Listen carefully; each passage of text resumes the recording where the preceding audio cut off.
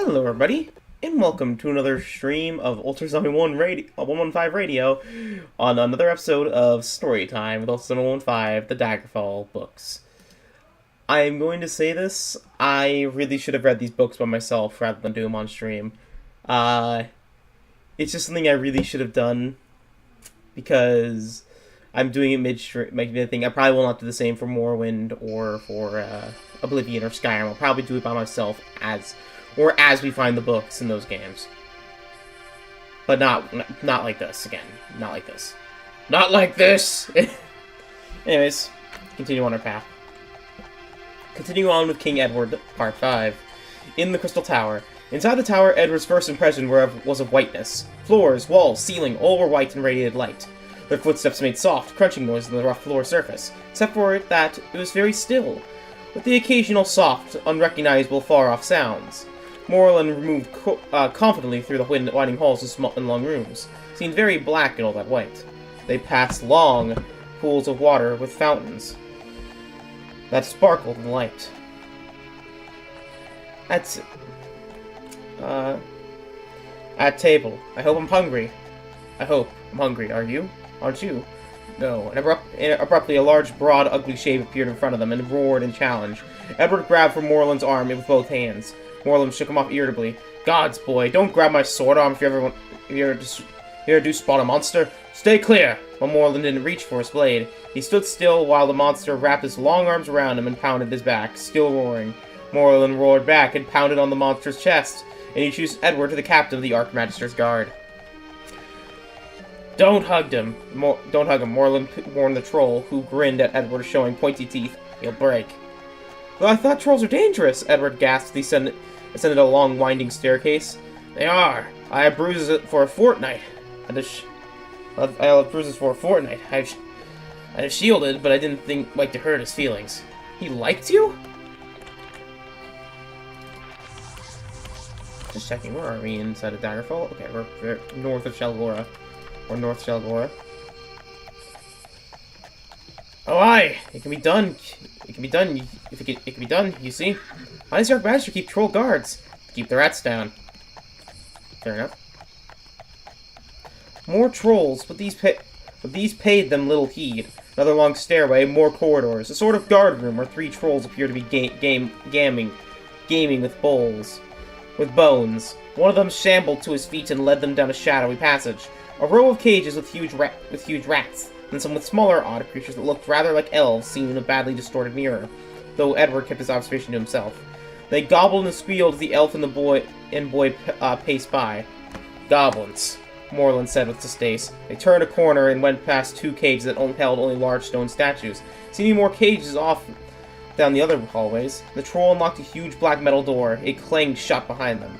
A very large green and yellow hooved creature sat man-like in the one corner. Its unwinking eyes didn't flicker as they passed quickly, and climbed still into another chair.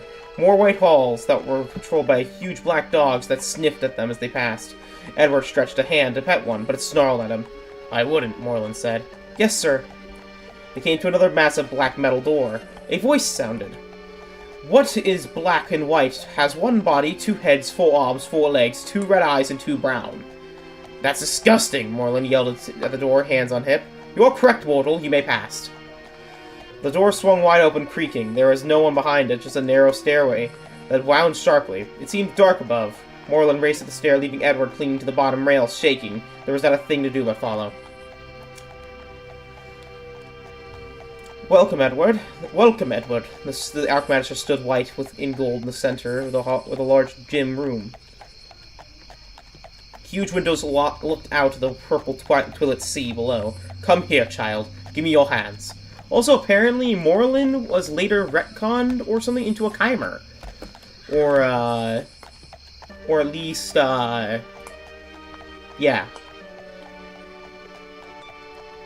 Which is interesting. Edward put his hands in the Archmagister's, who smiled down at him. Edward's fatigue and fear vanished instantly. He smiled back at the Archmagister, who said softly, It is well. You may go. The furious dark elf, who stood glowering to one side. Edward was barely aware of him, his whole attention occupied by the Archmagister. Goodbye, Edward. Bye! Bye! Edward didn't take his eyes off the Archmagister. From the far away, he heard the Dark Elf go down the stairs. He calls you son, the Archmagister said.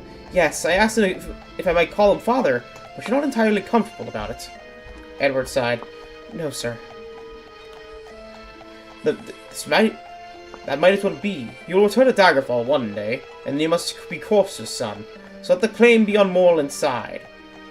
The Archmagister moved compassionately to the window with him. The dusk was fast gathering as Edward stared out over the hill which they journeyed.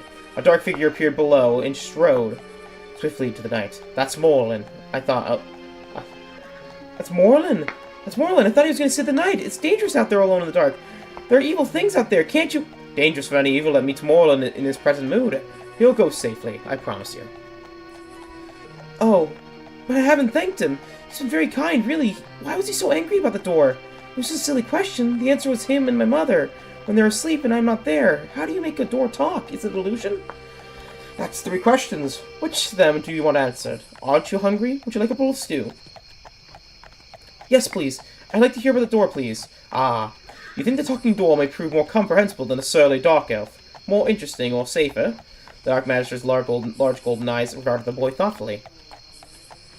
I don't know if I, like him. Sometimes I think and other times I do understand about liking. Do you understand about liking? He said he didn't. You would be more comfortable if you felt the same way about him all the time, yet you do not. Yes, that's exactly. You do understand. Morland is not a comfortable man. Well, I don't mean that exactly. Sometimes he is like when we rode on that dragon. The Archmagister laughed aloud. His laugh reminded Edward of chimes. Yes, yes, I find comfort myself having Morland near at hand when dragons are about. The young high elf brought a bowl of stew and set it down on the table. Edward felt a bit disappointed that the stew had come in such an ordinary way.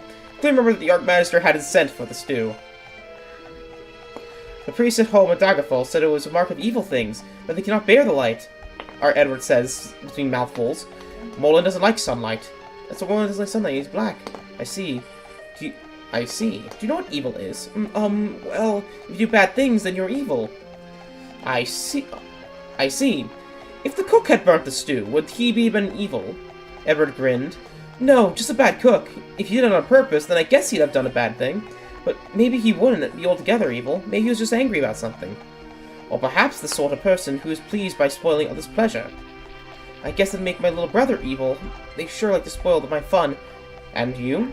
Edward felt his face redden. I don't take any notice of them, he said quickly. The Archmagister's large golden eyes regarded him steadily. To his own dismay, Edward began to cry. He bawled like a baby. I don't know what's wrong with me, he gasped. I never cry. Really, I don't. Hardly ever. Why not? Ever not? Edward looked up. His tears had blurred his sight, and there seemed to be tears in the Archmagister's face. His hands reached up to feel the wetness. You all been very alone, have you not? The Archmagister said. Yes, until you brought the unicorn for me, I was all alone. They endured no evil. Edward sighed with satisfaction, feeling relaxed and comfortable. The Archmagister was wonderful.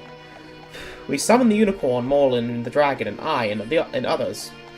It's great magic, and what no single man or woman may command. But don't trouble yourself over much with judging good and evil. That's a human notion. Life is complex. I know of nothing that is wholly good or wholly evil, not even the unicorn. Edward's time in the tower passed quickly. There were a few other novices, and the youngest of there was several years older than Edward.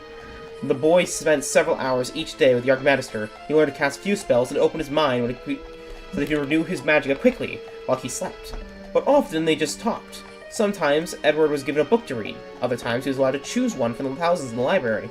He's usually tired of them quickly. He didn't read Elvish script easily. His tutor had taught him the letters, but the few books were in Bredic. Spellcasting was more fun. His fire spells came easily to him, and he learned to shield himself readily. But to his chagrin, he couldn't heal at all. He invariably made things worse for the unlucky rats he was allowed to practice on. Oh god. It's like, I heal you, flesh, like, seal's mouth. I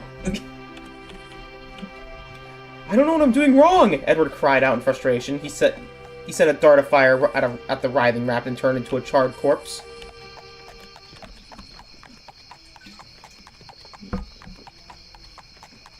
Edward, it'll be well if you let the heal spells wait a while. Yet. Morland said light heals the first spell anyone learns, Edward said skulkily. Did he? Well, he is a practitioner of magic, not a theorist. Even I would hesitate to say what a Breton might or might not learn, and then he might learn it. You are the first of your people with whom I have worked. Certainly Morlun has no experience in your race, except for your mother, of course. My mother can't do magic? My mother can't do magic, no, but we think the ability lies within her. She has not been able to learn or to master it, possibly because she was too old when she first tried. If you do not want my opinion, it is your thoughts and not your hands which are causing your difficulty. Weeping may hide help. I don't feel like crying, Edward said rather sullenly. He felt more like kicking something, although incinerating the rat might have helped relieve some of that. Medication might help, then.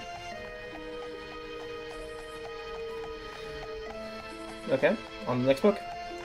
Continuing on the King Edward path. The day Edward was to leave, the Archmagister summoned him. The day Edward was to leave, the Archmagister summoned him, presented him with a mithril staff, and bade him farewell. Back in his small cell, Edward removed his novice's robe and donned the grey shirt, black pants, and red sash he'd worn at the tower. He fingered the sash lovingly. His mother had purchased the shirt and pants, saying they would look sturdy and maybe wouldn't show the dirt from the journey. Morlun hadn't given him the silk sash with its embroidery of twin leaves and flowers, birds and butterflies, and mithril and dwarven, and elven metallic threads. But he waited until they were across the channel. Alira, I actually found out that she actually has pronunciation that I forgot. It's like Alira or something like that. Or Alira. It's Alira. I said it was cost too dear. She suggested him down on one of Morlun's old ones to fit, but the elf had adamantly refused to let her have any of them. Edward smiled, remembering, and wrapped the sash twice around his waist, then knotted the ends carefully. He took the staff and ran down to meet his parents. He meant to fling himself at them, but Morlun was alone, and Edward stopped still. "Where is my mother? Is she—" "She wanted to stay and choose a horse for you. Didn't trust at the beach." "A horse for me? Really?" "Of course. You can't walk all the way to Morrowind." "I thought I had to ride behind someone. Look, the Archmagister gave me my staff. Isn't it beautiful?" The elf took it and hefted it, trying a few swings and feints. "Good balance and weight for thee, I think. Light for me. Show me how you use it." "I suppose I attack you." He used his bare hands, and Edward fell into a defensive position, blocked him, and thrust the staff towards Morlun's ribs. He danced easily aside, but praised the boy. "A mage should have a dagger too. I thought you might like to have Tooth here." Edward's eyes popped. Tooth had an ebony blade and a hilt made from real dragon's tooth. The elf slid it from its sheath and handed it to Edward, who took it carefully. The blade had a wicked point, and the edge was sharp enough to shave with it. Matt's borrowed it sometimes. He carved the hilt too. "Are you sure Mats doesn't mind?" "Quite sure." Morlun unbuckled his belt and slid the sheath off.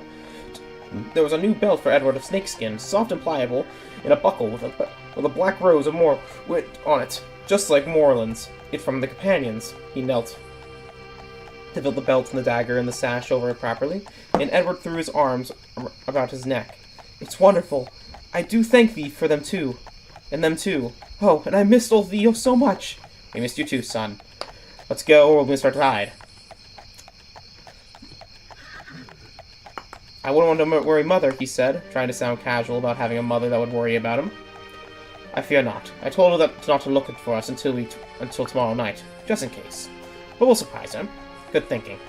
They made full good speed and reached the inlet before the tide was full. "Shall I show you how to use Tooth, or would you rather rest?" "Tooth! I can wait in the boat while you work!" Morlun shielded himself and Edward too, saying that Tooth's bite was no joke. "I could have shielded myself," Edward said proudly. "I'm good at that, but my heels go all around." "It'll come. Give it time." Evidently, Tooth wanted time too. Try as he might, he couldn't get near the elf with the blade, even though Morlun kept his feet planted and simply swerved his body, ducking and weaving and laughing. Frustrated, Edward sheathed Tooth and picked up the staff and whacked him at him, swinging it with both hands. It wasn't doing any harm, but it made satisfying sounds as if whacked against the shield spell. Morlun's let him hit, but stopped the staff easily when the spell had been used up. Edward threw it on the ground and turned away. The elf reached for him in consolation. Edward snatched Tooth from the sheath and thrust it straight at the elf's heart. The blade was knocked spinning from his hand. Edward had braced to stop the thrust and hold it, and he felt the shock even through the shield. Then Morlun was kneeling before him, nursing his left hand across his right knee, his face gray with shock and disbelief. Blood was gushing from his wrist like a fountain. Give me thy sash. I didn't... Edward's teeth were rattling in his head. He felt sick and dizzy. Bile washed in his mouth. Did it me? So much blood. Boy, don't faint now. I need thy aid. The sash. Now, Edward. Pack it into the wound. Gods, what a mess. The hand was half severed at the wrist. Edward sat down abruptly, shaking all over, but his hands packed the sash into the open wound. Then he wrapped the rest around the hand and the wrist. Take my sash and make a sling. Moreland eased the injured limb into the sling and then released his other hand. He took the water bottle from his belt and drank it down. I need more water. Where's thy staff? There's a well 2 miles back. Where's Tooth? Go find it and don't cut yourself on it. I don't want it. Not many blades have bathed in Moreland's blood. She'll bring you luck. Do as I say. The tide's in. I and the first hole could be on Joan for all the good it does. I can't row one-handed. No, you cannot. You haven't the strength. The current swift's here. I prefer to die on the land. Edward, we cannot stay here. The blood smell will draw beasts. If I faint, get well away and climb a tree and pray. He climbed to his feet and leaned on his staff, breathing hard. Stay close, but don't grab at me, no matter what happens. Took a small step, then another. I'm sorry. Doubtless. Picked a good poor time and place to turn assassin. A good assassin always has the escape planned. Yes, sir. Edward sniffed back his tears. Sir, I cannot heal you, but I can remove some of your vigor. Restore some of your vigor. Can you? It would be a great help. The spell Edward cast shook the elf. He gasped, but stood straighter and firmer after the shock wore off. Do it again, Edward offered eagerly. Nay, you have plenty of power, but I want finesse. He's much better now. Moreland was walking better, but he sounded better too. Edward tried to blot the picture of the injury out of his mind. They moved slowly, Moreland leaning against a tree from time to time to rest. Nothing molested them. After the intermediate time of silent traveling, they reached the old well. Moreland drank the first bottle and Edward refilled it, drank himself, then filled it again. We'll spend the night here. There was a large ramshackle building, apparently deserted. The elf kicked the locked door open. Inside was pitch dark. Light.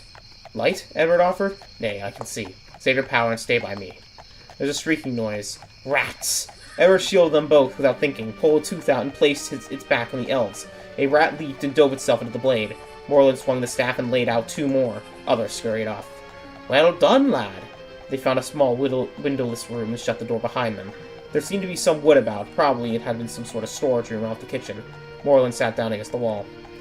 So you can use a knife. Was all that pretense to put me off my guard?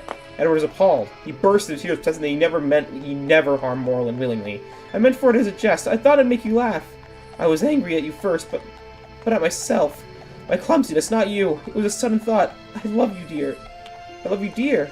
Elf reached out with his good arm and pulled Edward down to him. That's worth a hand on any day. Edward sobbing against his shoulder, while Moreland soothed him with pats. You are my real father. Edward, I am not. Nay, thou art. He puts my well-being ahead of time of thine, and loves me even when I least deserve it. Thee has been kind and generous, and never asked anything of me to save my own profit. Thee'd give thy life for mine. That's what real fathers do. And I've given thee naught but pain. He who sired me despises me and my mother because we are unlike him. We are not like you either, and yet you love us well. I'll do better by you for your father. I gave thee cause enough for offense. I took thy mother from me. You risked losing her because you would not part me from my father. You did not know me, and my father was your bitter enemy, and yet you took thought for us. You could not know how unnatural he is. It isn't in you. Granted, and yet the offense and your anger, as it remains. I love you, Edward protested, but he heard an angry edge in his voice, and hate me. Moreland's voice was so calm and quiet they might as well have been discussing the weather. I can't do both, can I? Can you? I didn't mean to hurt you. Oh, I'm running in a mountain. That is also a mountain, so... Oh no, it's trees. Sorry, I'm a bit tired today. Okay. I didn't mean to hurt you. I believe you. Am I evil? I'm sorry. I'd give anything if it hadn't happened, but It took some measure of satisfaction in it. Edward's throat was choked up with sobs. He couldn't speak, but nodded into Moreland's shoulder. The elf's hand stroked him gently. Did Eric tell you of the Daedra? The demons? No. Is it a demon that makes me do such things? I am evil then! No, you are not. The Daedra feed on actions such as that. They encourage them, and your anger draws them, but they cannot make you do anything. And they, or it's not inside of you, but it's connected to you. I don't want it. I want it to go away. How can I make it go away? Why don't you want it? You draw power from it. You know,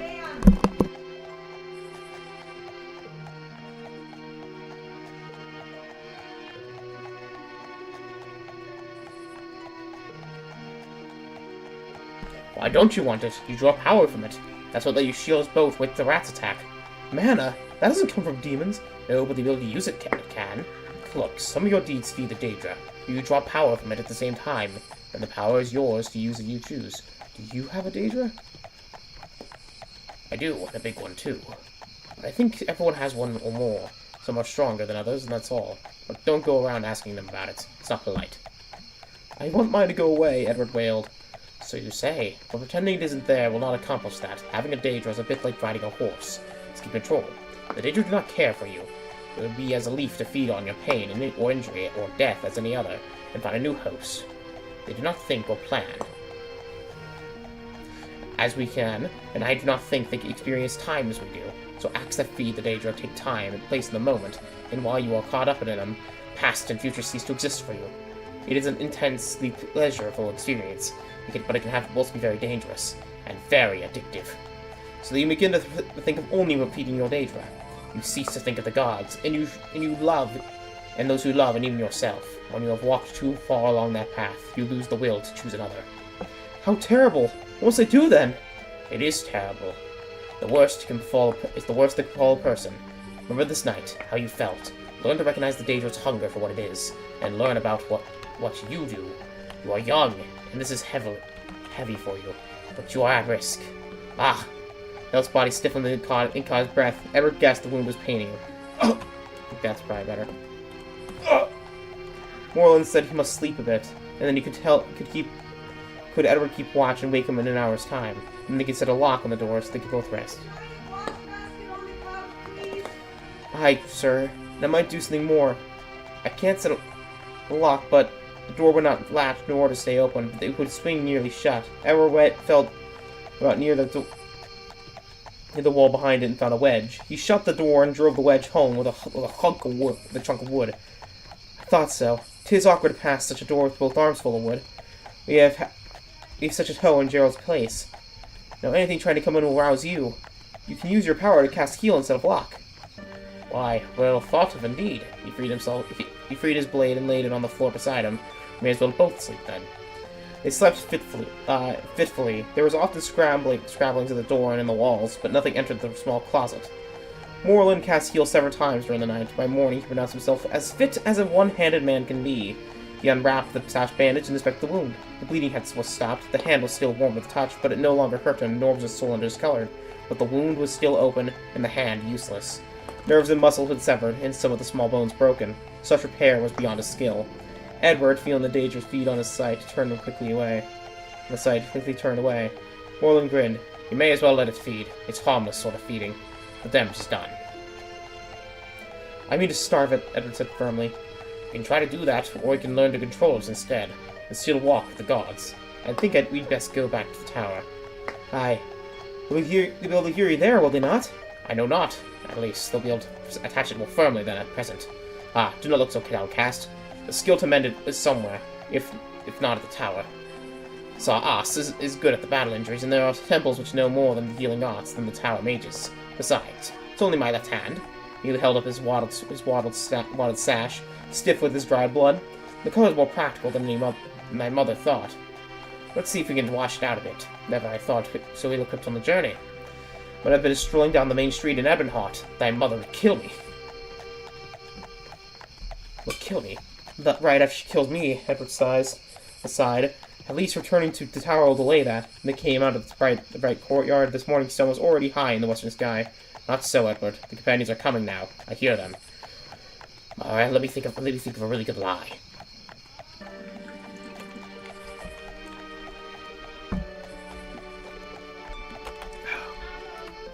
Alright, we're halfway through, Shulgora.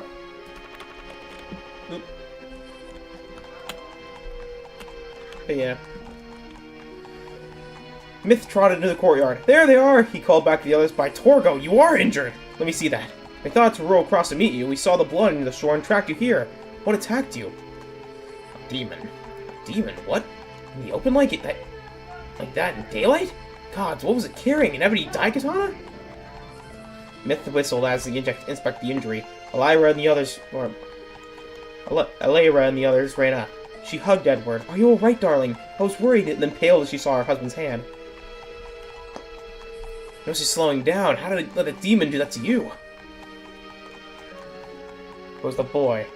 He grabbed at my arm in fright and my shield spell failed. It was the boy. He grabbed at my arm in fright and the shield spell failed. It wasn't his fault. It was an accident. Ali, don't look at Edward. How don't you take thy mother to see the rat you killed? I want to watch Saas, Edward objected, then remembered that it would feed his Daedra. But he might learn something about healing as he watched, but it would be a good thing. This was going to be more complicated than he thought. Oh, Edward, Alyra said. You must keep clear in a fight. Kill the rat in the old inn there, after. Did right well. He kept his head, put his back to mine, shielded us both. Anyone apt to panic at his first fight, especially if he isn't expecting it. Sass came up to his usual, elbowed the others aside, and inspected the injury, hissing, I can fix this. It's clean.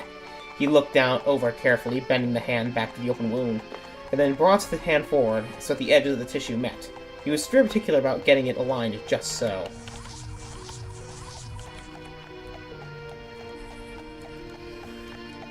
Then he had Mats hold it in place while he cast spells over it, and all outer trace of the injury vanished, leaving not even a scar. Moreland swung it with satisfaction, twitching his fingers. Thanks, Haas. It's stiff, but tomorrow I finish. My poor baby, Alyra fussed over Edward. You must have been so frightened, and you spent the whole night in that awful house. I'm not a baby. I wasn't afraid. My father was there. I'm not a baby. I wasn't afraid. My father was there. There. That ends part 6. Halfway there. We're halfway there. All right, we now have part 7 of the story of the long life of the long ago king, King Edward. So you saw a demon and killed a rat with a tooth. That's a fine ebony dagger. Tooth is. They're rare. So you want to take real good care of it, Smith said. I can't tell you about the blade except it came from Moreland's father. It's the one his brother sent him to prepare just before he ran away. Would you like to hear more about how they got the dragon's tooth that Matt's carved the hilt from? Excuse me. Jeez. Halfway there. Maybe. Edward nodded, caressing the curved hilt with its lightly carved intertwined roses, thorns, and leaves. It was well after supper, and everyone but him and Myth had left the fire, for one reason or another. Alyra and Moreland had gone for a walk in hand, or Alyra, holding Moreland's newly healed left hand in both of hers. They laughed and shaking their heads when they offered to come along. Not tonight, Alyra had said. Go to sleep soon, and we'll be leaving before dawn. Willow had gone to visit a high elf friend, Beach. A high elf friend, Beach, Sahas, and Splats, and the Khajiit woman, Silk, had gone off together, laughing. They invited Myth to come along, but Myth had declined. Khajiits. You're turning all into a bunch of shameless Khajiits, Smith said. The short, dark elf sat close to the glowing embers, knees to his chest. His hair and eyes glowed in the dim light. If you're going to pair, you should pair, not turn into a tourney. They'll be selling tickets next. Each to their own. To his own. Khajiits think like they're weird because we like eating as a group.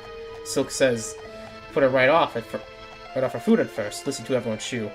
Well, having a bunch of watchers puts me off. I suppose you're too young for this kind of talk. Edward shrugged. It was a beautiful night. Crispy cool. No moon, and the stars were very large and bright. Anyways, it was a few months after Mats had joined up with us. We were up in Skyrim, traveling from town to town. Just 3 kids seeing the country a bit. Picking up odd jobs where we could. Moreland entered tournaments if we heard about them, but he wasn't winning that much. Just about enough to cover healing him up afterwards. You can get beat up pretty bad, Skyrim style. That's without shielding spells, or any other spells for that matter. No magic allowed, even if it isn't to the death. And he drew a few types that didn't mind seeing a dark elf blood spilled in the sand. Or a lot. And the crowds were against him at first. Get pretty lonely in the arena, especially if you're beating the hometown favorite. And it's even worse if he's beating you. It's just straight like this, so we're out of the guns range. It is nice seeing the high rock landscapes. I wonder how a person with the book will actually make it to the coast. Think about going here instead, and going to Bethany. Or maybe not.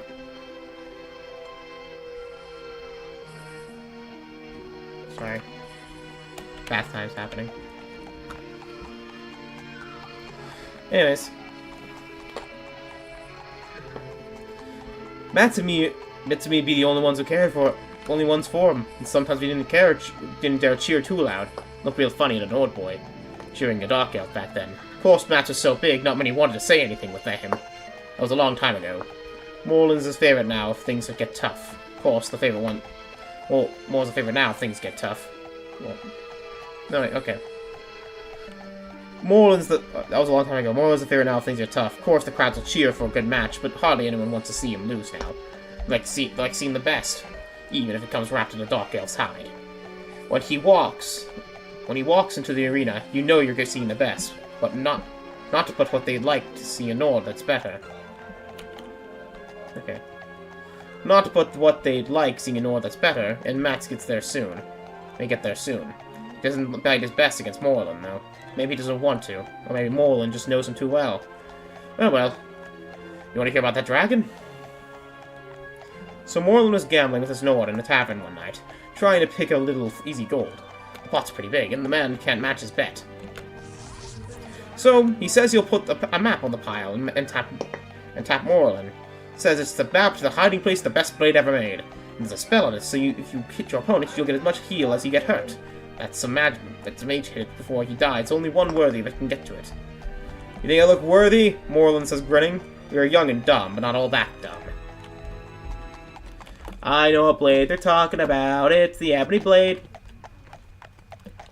The Nord grins back and says, I saw your fight in Falkreath, kid. You look like you'd take a chance. Why not? The story alone is worth the gold. You gotta be a bard. So anyway, Moreland wins the pot and tosses the man enough back to keep his throat wet all evening. Just for laughs, we looked at the map. It showed the Dragon Teeth Mountains down in Hammerfell. Real wild country. And there, an X and some writing saying Fang Lair. Mats gets excited and said he heard of the place, but he never known just where it was. And you still don't, I say. You still don't, I say. Any fool could draw a map, just any fool can look at one. Could do as much myself. That says Fang Lair's an old dwarf mine. There's supposed to be a dragon there now, and the dwarves are gone. Moreland looks real interested in the mention of a mine, and asks what they mine there. Matt says mithril and gold. Moreland says, Mithril ought to interest him. We couldn't have ordered really good weapons, and mithril's scarce, but it's light to carry for its worth, and easy to mine and work if you know how. And he did. And he did. He didn't believe in the magic blade or the dragon, but he thought the mine might be real. Mining is in his blood, as it was in all the Rathim, the real king of Ebonheart. Took us a couple of months to get there. Couldn't afford horses. We never would have found it without the map. It's tricky country, full of canyons and hidden valleys. We sure never expected what we saw when we did get there. You could see the tower from the canyon's mouth, all the way there. Dark elves live right in caverns if they mine, but dwarves had built a hall over the top of their mines. It's a pretty thing on the outside, narrow towers and arched bridges between them, delicate looking. You wouldn't expect work like that from the dwarves. Merged right into the rocks, too. There's a big stone dragon mounted above the gate. There's your dragon, Mats, I said. The wall wasn't much to look at, just rock wall. The doorway was enormous. But doors were gone. There's a balcony running right around the big open pit. Probably the start of the mine. Turned into a hall, and then right in the middle was more treasure than you can imagine. Piled up almost like a haystack that had been flattened out. And what had flattened it was a gold dragon curled right over it. We didn't see him at first, because we blended with the rest of the gold. Well, we just froze in place. We hadn't seen a sign of a live dragon outside.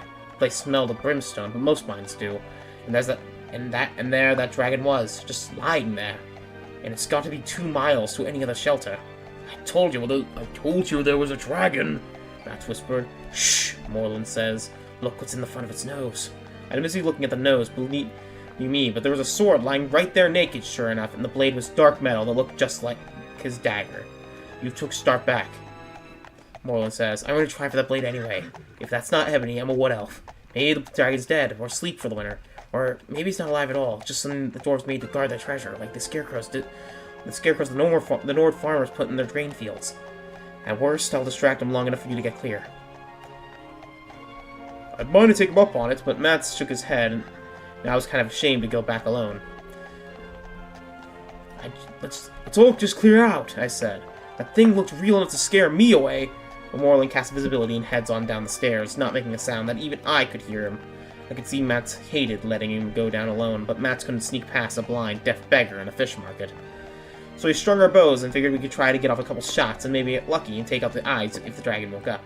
It went for Morlun. Matt and I move around to where we can get to the tower stair fast. We have to. It's fighting the dragon. Fearing the dragon can't get in there. Then we scrunch down and peer between the railings. Not there was anything to see except the dragon lying there, which is a lot to see at that. Then those dragon eyes popped open and my heart gave one big jump and seemed to quit entirely. Oh, dinner's come to me today, the dragon says. Take a good look at my hoard, Dark Elf. You will not steal it, nor even view it long, but your bones will keep me company.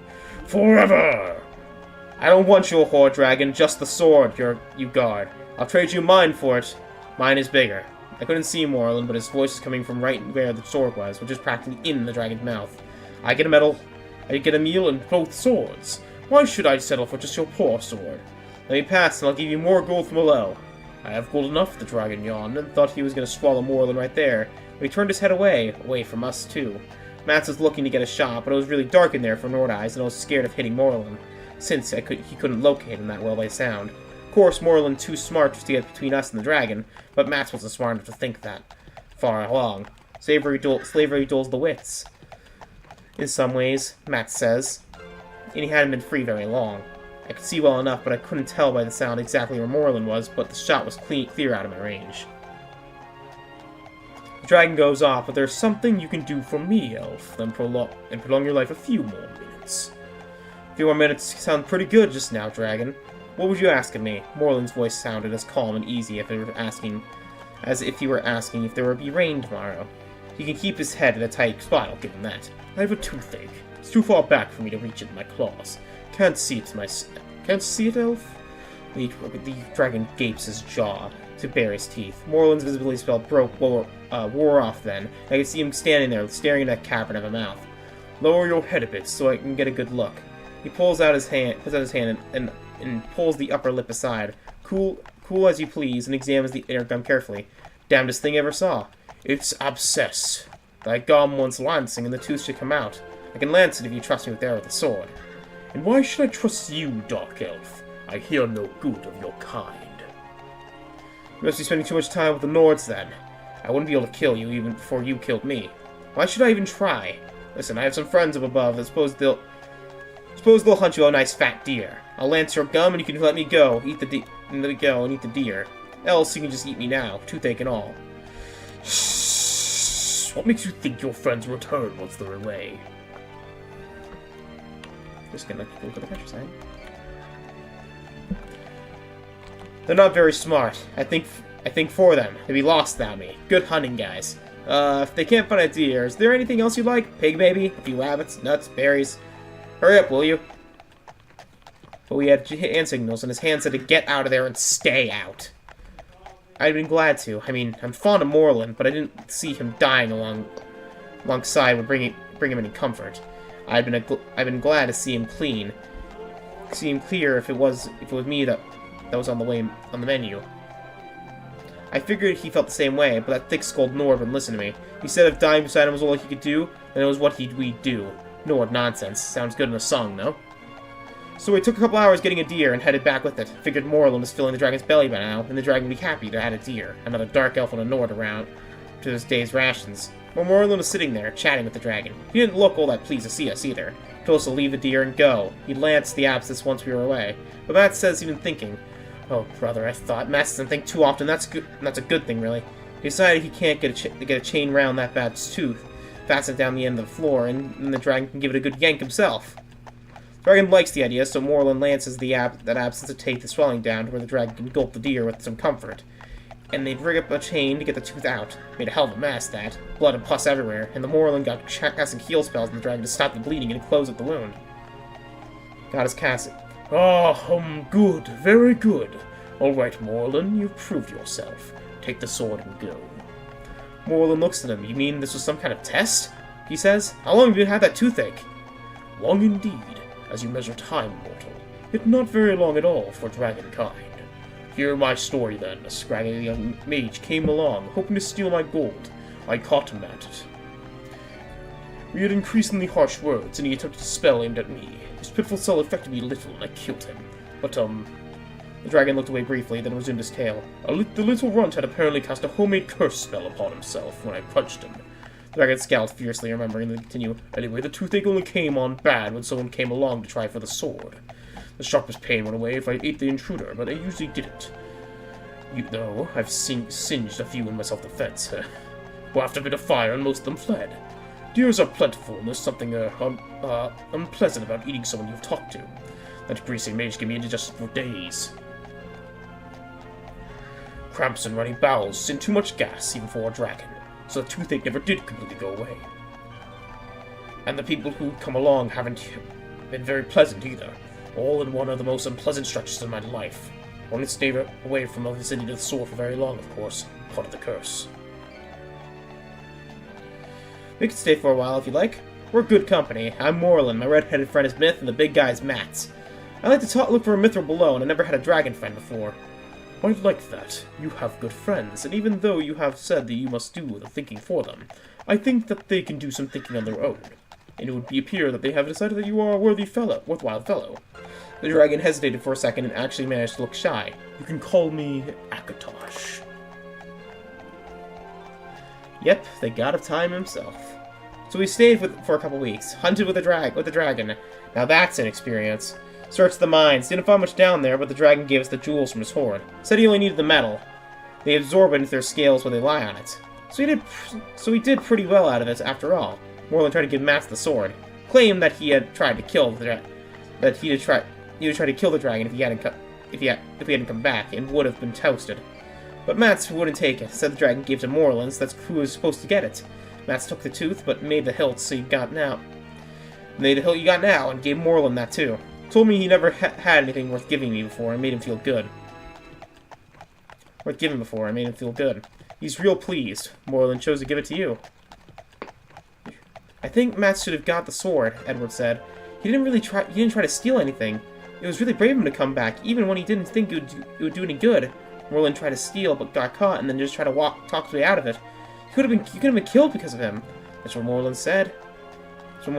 Ah, well, Mats likes the big axe and is better than a blade anyway. Edward sighed. I wish I was brave like Mats. I guess I'm more like you. Aye, Moreland's voice sounded behind him, startling the boy. Talk tongue like Myth, no matter. I'll be well pleased if you're as brave as Myth. And once I'm gone, they say no more of me, then he did what he had to do. My spirit will be at peace. Give me a moment. Okay. I need to drink some water.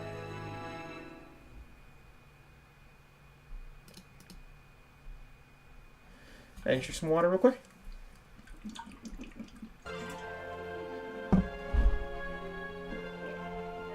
There's a lot of books in King Edward's story. Again, I'm not doing this again. Unless I'm doing it by myself. Because then I can just then during the things I'll probably just read it by myself in between games, in between streams. Because that's what I feel like I really should have done for this game, is read it by myself on my bed back there, just while I can't sleep, just reading some books, you know. The journey through Valenwood was pleasant. The weather held fair for the most part, with sunny days and cool nights. Bright leaves of scarlet, crimson, gold, and green drifted down to form a carpet beneath their horses' feet. Valenwood was very different from the somber, steep forests of High Rock. When they reached the northern border, Edward, looking back, saw the trees were mostly bare, shorn of their glory. Before them lay a wide green land with rolling hills, with only a few stands of trees. It seemed to spread on forever. This is the wild land, Edward, Moreland said. Be under guard. It seems a pleasant land, but no king writs run here. Rich runs here. Each man's hand is against every other. Others, and there are worse than men. And there are worse than men. All the race of Tamriel meet here and clash, save thine, perhaps. They journey for some time with these small incidents, save one for a band of Khajiit raiders that crept up on their camp that night. They were easily repelled. Silk slew one and the rest ran off, yowling.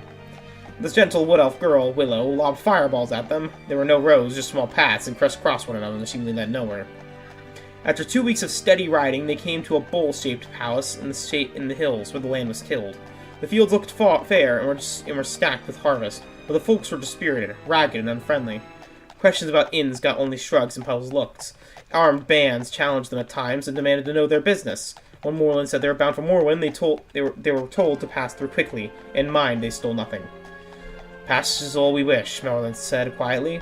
So much to teach these folk manners, the usually placid Max growled. Thou mayst stay and open a school of etiquette, if it pleases thee, Morland said. I fear my life's too short to teach the lessons these villains require. Still, I like not the look of the sky. It looks even more evil than the folk. I think we should try our luck in town. The town was surrounded by a palisade of wood and had a stout gate. Guards looked them over and refused them entrance. None but humans enter here, elf. Take thy rabble and begone. I see. Ali, Max, Edward, thou seemst qualified for the hospitality here. The rest of us will shelter elsewhere. Alera pronounced that she would see them all blown back to Firsthold by the storm before she'd step on these gates. So they circled the town, passing a moat with stone walls within, and keep some sort within that. A drag north took them to pass a small... Oh my god. Dry Mountain. Also, how's it else on the map? Okay, we made it. Okay, this entire book's been here.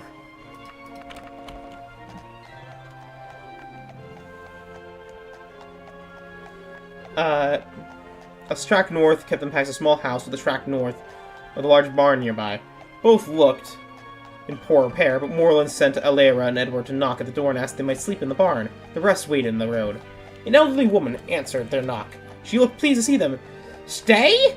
Aye, I'd be glad for the company. No need to sleep in the barn, though, lady. I've got a room to spare. My name's Aura Engeldittor. Agra Engeldittor. Alera gestured towards the waiting companions. The woman squinted towards them. Thy man's there and some friends? Aye. We'll squeeze together then. 'Twill be warmer so. I've got a... Thy man there and some friends? Aye, we'll all squeeze together then. 'Twill be warmer so. I have a pot of it on the fire. Made it to last me a week, but you're welcome to it. I can make some more. Tell me, my lady. Tell me, my lady. Or a whisper part to Alera. He's good to thee. He's so big and black and so black. Truly good, Alera said, keeping her mouth shut serious while her eyes laughed. Aye, 'tis well then. He put me in a bit of mind on our baron. He put me in a bit of mind of our baron, who's big and dark. Oh, not so dark as thy elf. He took my granddaughter, Charon, and he does not treat her well. He hurts her, my lady. She dare not run away. Where would she go? Tears gathered in Aura's eyes and followed worn, familiar tracks down her cheeks. Then the hostess had gone to sleep in her own room. Alera repeated that she had been told what she had been told. Let's rescue the girl, Beach said. We grow stale in action. Aye, said Silk and Willow at once. Mats growled in agreement.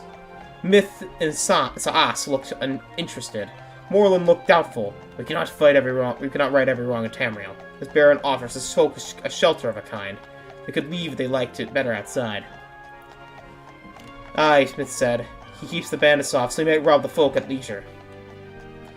And if we pull him down, there'll be another to take his place. Or else the outside will come in, and there'll be nothing left at all. There's that. The storm seemed to have moved away. Alera went into the room and stared into the sky where the clouds raced past the eastern moon. A single large blue star hung at near the moon. Zenthar hands near Tamriel tonight, Morland. I thought I meant for roof tomorrow, if it's fair. He said as much she returned from the fireside. He said as she returned to the fireside. There, sorry. Well, so much at least for the rest. Alera, she asked for my help in a way, and I think Zenthar's voice in the wind feel his hand in the rain at this night. Thy quest then, wife? Alera nodded, unsmiling. She curled up with Moreland in the chimney corner, and they whispered and laughed together for a while. Edward fell asleep. In the morning, he was sent up on the roof to help Beach and Willow place new shingles. Moreland wrote a letter which he gave to Max, telling him to take it to the Baron, or to arrive at the castle around dinner time and set afoot. You're going to challenge him for the girl? Edward grinned. But will he fight? Will he fight? And wouldn't he take her back once again when they're gone? Since you wouldn't let me into this town, thy mother thought to invite him to our house instead. Moreland stamped the letter with a sealing ring and handed it to Max. Oh, it's a long way to your house still, isn't it, Edward? Oh, it's a long way to your house, isn't it? Still, isn't it? Edward felt a bit disappointed that no rescue seemed imminent, but he supposed it really was not reasonable to expect 8 people to take a keep, even if they were Moreland's companions. Perhaps the songs exaggerated their deeds. Moreland grinned, ruffled Edward's hair, and told him to cease his questions, get up on the roof, and mind his mother. Moreland and the Myth set off together on foot. Alara said they were going hunting. They did not return even at supper time. Alara told Edward not to worry, they'd meet later. It was well after sundown when she bid their hostess farewell.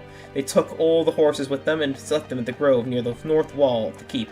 Alara asked Edward if she wanted to wait for them with the horses. Edward asked where they were going. We have to enter the keep to get Aura's grandchild out. No questions, Edward. If you're coming, then stay with me and do exactly as I say. Levitate across the moat. I must swim. Once across, we'll scale the wall. Once inside, just follow me and be as silent as you can. Edward gaped at his mother and the other companions. How could the 6 of them possibly storm a keep? 3 women, 2 men, and a boy? There'd be guards up on the walls and a lot more inside. Meant to be inside too, though, he guessed, but were Moreland and Myth? They were fearsome things in the moat, Edward began to protest, then thought better of it. Saas slid in the moat first. There was some splashing and hissing, then the water went quiet. Alara entered the water, the others levitated. Here's the ropes, Beach said, fleeing along the wall. There were 3 ropes. Edward, Beach, and Saas went the first. Alara, Willow, and Silk followed. Moreland and the Myth were waiting above. 2 guards were snoring softly in a heap. How? Edward began and found his mother's hand claps over his mouth. A guard from another wall section called out and Edward's heart stopped beating. Myth called someone back to him and tramping footsteps moved away. The companions went silently along the stairs and slipped across a yard, like shadow. There was no guards at the door to keep itself. Inside the passage were eerily quiet. They stopped at an imposing door and flattened themselves against the wall beside it. They could hear voices within. A thin, chilling wail sounded and died away. Moreland whistled a snatch of song to the silence that followed. The door swung open and they raced inside, falling on the startled guards like furies. Edward was last inside, tooth in hand. He stabbed the nearest guard to the side, and Beach finished him with a blow to his head. Matt had been inside. It was he who had opened the door. His axe clove the head of the one guard, and swung against the inner door. Alara and Willow had barred the outer strong door. Moreland's opponent was a very young man. He'd taken one look at the big dark elf, dropped his sword, and fallen to his knees, praying for mercy. Moreland eyed him with disgust and said, Great Zenthal for me. Tell him Moreland of Ebderheart commends you for his mercy. To his mercy, I have done none for such as you. He slashed the young guard's throat. Blood sprayed over Moreland's leathers. His victim fell over, gurgling horribly. Burning acid rose in Edward's throat. He swallowed hard and looked away. The guards inside the anteroom had been dispatched, but outside the door shouts and footfalls thundered and were pounding at the door. Edwards followed his mother into the inner chamber, which was empty save for a naked girl spread eagle to the enormous bed, her eyes starting from her head. Because for the person just joined, they're basically just rescuing a girl who'd basically been kidnapped and being used as a yeah. So basically, they barged into the keep and is now freeing her. Green's cut her free while Lara caught her shoulders. Thy grandmother sent us, child. Where is the Baron? The girl pointed at a bookcase, then clung to Alara. She was no bigger than Edward and seemed not much older. I'm not going to read that part. She was covered with welts and blood and purple-yellow bruises. Alara flung her own cloak over the girl. Beach picked her up. Myth's fingers were feeling over the bookcase, and there was a click, and a section slid aside. He went through cautiously. The others followed, and the secret door closed after them. I think it's a bolt hole. Myth said, but there will be traps, no doubt. Go warily then, friend, Alayra said. There's no hurry. I think the Baron plans to show his departing guest the door, as a good host should. A narrow passage opened to the left. Myth sent a bolt of light down it. The floor was littered with bones. Human bones. Small skulls stared eyelessly. I'm going to enjoy killing him, Morlun said. Oh.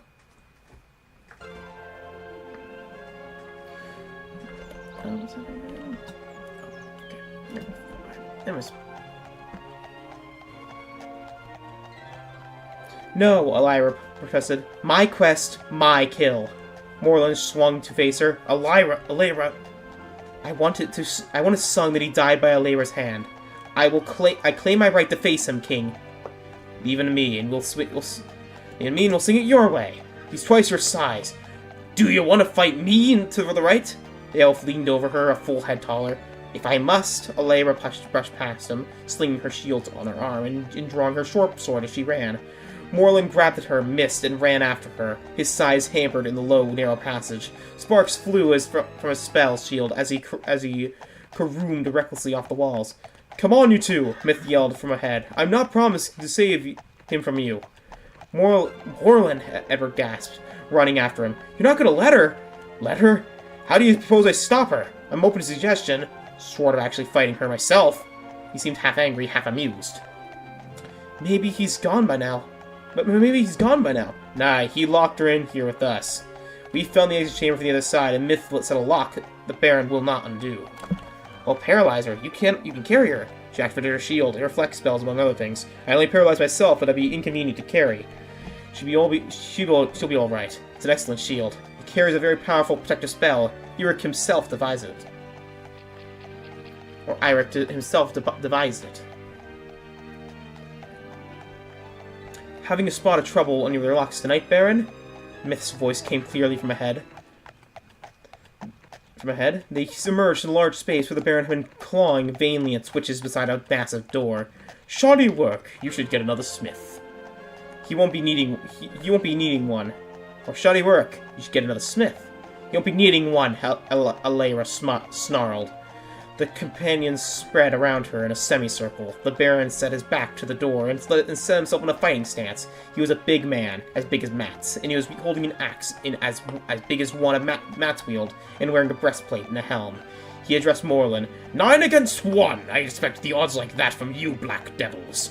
Morlun was at the back of the group, yet the Baron had singled him out as the leader. People did, somehow. It's charisma. You prefer the advantage of weight, do you not? But my wife wants you...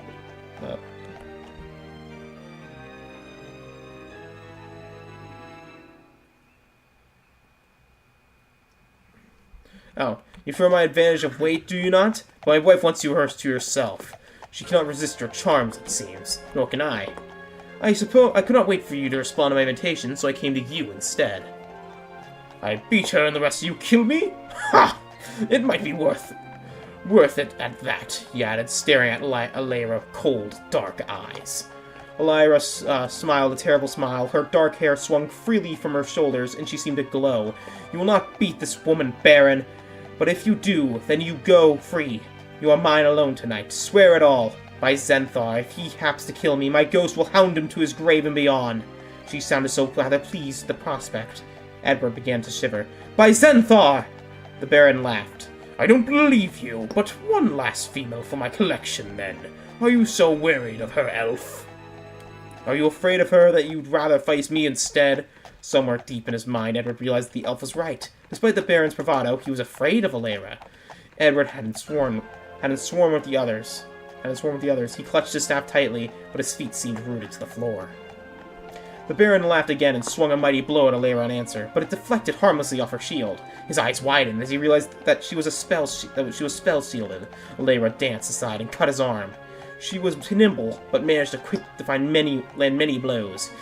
If her shield went, Edward did not finish the thought. But he was leaving himself somewhat open in the hope of wearing her shield down. She was scouring hits against his limbs. She kept her blows low, trying to cost him the use of his legs and drain him of blood. All the while, she taunted about his manhood, saying she would geld him where he died. A great blow knocked her back, Her shield flashed, and it was gone. The Baron raised his axe high to cleave her skull in a single blow. Her arm drew back and threw her slender sword straight into the enemy's eye. He dropped the axe and fell screaming to his knees, hand clawing at his face. Elira stepped forward and thrust the sword home, piercing deep into the brain. The body fell over, twitching and jerking. Well fought, wife. I had a master trainer and a better armorer. Elira laughed and threw back her head, shouted wordlessly in triumph, raising her arms, fists clenched. That you did! That you did! Morlun grabbed Silk in a rough hug and kissed her noisily. Is any trick you taught her, Silk?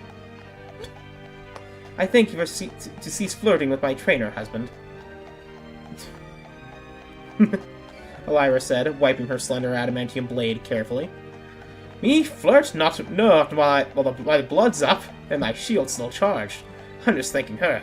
I'll kiss Eric too when I next see him. Is he truly dead? Karen had clung to Beach through the fight with her eyes closed. Now that she regarded Elira with awe, Edward thought it was the right word. Now she regarded Elira with awe. Okay. Edward felt something of the same, though it was akin to horror. Dead enough, Elira thought, regarding the still faintly twitching form with satisfaction. The girl drew closer, then knelt beside him. She picked up a stone and smashed into the face again and again, sobbing.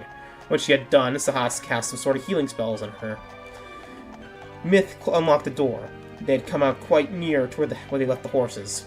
They took the girl back to her mother's house and left her there, instructing her to tell anyone that ventured to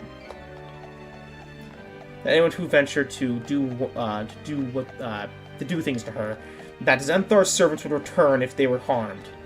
That bewildered old woman clasped her daughter to her, and as she bade them farewell, she whispered to Elira to look after that man of hers. Oh, I do, Elira said. I do. But yeah, that was probably our first bit of like fighting in this book, and honestly, that's a pretty cool description of it, honestly.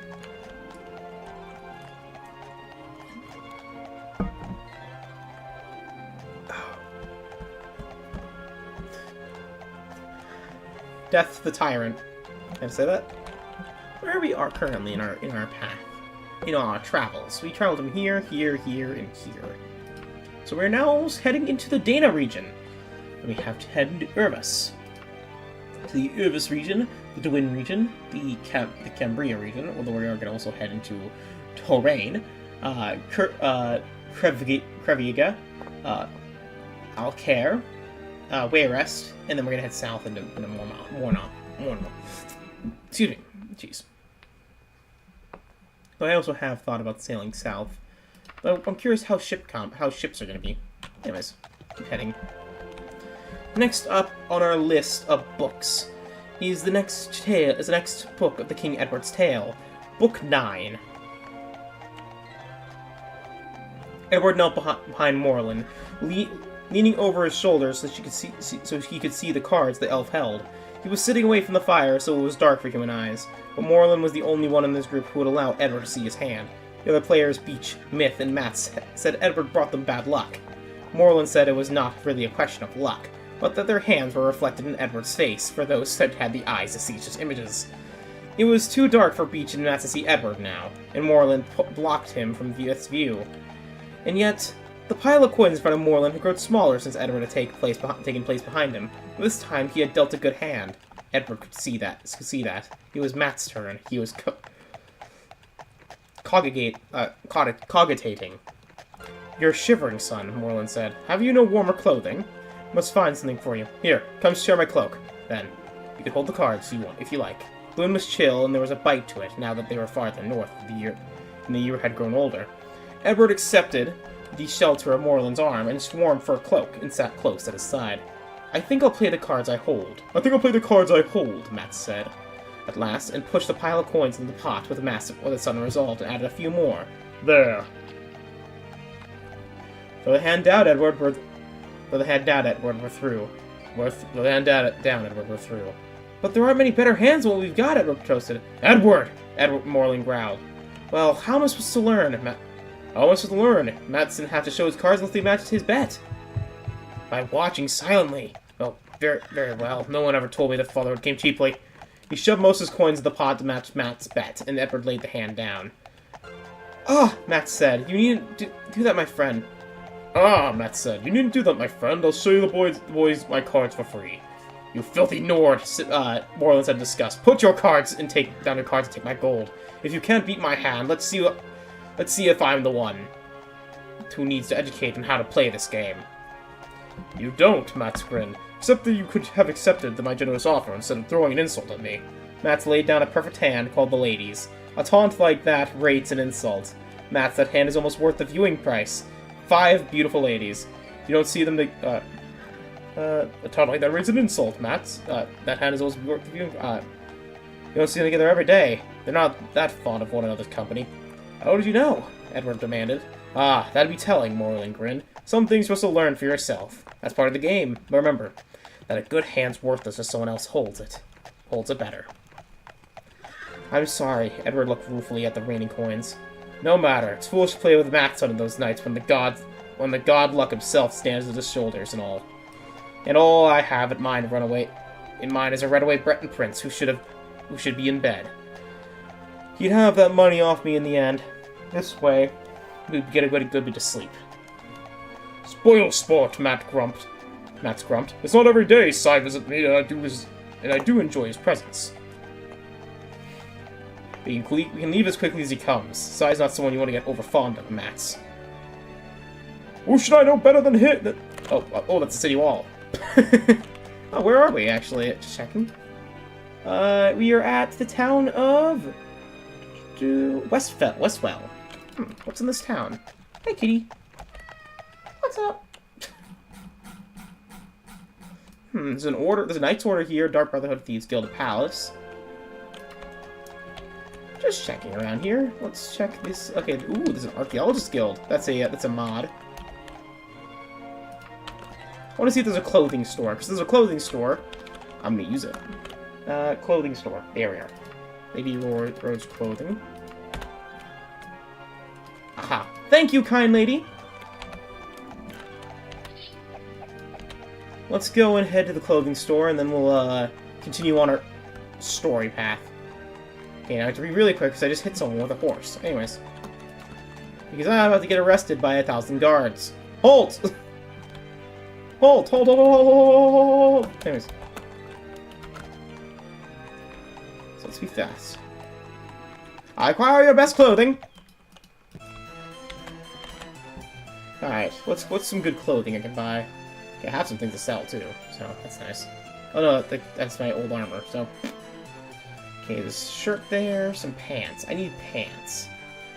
The long skirts. Shirt? No. Let's buy some good pants.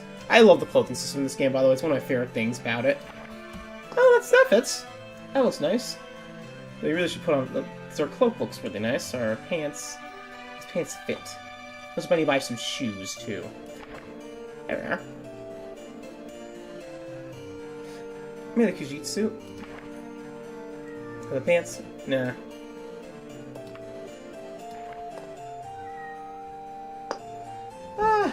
Let's... I'm buying some regular... Okay, that's better. Boots. Pants. Oh, no, that's removes my shirt. Want that equipped. Hey, I forgot I have a wrap. It's, magical. Just trying to make this look cool while we do the readings of, plot. So, just get some good clothing, you know.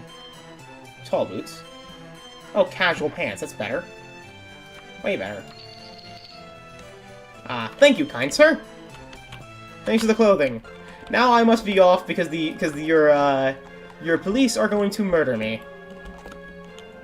It's the wrong way. That is literally the opposite direction of where we need to go. Hold!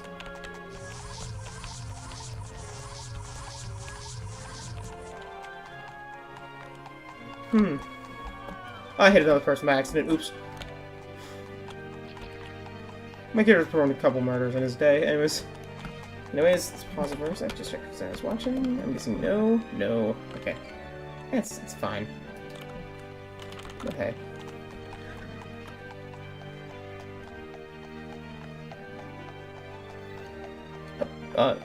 Nay, I don't apologize. I appreciate your concern for me, my friend. It's not altogether unwanted, but I'm mindful of the temptation. I know how undependable Sai's favor is, and how capricious. I play only among friends, whom I do trust. Good night, then. Moreland and Myth went off to join those who were already asleep, leaving Max and Beach and Edward by the fire. The Dark Elf's natural sleep pattern was a period of 5 to 6 hours during the day, and a short nap of 2 to 3 hours at midnight. Now that they were traveling, they were sleeping only at night, which was a difficult adjustment for Myth and Moreland, who had used spells to cope with it. Edward had slept in it a bit as soon as they stopped for the night, and while the others prepared supper and the consequences, he was now wide awake. Beach was yawning, but Matt seemed to require less sleep than the rest. Tell me about Sai, Matt. I never heard him before. I didn't know that there was a god of luck. That luck just happened. Being as you're a Breton, I can understand that. Bretons like things explained, clear and reasonable, in sequence. No, so one things follow from another. And you know where you are. Most gods are like that. They lay down rules and you obey them and pay homage to the god. Why then he and she grants you favor? And the better you do the rules, and the more you worship the god, the higher you rise in his favor. Those rules aren't always easy to keep, and one god's rules may require you to violate another's. But you know where you are? Well, you know you are. Well, Sai's not like that. He's not a Daedra, but he's not got a Daedric side to him. For sure. One thing, if you worship him too much, he'll abandon you, altogether. They call it Sai's affection. It's an overwhelming desire for the god's constant presence. My father suffered from it, poor man. The disease is more than just a desire for the god's presence. The sufferers require continual proof of the god's favor, so they gamble incessantly. Not to win, or for all they do with winning is to keep on gambling until they lose. Then they do what they must to raise a stake so they can gamble again. Oh, it's a terrible thing, terrible! My father sold me as a slave because of it. Oh, it's a terrible thing, terrible! My father sold me as a slave because of it. Later, he sold my older sister. Then, when he was in debt yet again, he killed himself in one of the rare lucid moments when he could see what was happening to him. What he was doing to his family, himself. Of course, I was a kid when I was sold, didn't understand it. Though I thought it was because of some fault of mine that I'd been sent away. Laziness, such as pity, or some disobedience, and that. If I'd only been a better son, it wouldn't have happened. That's Oriel's way. It's intended that children should respect their parents and should learn from them, but some parents are deserving of respect. Well, it was a sickness in him, so my father says, I don't know what he should be blamed for it.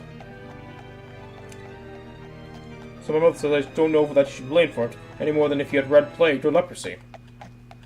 I believe her, yet sometimes I still feel it was my fault. Well, that was bad luck, you might say, but Sai sent me Moreland, and that was a lucky day indeed. What other guy would put into his head to stop one human from beating on one another? Any other elf in Tamriel would have turned away in disgust to stop or watch and laugh at the stupid humans. 2 dark elf kids against 4 grown Nords, and all they knew I deserved was what other god would put into his head to stop one human from beating on another? Any other elf in Tamriel would have turned away in disgust or stopped to watch and laughed at the stupid humans. Two dark elf kids against 4 grown Nords, and all they knew was that I deserved what I was getting? I could have been a thief or a murderer. I suppose I was a thief. I stole it myself, so to speak. Orlin himself said he cannot say why he did it. He says he was spoiling for a fight that day, and seeing slave catchers on Morrowind soil did nothing to ease his temper. That's why I say it was Sai, but it was Moreland that listened to the god.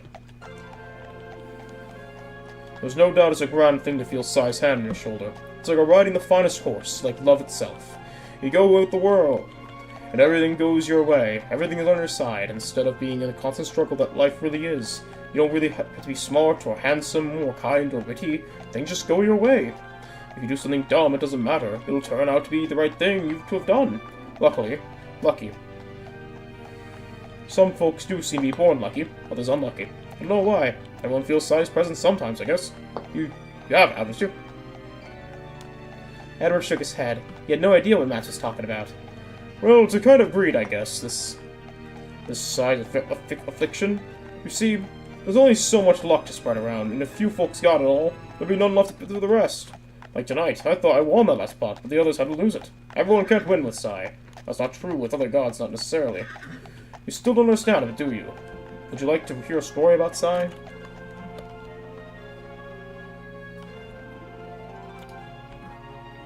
Edward shook his head. Sorry. Edward nodded. Mats was a good-natured fellow, but usually silent. Mats had thought him rather stupid. Matt's luck at cards seemed to have loosened his tongue, and now Edward saw that he thought a lot more than he talked. Long, long ago, when people were few and wolves are more numerous than now, a young widow named Josiah lived smack in the middle of what is now the province of Skyrim. She was an ordinary sort of woman, neither plain nor pretty. She had a smooth brown hair, warm brown eyes, a short nose, a full round face, body to match.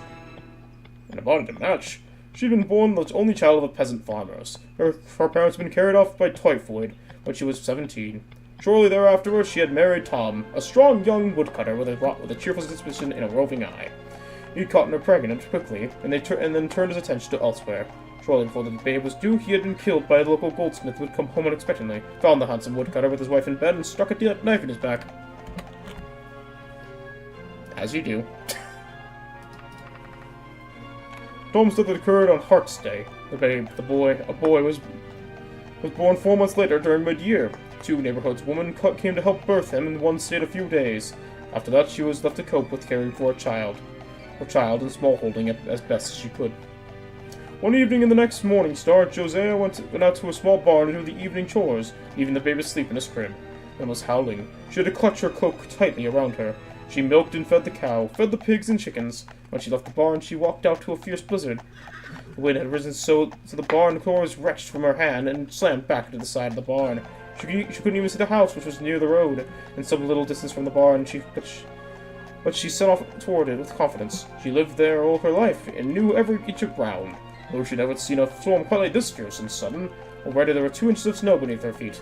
She struggled against the wind for some time, until at last she realized she must be somewhat have gone past the house. She turned back and tried to follow her own footprints, reasoning that she'd warm herself in the barn before setting out again. The snow was falling so thickly, and her footsteps had vanished before her eyes, and she was quite lost and cold. Josiah struggled on, hoping to come across something recognizable, a boulder or a tree or the road, if not the house or barn. Her hands and feet were wet and numb. She hadn't pressed the dress heavily, another chill to the bone, with ice forming on her eyebrows and lashes. "Timmy! Tim!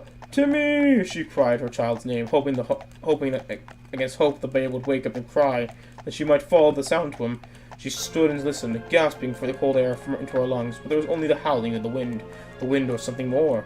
A grey shape took form in front of her, staring at her with slitted yellow eyes. A great grey wolf.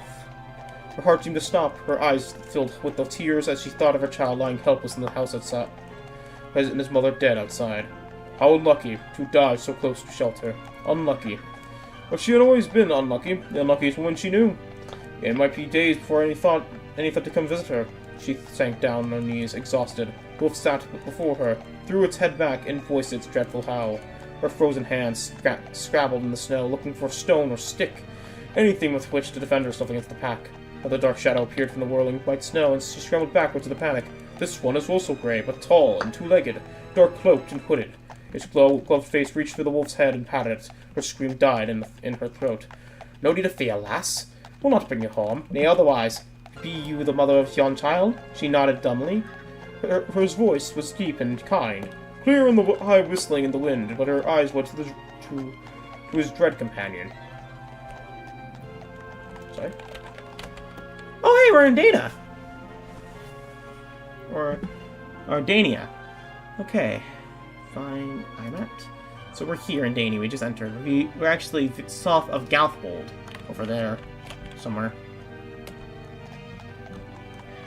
Hi.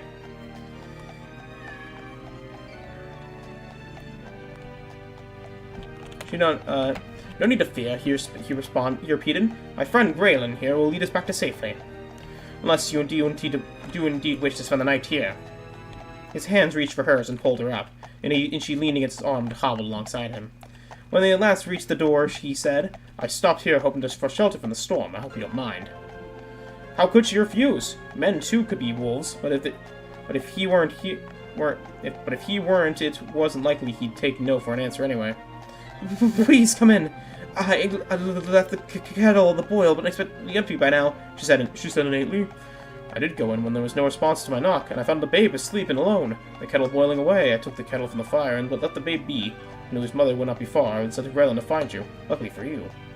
Lucky for you? But then I've always brought luck to those around me. Be right back. Cat meowing at me. What's up, kitty? I'll be right back. Let's get a take a drink real quick. She just wants to act around. Ow.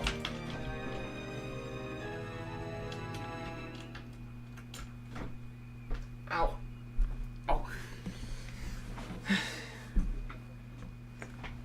Alright. Ready.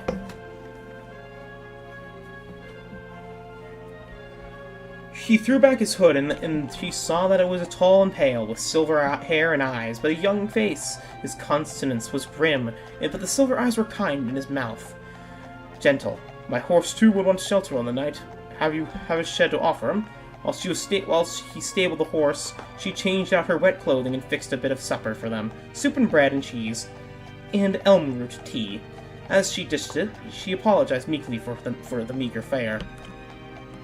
Why, 'tis a feast compared to my efforts, he smiled, and fell to, hungrily. Roland lay by the fire, his eyes fixed on his master, who occasionally flung him a morsel. He ate well yesterday. Luckily for your chickens, else I'd have to buy one from you. Nay, nay, she protested. I am deep in your debt, and am glad to share anything I have with you. The babe stirred and cried then, and she picked him up, changed his wet diaper, and put him to bed. Where's your husband, lady? She hesitated for a moment. The thought flashed that she might tell the stranger how alone and unprotected she was, and then told him the truth. It's a sad tale truly, he said. But he left you a handsome child, and you seem quite comfortable here. His eyes went around the humble one-room cottage, crib and feather bed in one end, covered with a quilt of her mother's making, and stone hearth at her other table, and chairs made by her father in the middle. A ladder led to a loft where she slept as a child. Suddenly the simple room seemed a palace to her. They were warm and dry and well fed, and indeed, what could be better? Why, you're right, stranger. I am lucky after all. Now, will you tell me something of yourself? I am less fortunate than you in some ways. I am a wanderer, and am born to wanderers. A tinkerer by trade. Though I can turn my hand to most things, I have never been married, and have no children, nor have I ever had a home other than the wagon and my horse poles. I never stayed long in one place. My parents name me Sai, but most call me Lucky. Lucky is what I will call you then, for you've indeed been lucky to me. He stood and stretched and began clearing the remnants of their meal from the table. He poured water from the copper kettle into the basin and washed and dried the dishes, something she had never seen a man do before. After the babe was fed and played with him on the hearth rug, while he told her of some of the odds and wonderful places and people he had met on his journeys. And once her life seemed very narrow and dull, after an hour the babe grew tired and cranky, and she took him on her lap and sang to him until he fell asleep. She laid him in his crib and wrapped him warmly in his rabbit fur bunting. When she went back to the fire, Lucky reached for her hand and held it in a moment, without a word, and they were in one another's arms, kissing hungrily. I'm not reading this next part. I will get banned off the YouTube. Oh my gosh. Okay, basically they did the deed. That's it. They immediately fell on each other like rabbits. Anyways, that's the best way to explain it. I'm not reading that. Sorry, I'm not describing what happens. Yes. She woke in a bed in the morning to the babes crying as usual. Lucky wasn't there, and she thought he must have had a vivid dream. Then the door opened and shut, and he was striding towards her, fully dressed and motioning her to stay where she was. He kissed her lip, then brought the babe to her and stood watching as he suckled. What a pity that we remember not the pleasure we once knew. Yet we have pleasure still that we remember, she said, and felt her cheeks redden at her boldness. What a wanton he must think her, he said, and laid his cold hand against her hot cheek. The storm had stopped during the night, and the snow was deep in the road, and it was clear that it would be days before the horse could pull Lucky's small wagon along the road. The wagon was brightly painted with leaves, and vines and flowers in red and blue, green and yellow. The wheels were red with yellow spokes, and it had a canvas top, also painted, blue with white fleecy clouds. Joso loves the wagon, but it's sorted oddly with Lucky's quiet grayness. Lucky did small jobs for her, mending tools, hinges, and utensils. He cut more wood for her, saying that if she did not need it this year, there'd be another. He stayed a week, and a thaw came, and then a freeze, and the road wasn't rutted but fit for travel. They looked at one another in the morning light, and he said that it couldn't hurt to stay another day, or maybe two. If she was not yet tired of him, she wasn't. No, she wasn't. After another week, Lucky asked her if she would... Welcome from Scandinavia! It's currently night in the United States. So, good morning to you.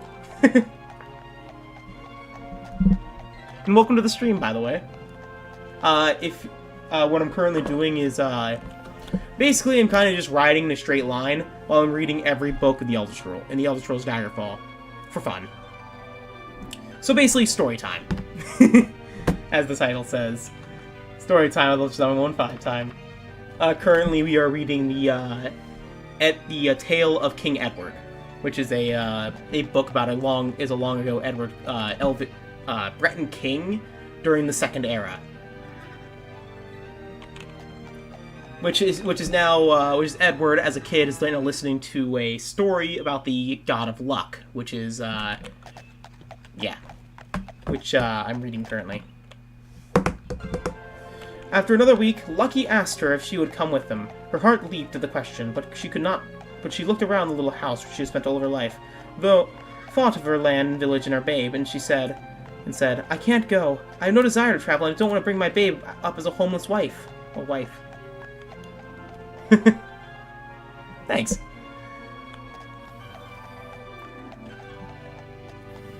It's interesting to learn about Elder Scrolls lore. A lot of it's a lot of lore. Some of it can be very interesting.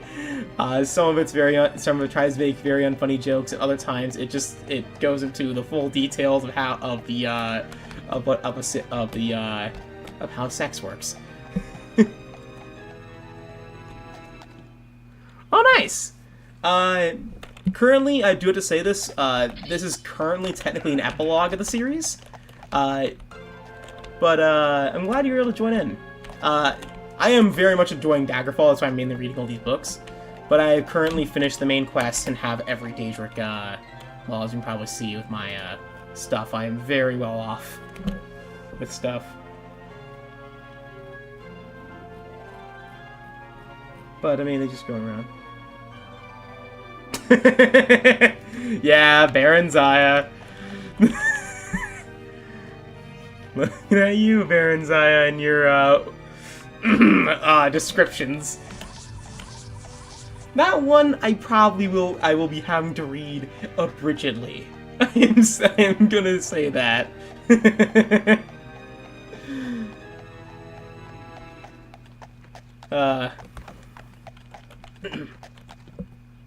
Pain flushed across Lucky's pale face, but he only nodded, harnessed up his horse, and kissed her goodbye. Tears clouded her eyes and blurred the gray wagon colors. Suns dawned past slowly with rain and sleet and snow, but nothing like the storm that had brought Lucky to her. Occasionally there was a knock at her door, which started her heart pounding, but it always was just a villager, come to dry the dried herbs she sold. Then, on the first night at First Seed, she heard the creak of a wagon and knew. She flew the door, and her face alight, and flung herself into his arms. "I can't say," he said. "I'm just passing through." And that was all the talking they did for a while. Spring came, and crocuses poked their news up through the snow.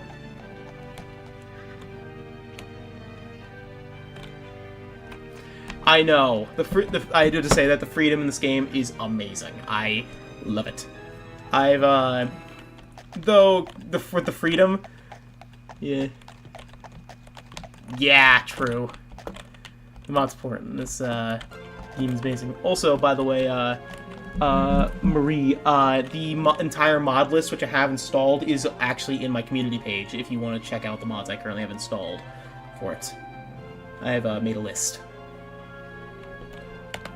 Just for, if you do want to know which ones. But yeah, Daggerfall Unity is amazing, honestly. I freaking love it. I remember, I tried to play the original Daggerfall on DOS, and I really struggled with the controls. So actually moving on to Unity really helps, honestly.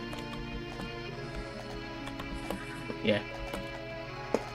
There's a lot of it is a lot, but some of them are on the workshop for Daggerfall Unity, like the Daggerfall Unity workshop website.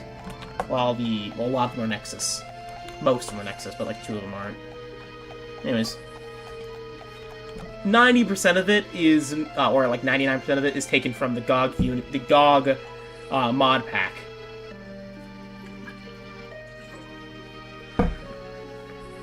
Sorry about that.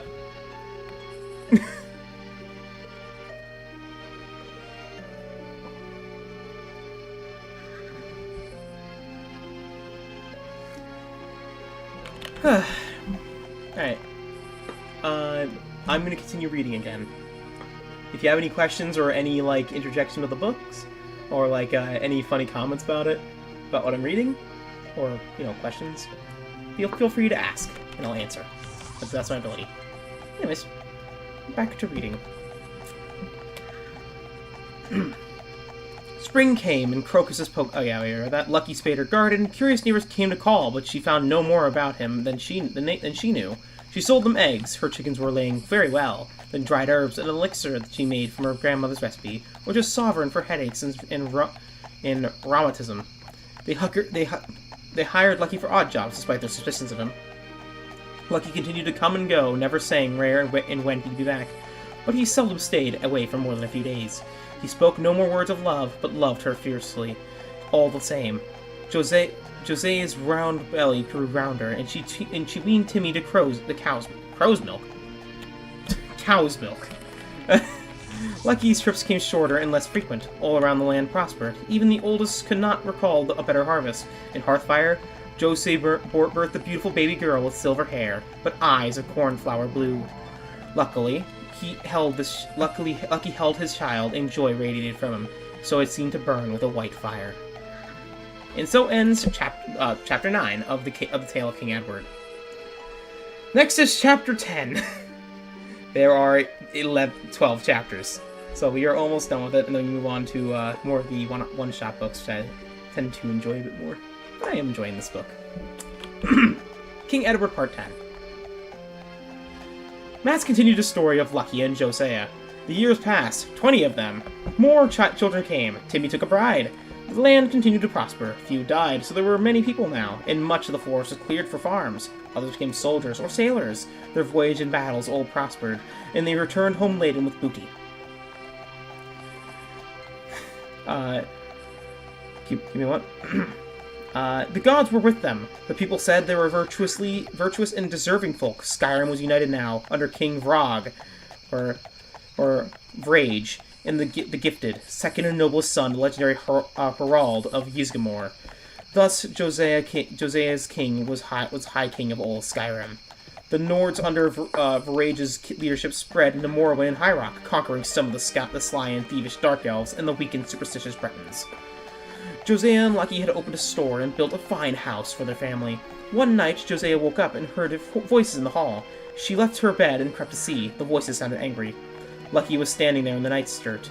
The passing years had changed him a little. He looked no older, but had grown leaner and paler, and somehow less substantial. Standing with him were a tall, matronly woman, dark-haired and clad in a fine blue robe. A knight in black armor, carrying a black sword, and a handsome blonde man. I'm climbing a mountain, aren't I? Oops. Let's climb down before we fall to the world again, shall we?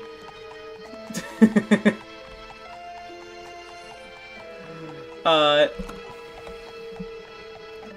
handsome blonde mad green cloud with a bow. 2 elves were there as well, one fair and one with golden skin. One had a harp and the other had a lute. Elves had not been seen in Skyrim in years. How did simple Lucky come to know such grand people? The woman, is this how you keep your pact with us? Did we not make the rules clear to you?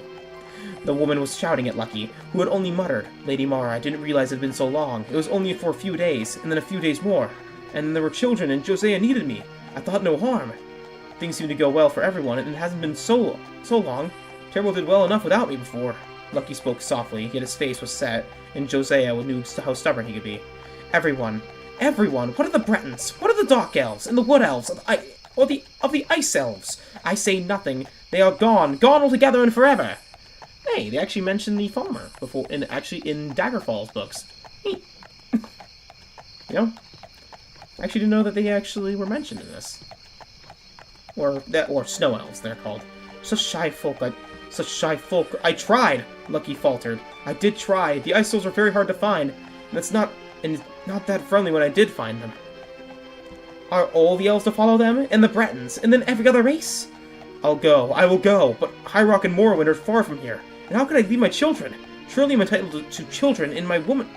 You could have arranged for matters like I did, said the green-clad ranger. Now it's too late for that. Matters have gone too far. We trusted you. It was a simple assignment, yet we should have watched him. This last sentence was addressed to the Black Knight. I did watch him, the knight snapped, waving his sword, which Josiah saw was now actually part of his arm. Oh, hey, it's Ebonarm. Yet alone I could not do nothing. I had few devotees in either High Rock nor Morrowind. Once I realized, I knew I had to find you. I had to find the rest of you. Alone I could do little. What could I? I did. What I could, I did. Sorry. They're halted for now. Yet the damage must be repaired, and he who caused it must do the fixing. Tinkerer, it won't be easy. You have to avoid the Skyrim folk altogether for a couple hundred years, I think. No, my lord Ebonarm, no! The cry was wrenched from Lucky's heart. I cannot, I implore you. Do not ask it of me. Leave me something of my own. Why must I always give it to others? I'm tired of it. You promised me a life, and that's what you gave me. Yet endless wandering was not a life. The Black Knight Ebonarm scowled back at Lucky. We are gentlefolk, the Wood Elf Bard said, in his musical voice. Yet Zenthar can no longer be restrained, and if he wars against you, the other elven gods will stand with him. If the gods war, Tamriel itself may be destroyed.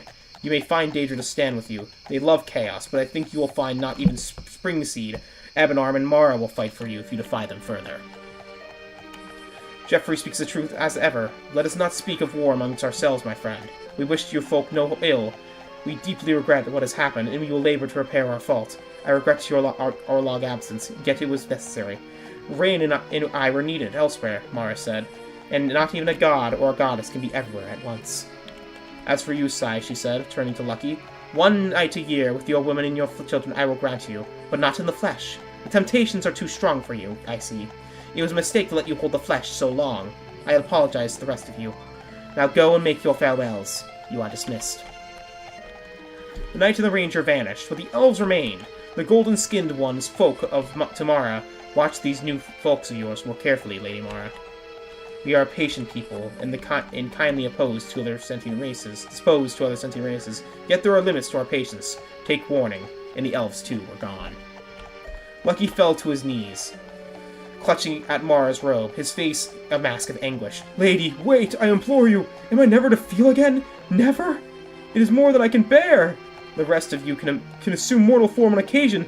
Better I should have died naturally and gone to rest, he added bitterly. Mara considered, frowning. Others have paid dearly for the life you have stolen. Their spirits are not at rest. They too will exact payment, and yet... Very well. If you will labor to repair the damage you have done, then you may on occasion assume bodily form, but not as human. Wolf shape shall be yours, in return for the kindness you showed Grelan, and she was gone, leaving Lucky standing there alone, barefoot. Jose ran to him and clasped him. Oh, how thin and cold he was. What is it, dearest? Who were they? What does it mean? Oh, don't leave us! I must, he said, shivering. I have stayed far too long. My dearest, I am luck itself. I was born with the talent, though mortal as yourself. My lord took me for a soldier. I was killed in my first battle, even as the battle was won. I thought luck to others, and near to myself never. Ebonarm appeared to me, said I had an interesting talent, and offered me immortality if I would agree to spread my luck about. He said the gods were overworked, seeing to events, and constantly quarreling over what should happen. He thought that I could balance things out naturally with my inborn talent. I was young. I'd barely lived. I didn't want to die, so I agreed. And Ebonarm said I could keep my body for a time. I wouldn't age or die, but I would fade slowly, as you've seen. I am nearly 80 now. I did as he bade for many years. Then I met you. I found myself trapped by your need. I think I was your luck, you see. What you needed, and in truth is, I needed you, too, my dearest love. Yet, while I stayed here, my luck has spread like ripples, strongest in the center, weak along the edges until there are none at all in Morrowind and High Rock, in the wilderness of the south, and the folk are dead or chained in slavery. I have also brought luck only to the Nords among whom I have lived, so the wood elves have fled, and the ice elves have died. Now I must go and bring the luck back to them, and redress the balance that should have been. He went to the children's rooms and kissed them as they slept, while his tears fell on them, as he said, I'll be with one each night each year, though you will not see me. Yet you will feel my presence, dearest. Oh, I could never speak of love or marriage, but I know I love you, as no man or god loved woman. And then he kissed her one last time, and was gone. Matt stopped talking at last. The fire had burned down to ashes, and Edward drew a long breath. That was some story, Edward said. Is it true? Are you calling my grandmother a liar? I know she used to leave a bit of food and a bowl of milk out on winter nights. For the wolf, she said. And we Nords hold it very unlucky to attack a wolf unless it attacks you. It might just be Sai. My grandmother said she got the tale from her great-grandmother, and her great was Josiah herself. So she said, I don't know how to pronounce it. It's Josea. Josiah? Probably Josiah. Josiah herself. Or maybe it was her great-great-grandmother. I get lost there. Anyway, it happened during the reign of King Varage the Gifted, like I said, when the Nords invaded Morrowind and High Rock. It took Sai 150 years to get things set right again, and he needed a lot of help from Morroland's brothers and father, among others. Dark Elves and Bretons have been lucky to get their lands back, you see. It had been harsh times for Skyrim folk. Although once your luck builds up the way theirs did, it takes a long time to really run out to get all together. And Sai didn't make the same mistake again. He's been spreading luck all around ever since. Otherwise, folks get arrogant and start thinking themselves entitled to more than others. Yet he kept his promise. You see, I'm his descendant, and once a year I feel his presence. That was tonight. That was cool. I thought being a god meant you can just do as you please, Edward said. Well, they can, you see. Sai did for a while. But he and his fellow gods weren't pleased with the results. There are rules to being a god, it seems. Just there are rules to being a man or a boy. Who makes the rules, then? Edward demanded. Max laughed. Best save that question for the Archmagister. It's too deep for me. Well, I don't know about you, but I'm going to have a drink. I'm parched after so much talking. Then rouse myth so I can sleep myself. Matt, I was taught that Morland's father and brothers were just raiders, and the Nords were the real owners of the lands they took, and that the Dark Elves come up out of the ground in raid for meanness and profit. Okay, give me a moment. I'm gonna drink some more water. Morland's father Cronin and his brothers Cruthis and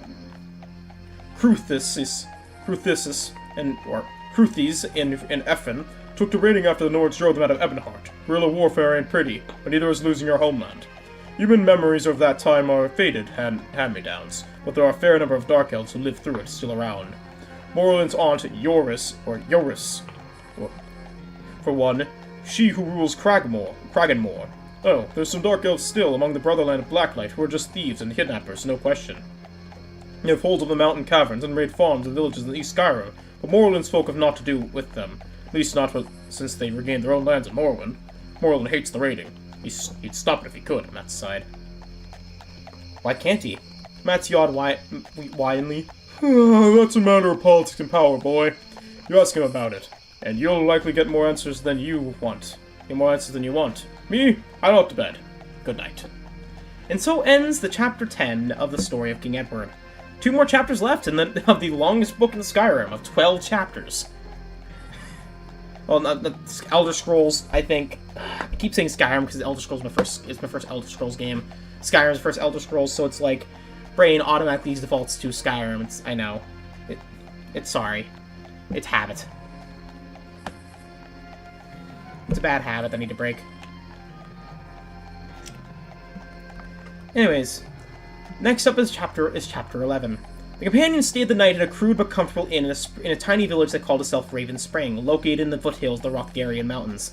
The next morning, they resumed their journey eastward, moving through the rolling hills towards the Skyrim and Hammerfell borders, camping the next 2 nights under clear early summer skies.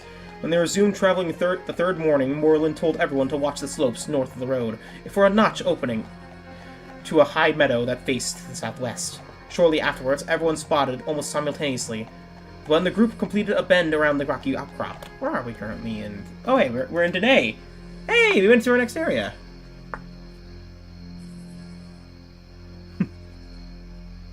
Yeah. Just a quick question, Marie. What is your favorite Elder Scrolls?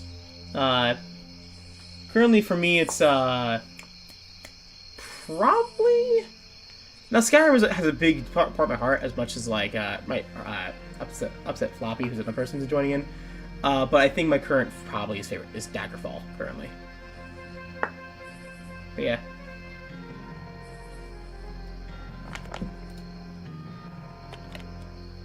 Like the story.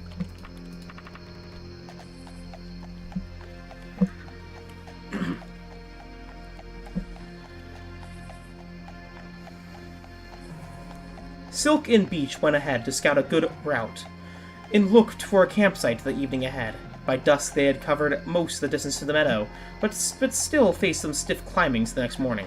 They agreed that it was time to camp once again, but happily a lunchtime picnic seemed very likely the next day. By midday the next year, which was Lordus of the 5th of mid-year, the companions were sprawled across a grassy slope within the dragon village. Having been joined by Akatosh and one other dragon, this second dragon was smaller than Akatosh and seemed to be female, though characteristically Akatosh had just introduced the dragon as Debujen.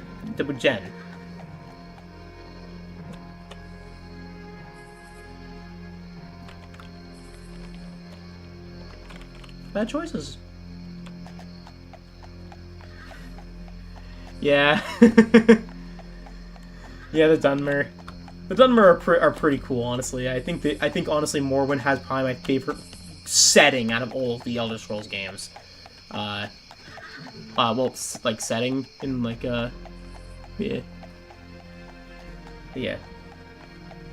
But like gameplay wise, I'd say Daggerfall is my favorite in world wise, world building wise, and culture wise. I think the Dunmer, like the Morrowind's probably my favorite. Like for that. From what I've seen, at least. I have actually not played Morrowind yet. I know, sacrilege. It's the only, I have the only 2 Elder Scrolls games I haven't, I have actually not beaten 4 of the Elder Scrolls games, that being, Morrowind, Oblivion, and then Battlespire and Redguard. Those 4 I've not beaten yet. I need to beat Morrowind. It'll be streamed eventually, one day. I just don't know when. But no, it's kind of sacrilegious to a person who's been playing Elder Scrolls games ever since he was a little boy. But yeah. But it's a very good choice for a favorite, though. And yeah, great. It's a great game. Alright.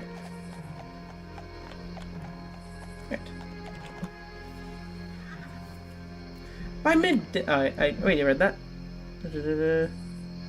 With no further explanations being forthcoming, the 2 dragons politely chatted with the humanoids as they enjoyed their repast, though Debujen flew off afterwards, to arc gracefully above and then swoop down upon a steer in a grassy field some distance away. Yeah.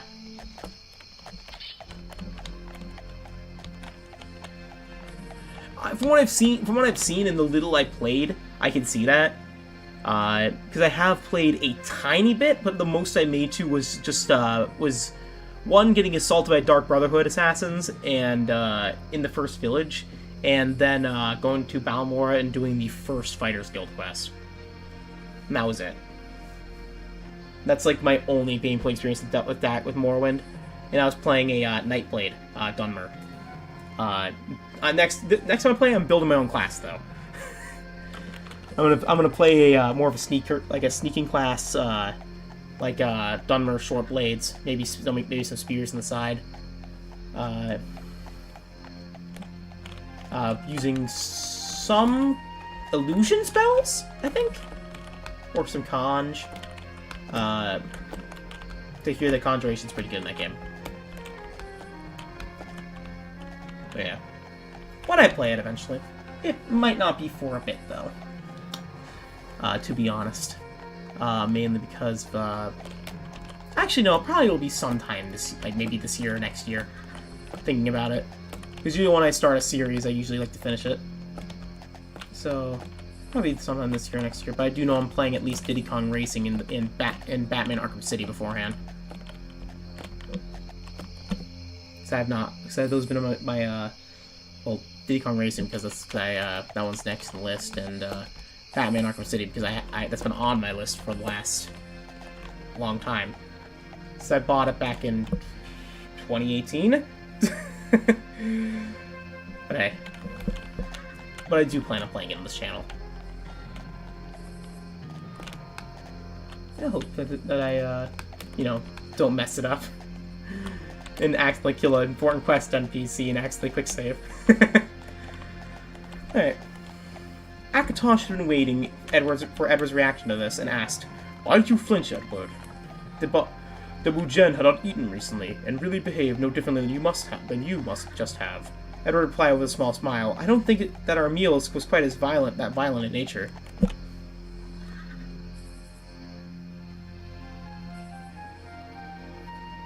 I understand.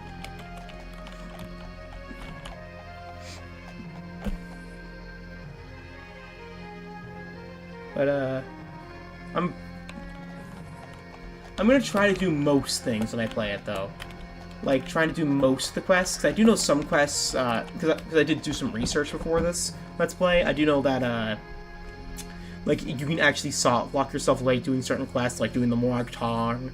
Like, you do the Morag Tong, you basically kill a lot of, important quest NPCs, and that with the Fighters Guild, you actually kill the quest leader for the Thieves Guild. So you want to wait to do the Thieves Guild quest before you do the Fighters Guild. So I do know those two. That's it, basically, for like stuff that like important things they can do to like genuinely mess with your game. But yeah, Akatosh returned the smile. Okay. I see. Akatosh returned the smile and then responded, "A good reminder then that we are only similar rather than the same." Because, yeah, I do think it's interesting in this book that Akatosh is making a physical appearance in full form. Especially since in old lore, Alduin and Akatosh are the same person. You know, before Skyrim split them into two different beings.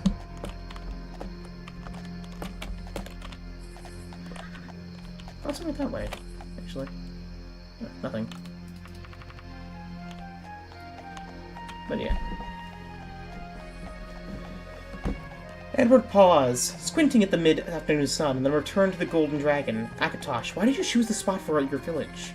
"Well, it was high enough into the mountains to suit us, but flat enough for raising cattle, with trees for the deer. And it was plenty defensible for all of us. There was plenty of room for the humans to build their ranches and farms, and the elves are quite comfortable in the dense trees along the cliff edges. The adult and the surrounding cliff faces provide us with access to our lairs, which you have located within a mining tunnel system. All in all, an ideal site for such an experiment involving the many races of beings. It even opens to the southwest, providing reasonable warmth to the smaller beings, with some protection from the elements during the colder months." Edward responded, "It is difficult for me to get used to the notion of a village without some central concentration of buildings, but perhaps these will be developed in the future at least. A few buildings for meetings and socializing, and I suppose there are also some beautiful sunsets to be seen." The dragon smiled again, but replied, "Quite so. But I am only one of the dragonkind to show any interest. And yet that was not a legitimate consideration when we chose this site." Then wistfully, "I wish I could resemble the words to describe some of them. I have attempted this many, many times. The results are not very admirable. More briskly, and by the way, we do intend to erect a meeting hall for the humanoids, in some stores for barter and other exchange for goods." Morlun wandered over and seated himself, and he asked, with a noble absence of the usual humanoid respect for dragons, "Whatever possessed you to attempt such a crazy experiment, Akatosh?"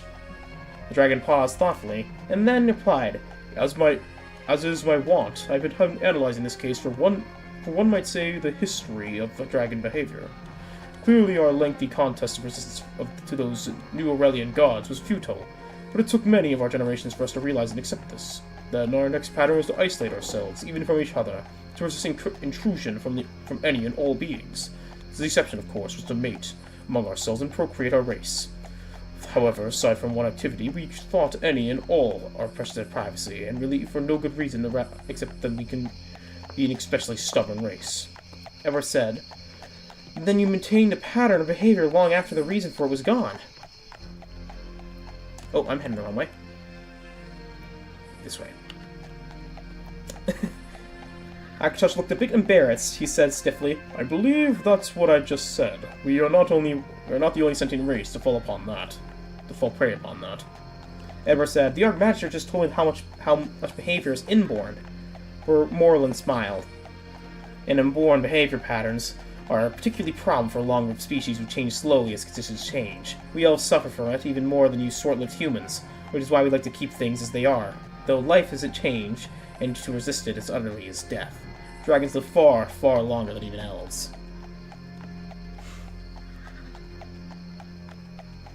I do think it's interesting that dragons are actually mentioned even in Daggerfall before they even appeared in a game. You know, like dragons are full on like mentioned. They're how they're, you know, how they act.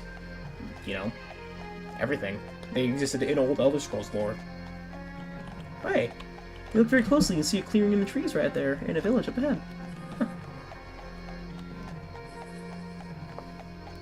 And in the consequence, breed even more slowly. Still, who can say what alterations of being born in a social setting may produce, for good or ill, in dragon behavior? Alira, had by this time joined the conversation and observed. The Daedra must have been long pleased with dragon behavior. Akatosh responded, perhaps so, but I approached our queen with this suggestion more so because it seemed clear to me that our race had fallen into stasis, and we needed to break this shell in order to reinvigorate ourselves. She didn't quite agree with me, but perhaps because of my alt reputation, she told me to go ahead and make this attempt. At this point, all the companions were sitting within hearing range, and Matt asked, do you have to get your queen's permission? And did you have to get your queen's permission? And have there been many difficulties among the various races? Permission is not accurate in this case, Matt. It's the beings that we are. It was more so that I was obliged to tell her this, so that she would have this information.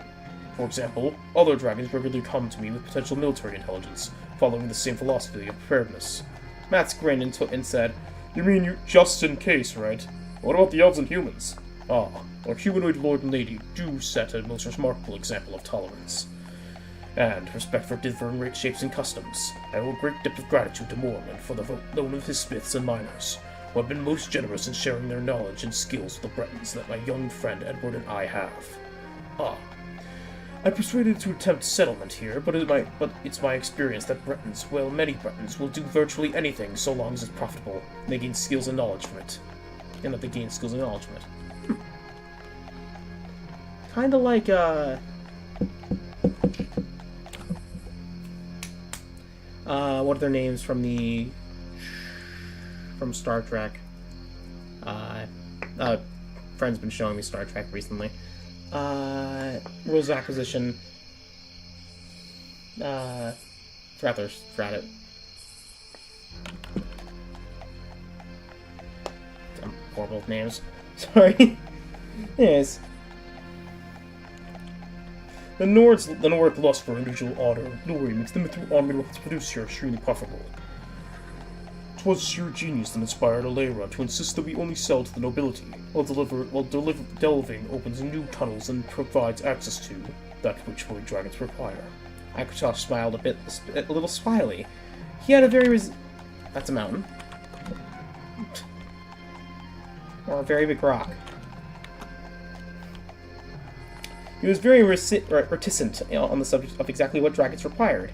Beech and Willow have made it known among them people that wood elves are welcome here, so those who have long missed their ancient High Rock homes have returned to these hills. Fortunate for me that I am now a duke, and thus qualified to wear and carry mithril. Fortunate for me that I'm now a duke, and thus qualified to wear and carry mithril. If only I can afford more than a piece or two, but for the cost I might retire, Matt said. If you were tired, you would not require the mithril, Borland pointed out. And what of my son and daughter, Miss Meath? Think'st thou I beg from thee for them? Matt said indignantly. My news and wind may not be what they once were, I grant you. In fact, I somewhat tempted to remain up here. Now that I'm here, yet I can still swing my axe with any. Suddenly he went into medieval speak. Myth grinned delightfully. Nords can't count. It's why they seek honor and glory, not profit. Honor and glory are not amenable to enumeration, much past what one can tally on the finger. Mats, if thou art but 39, thou art the largest 10-year-old humanoid I've ever met or hope to meet. But what then are the benefits of those who are neither Delve or Smith? Mats persisted, ignoring his old friend. I think that many would be terrified to live so close to such formidable beings. Mats spoke with a sly grin. Well, on the other hand, the presence of these formidable beings mean that they are certainly more protected. This area is surprisingly fertile, so the crops seem to be growing well. Dressing with dragon poop. It fertilizes the land. I'm joking. Anyways, and though they provide the meat for us, we'll allocate 1/5 of each herd to them for their own consumption. We've also been finding out that I have long suspected. 3 sets of races, when combined, fight much more effectively than the sum of each race when considered in isolation. And that is, each race covers or cancels weaknesses of the other. At least it is certainly true that the local goblin populations would drastically reduce in a very short period of time. Aye, Edward responded. So Morlin proved in Morrowind. With a bit of help from his friends, Morlin acknowledged. I reap the praise, but I truth I am little more than the standard they wave, and at times I feel more like the target they set up. A wave of laughter greeted this remark. Edward persisted. With you and the others up here, Akatosh, I feel my borders are well guarded. Should Skyrim ever need the urge to move its borders west again? Alara added, was it easy to convince the other dragons to move here? Actually, it was most difficult that there was moving our hordes to our new layers, Akatosh responded with a lazy smile. Although it once was known that we have no use for the metals, gems, and jewelry that we accumulate, everything went much more smoothly, but even more seriously. Essentially, I had to approach each dragon personally and convince them that this idea had merit. Again, once I'd persuaded a couple of our especially independent specimens, things went much more smoothly. However, there are only 9 of us living in this area, and there are only room for 2 or 3 more of us. We shall have to see what develops hereafter. Alara now observed. I think that now the gods and goddess might look very favorably indeed on dragon behavior. That may be so, Alara. But again, that was not really why this was done. Besides, they may remember that resent our long opposition to them. Beach asked deferentially, what is the name of this village? Akatosh sighed and responded, I fear that we shall never reach a decision, since each race has decided opinions in that regard. Perhaps once the initial building phase is completed, we'll be able to be more contemplative in such matters. Beach replied, doesn't seem right, everywhere should have a name, shouldn't it? Willow chuckled and said, perhaps to us this is so, but who knows how dragons think? I'm sure that humans and elves will squabble over the style of the name beside the specifics of it. Morlin interrupted with a great drama. Surely you don't mean to imply an elf can be overly stubborn. And the discussion dissolved into a period of laughter and teasing among the group. Presently, Akatosh said, I favor the name Section 22. What? Beach stared at him. Akatosh, I see what thou dost mean about thy difficulty with the poetic. If you allow my frank opinion, that is the single worst village name I've ever heard. What is Section 22, actually? That sounds familiar. Akatosh sighed gustily, and then pardoned himself hastily to Beach. Humanoids found dragon sights quite unpleasant and sometimes actually hazardous. Then thou seest what I mean by differences. To me, it's a very meaningful and most appropriate. Is Section 16 any better of a name? Not. Then it is the word section that offends you. In what way is it inferior to keep, or Reich, or Glen, or Hold? Edward said, but Akatosh, a name shouldn't make some sense. It should make some sense. At least humans think so. You should have 21 other sections first. You're going to really use the name 22. Really? Akatosh said. Why is that? Are not all hum numbers equally valid? They serve well to distinguish one place from another. There can be many green vales, for instance. I myself know of 4 such villages. The number of 22 does appeal to me, aesthetically, as well as possessing some sense, at least to me. He smiled secretly. Akatosh has somewhat of a sense of humor, it appears. Being the god of time and all. Morlin said, I think Lord Akatosh is enjoying what some call an in-joke. Were I so rash to instruct a dragon in manners. Who, Silk said, would ever accuse Morlin of being rash? A bit later, Edward asked Akatosh, do you think we could play a game or two of battle? I brought the board and I've been playing pieces to me. Morlin interrupted, I'm afraid that Akatosh and I must discuss some matters this evening, and you'd only lose to me again anyway. He added with a fond smile. Edward replied, but I can beat everyone else. Akatosh, will you? Will I ever win a game with you? No, Edward, you won't. And Akatosh was slightly bemused by Edward's startled expression, and then the hearty laugh that quickly followed. A lot of laughing this thing.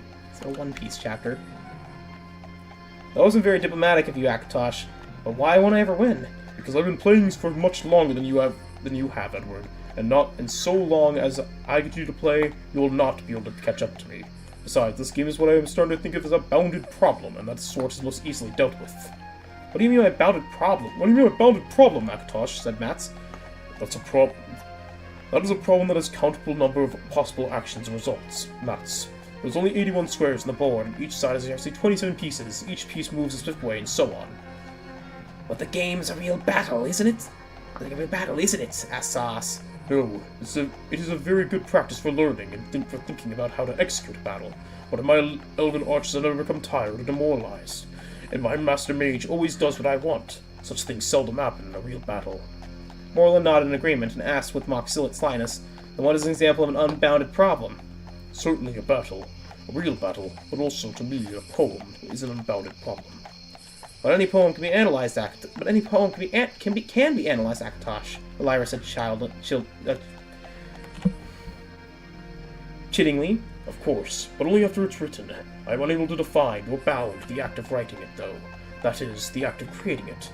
If I start to write a poem, there are so many possibilities. And then in Riley, I never get beyond the first line because I start imagining all the things that I could put in the beginning and. End of chapter. I need to drink water again. There's a lot of words.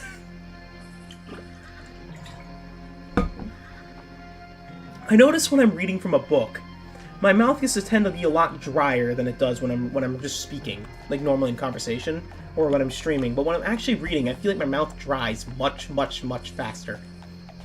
I have no idea why. It's like a weird phenomena.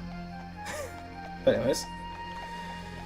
Time for the last part of the book, which is a long one. I'm sorry, guys. This is a very long book. Anyways. Oh my god!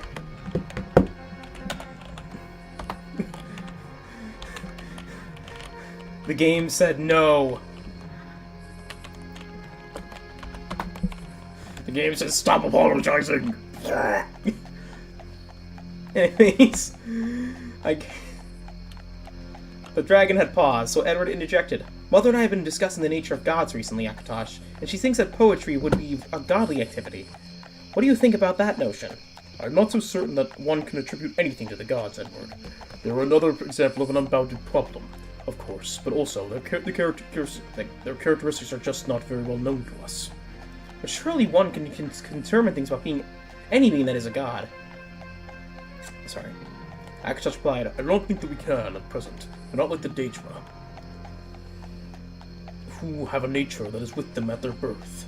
That is, the Daedra's capabilities are inherent in them, and not the result of any changes that have not occurred to them. Will interrupted. Akatosh, we can determine that the gods have a few basic characteristics, can't we? Edward, of course, Akatosh. They are powerful beings who can perform acts that are incomprehensible to us. That in itself must signify their difference. Akatosh nodded and replied, I understand your point of view, but to a farming community on Tamriel in our southern lands, that could also describe how they would perceive me. Perhaps this is attributable to the fact that they seldom see a dragon nowadays. But it does not mean that I am a god. Neither does it mean that I am not a god. Willow giggled and said, Of course you're not a god, Akatosh. And Edward, smiling, nodded in agreement. Oh, how they don't know. How Akatosh is actually the god of time now. Akatosh replied, How do you know, Willow? I can understand that you would guess I am not a god, particularly that I am a dragon. He grinned and then continued, But how can you know that I am not a god? Edward scoffingly replied, Well, I know that I'm not a god anyway. I've certainly never seen you perform any godly acts, Akatosh. You also don't seem to have any worshippers about you either. The companions were smiling and generally agreeing with this, but Akatosh responded, But that does not mean I have no worshippers. Nor does it mean that I cannot perform any godly acts. It just means that you have not seen either of these. I'm not just certain that gods and goddesses require worshippers to maintain their existence. And as I said, I can perform magic that would look like godly acts to many Tamrielians. Actually, isn't it in lore that the gods, in order to actually exist or live in the first place, need worshippers, and if they have no worshippers, they die? Like, if a god is forgotten about, they are wiped from existence. Isn't that Elder Scrolls lore?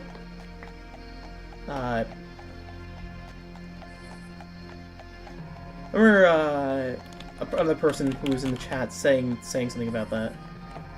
Another stream. Anyways. I didn't know such...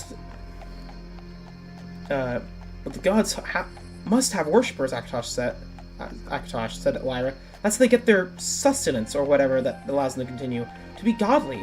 Husband, you must know more about this subject. After all, you made a god of your own brother, Sephin. I did no such thing, Morlun responded, with a touch of indignation. His godhood is between him and his worshippers, among whom I am numbered. I did establish a temple cult in his memory. Anyone with the worldly means could do as much for anyone, living or dead.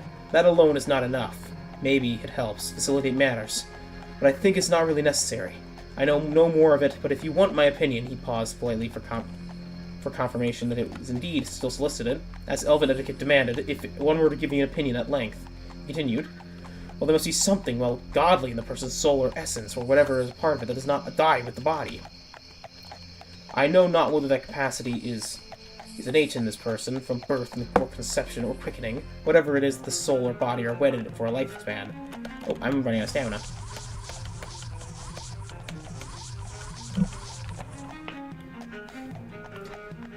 Sorry. Or whether the great deeds of generosity might breed it, enlarging the soul or transmuting it, so to speak. We all change and grow with each passing day, and with each breath, some more than others, but what else is life about? He went on without pausing for an answer for his rhetoric question, some probably for fear that he might get one. In other cases, gods seem to arise from locality, a mountain or a spring or wood or a collection of localities such as Tamriel itself. Places, like persons, have souls, some greater than others. This place might produce a god, or a Daedra, or maybe it already has one or more. As it changes, so do gods and Daedra. I think maybe they can choose to resist change, or aid it if propagated, or if propagated. How far are we? Ooh! Okay, we're still in Dana. We are halfway through Dania. So we're gonna continue onwards. He looked at Akatosh inquiringly. The dragon had stopped fighting the new gods, he said. But would he go as far to worship them? That speaks the question of whether gods arise, but source is not nature. Of that I know as little as the rest of you. Perhaps less, since the question does not simply truly interest me. The gods are, my worship of them benefits me, mine... The gods are, my worship of them benefits me and mine. It is sufficient. Akatosh did not respond immediately, and Alayra refused to be distracted. I suppose it's a cult were established and worshippers provided for one of small and mean spirit. Would that spirit not become a god? I suppose it might be done, if one was determined enough to have sufficiency of means to pay worshippers, perform rituals without spirit behind them. Perhaps that was where small, mean gods come from. Wife, or maybe Daedra. Maybe I'll raise a cult to thee and see what happens. Are you calling my spirit small and mean? Ali glared at him. Only by comparison. You don't fancy yourself a goddess, do you? You might make a Daedra, though. The experiment might be a bit too chancy. Could just mourn you for a century or two instead. Must think on it. What about you? You've deeds enough. Must think about it. What about you? You've deeds enough already to qualify for godhood, surely enough. Surely, although you plan on many more, that such that you may not outlive me. I am doomed to be Arathim, living and dead. It's godhood of a sort, but what a sort. Don't begrudge me my long lifespan. Think of me doomed to eternity in the gloomy Ebonheart council chambers, listening to the eternal wrangles. Small wonder the dead Arathim pulled the place down and the live ones 20 years ago, thus causing my brother and my mother to join their number. The dead Arathim must have welcomed the century and half of despite while the Nords held the Ebonheart. But your brother Sephem was killed too, as well as your brother King Cruthis, and Sephem wasn't with him, being your mother's son and not your father's. If I have the story straight, that's why he got his own temple. Edward said that. So Edward said, so why did they kill him too? The story sounds very Daedric to me. You have to justify the way the gods would. You'd adjust the ways the gods see it, would you? I think they act for ends we cannot see, and slay just the just and the unjust together. Not that I'd label any of my kin as either, not altogether. We see only the means. How can we judge? Gods too face choices. I do not think their power supreme. They can rule nature on occasion, as can any mage, yet like mages are in the end bound by it, and their overrule must answer to other rules still, and in those rules, whatever they may be. I think lies the answer to your questions. I think it's not something men or women may know while living. Yeah, because then, like, isn't, like, judged by the laws of Lorcan or something like that? Like, Akasha smiled and replied, It is not so easy to describe the gods, is it? This is true, even though myself included. Each of us thinks that we have a mental picture of what godliness means. On the other hand, the gods and goddesses certainly do exist, and I also believe there is connection to some sort between them and the Daedra, and another connection between the entities and the power associated with performing magic. Priest Julianus was calling power Magica. Instead, a stranger who had joined the group. Akasha replied, Greetings, Bard. Allow me to introduce Joffrey, a wandering poet who has been visiting our village for the past few days. The companions greeted the wood elf newcomer. Some rising to their feet to do something according to their individual customs, and then all resumed sitting, actually sprawling about and conversing. A number of priests are theorizing that gods and goddesses live on another plane, as do the Daedra. There is some debate among the priests whether or not they share the same plane of existence, or whether each has their own. And some of the Elysian priests are claiming that we can visit these alternate planes in our nightly dreams, added Beach. Edward said, Why doesn't someone just ask a goddess or the Daedra about this? Joffrey chuckled and replied, Most of us are not able to be so thoughtful when confronted by one of these beings, Edward. Also, there's a common belief that the gods and Daedra are reluctant to answer their own natures as dragons or to reveal anyone's true name. Yeah, as we know by later games, we know the Aedra and the Daedra are technically the same species, just ones that gave up their power willingly to create the Lork, to create Nirn, and the other ones who just didn't. And we're just like, ha! Basically.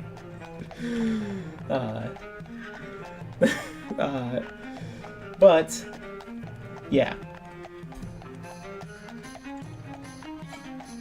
And we know the Daedra have their own dimensions. We know the Aedra live on Nirn, or live in Aetherius.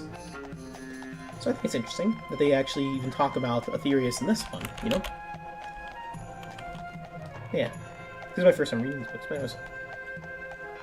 Edward looked quizzically at Akatosh, but Beach stated to Joffrey, Well said, Bard. And that pair shared the slightest of smiles. Beach then said, Do you know what the resolutions of Stendar have been saying about the gods and magic? This magic power, or magica, is just a power generated for the existence itself. When it becomes focused by living beings through natural processes, then it becomes accessible to the gods and goddesses' worship power, which is the next level of magica. After receiving some of their worshippers, the gods can then concentrate it up to god-level power, the true magica. The gods themselves can't generate the mid-level magicas that they are dependent on for their own existence, but can convert it to magica, which then can be used by mortals to cast. This magic is usually dispersed widely across the planet, but there are areas of greater and lesser concentration due to the interference of the dispersion process. What goddess loses worshippers? Her inflow of mid-level. When a goddess loses her followers, an inflow of mid-level magicka is decreased. So she in turn produces less god-level magicka. With less magicka under her command for providing for to worshippers and for dispersion, her influences decrease in the mortal planes.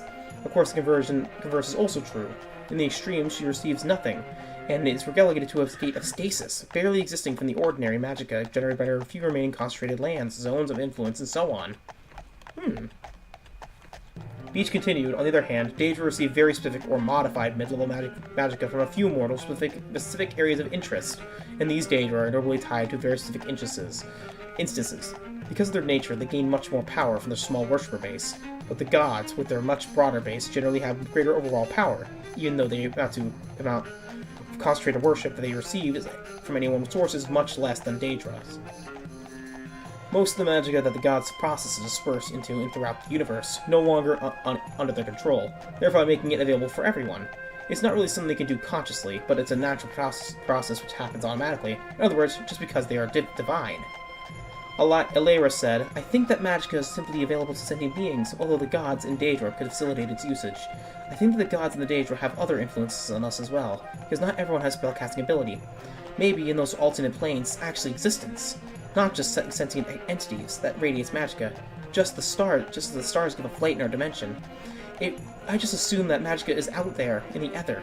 Or maybe in the sentient consciousness is automatically tapped into an alternate plane as they sleep. I think that everyone has some supply of magicka, but most don't know how to use it very well. or else they adopt a way of life that inhibits or forbids its use. Maybe certain gods in Daedra serve as facilitators for the entire process, that is, both obtaining and using magicka. But how do priests heal and cure and bless? Is magicka involved at all, or do they invoke the goddess directly? Saas says, I am not sure that magicka is used. Perhaps there is yet another capability involved here. This capability will be unknown at this time, and maybe even unsensed. But I feel certain that somehow it's a godly force that they are employing. Sahas, by the way, is an Argonian. That's why they speak in S's. Anyways, where are we? Okay, almost there to the Urveus region. Okay. Joffrey responded, Saas, I believe that magicka fills the universe of planes. All things are infused with magicka to one extent or another. In this regard, magicka is attracted to some other people, and things all over others. And some people with talent for magicka can control or even release magicka in new forms. There may be some other sources of magicka available by tapping into alternate otherworldly planes. There's also the possibility of alternating planes with the possibility of alternate planes that are entirely void of magicka. Regardless, certain beings of great power, such as the gods in Daedra, can not only control magicka, but can see, absorb, and transfuse magicka to and from objects and people. I feel like this story went from a story to just lore dumping about the Aedra and the Daedra. That's basically what the story became, because it actually was a pretty well-written story about like a Breton noble who was kidnapped from his kingdom and basically raised because he was foresaw to be a great king, and they needed to train him in the ways of magic and fighting. And it slowly is transitioned to basically just be like, hey, do you know how the Aedra and Daedra work? Here's how they work. The entire process from back to back. But yeah, I'm not sure how I feel with the story now. I feel like it just kind of fell off. I feel like it peaked with chapter 6 and 7.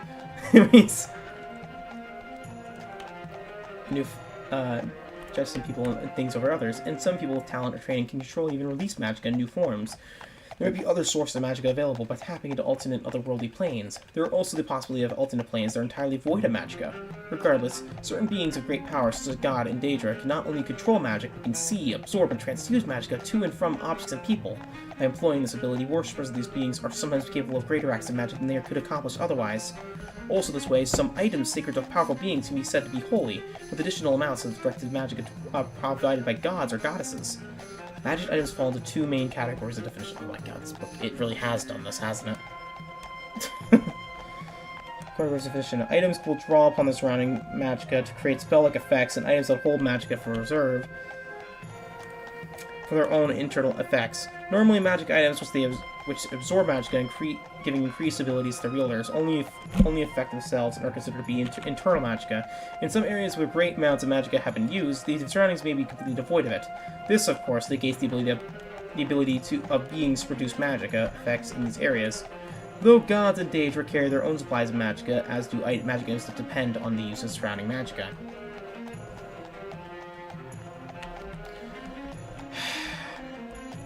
I really thought this story was going to be more deep, actually end with him going back to his kingdom, but nope.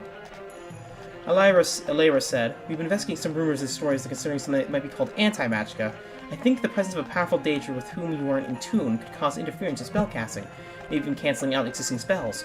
Perhaps particular Daedra simply favor thief or warrior types, or some goddesses, or their priests might frown upon competing magicka types. Magicka in certain areas, for example in locations dedicated to them.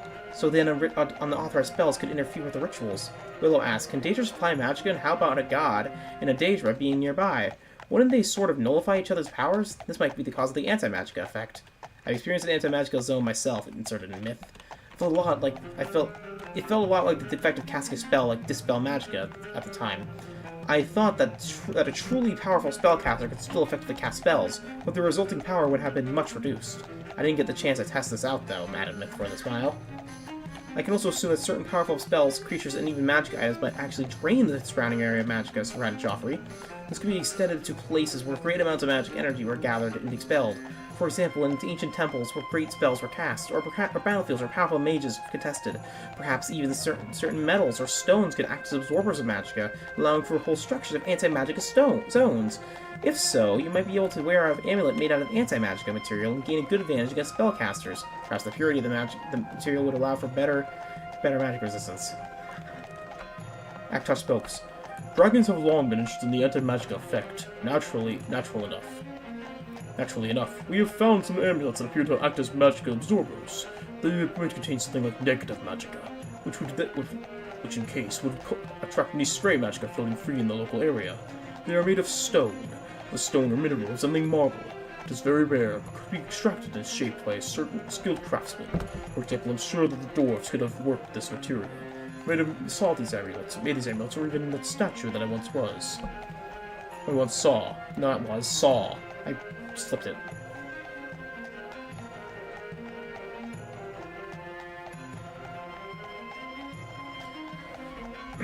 It was taller than any of your humanoids. Regardless, in the mountains, we found deposits scattered through the halls in the tunnels at random, sometimes deep within the walls. Coincidentally, one appears to be going in and out of these anti-magicka zones of varying intensities, with little to no warning. I even imagine this material works almost automatically, since you're effectively absorbing magicka, if given a chance to. However, we cannot rule out the possibility they have been magically charged somehow. Perhaps this somewhat happened long ago, but the charges somewhat remain. More or less, why would the amulet affect its wearer, or would he be immune? Why do I feel like this is just ebony? Oh wait, no, he's wielding ebony, so it's not ebony.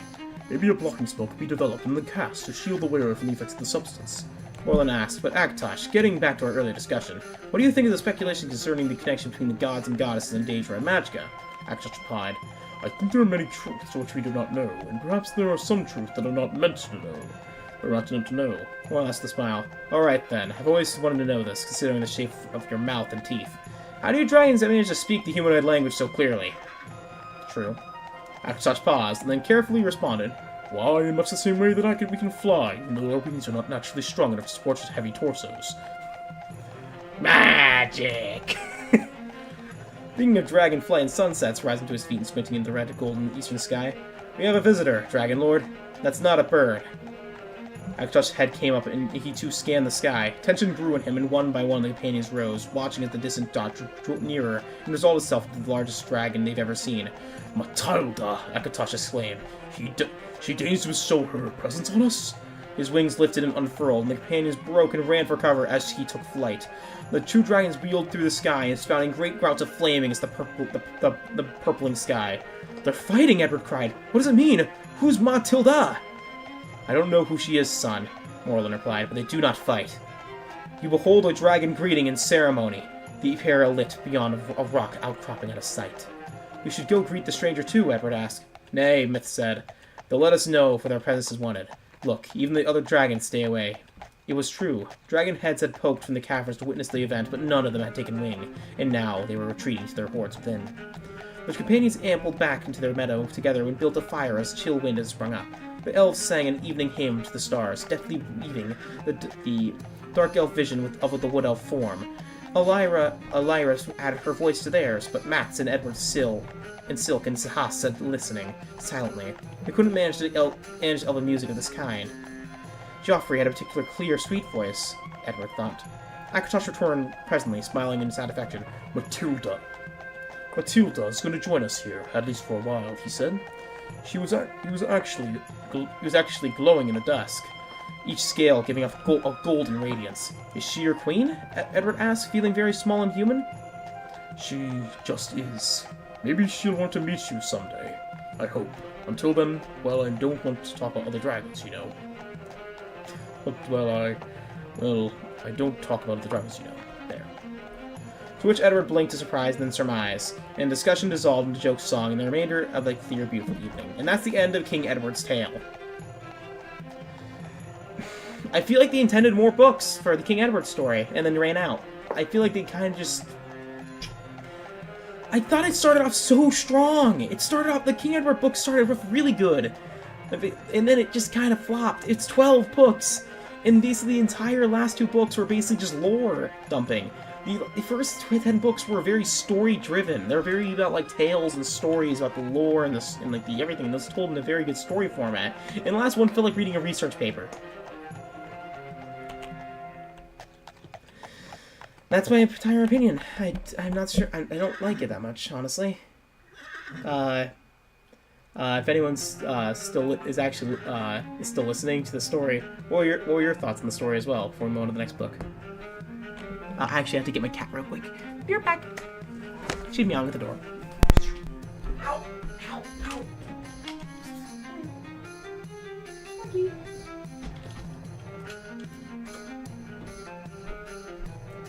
Ow! Ow! Okay, I'm back. Kitty.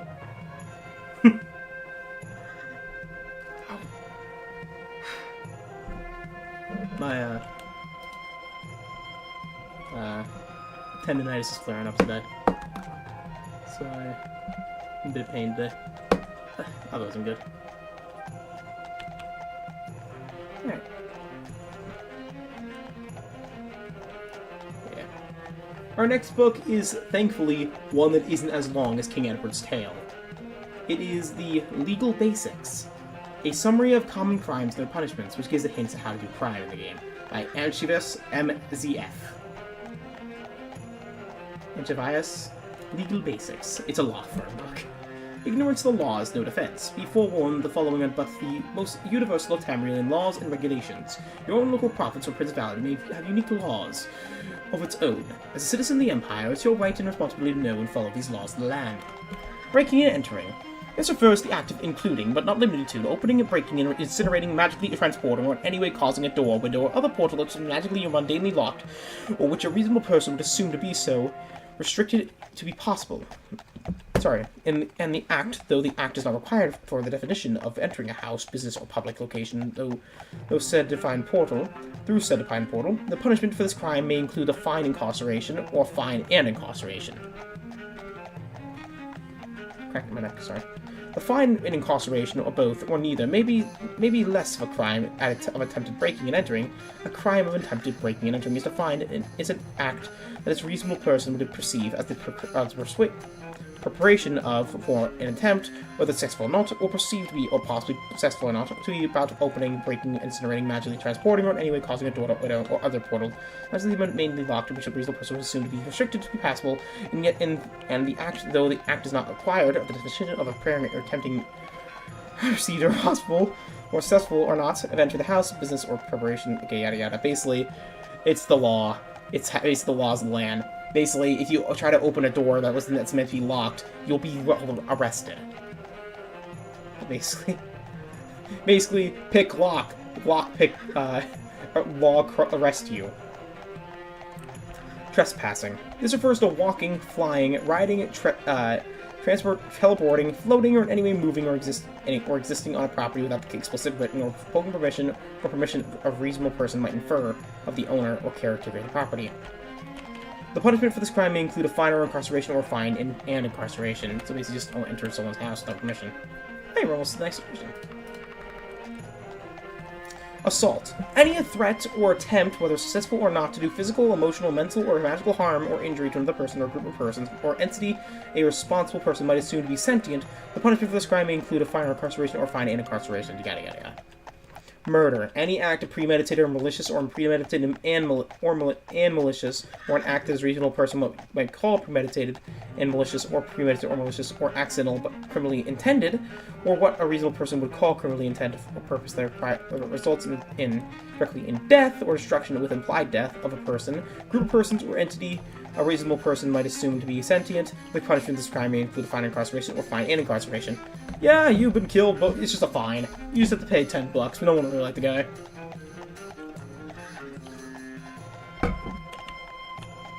We'll decide if you pay us $10. Oh, by the way, Marie, if you're still in the chat, the reason we're going straight east is, again, we're going to basically sail across over to here while we're reading, for the fun of it, because we actually started in Toulon here at this little village here, in Midmont.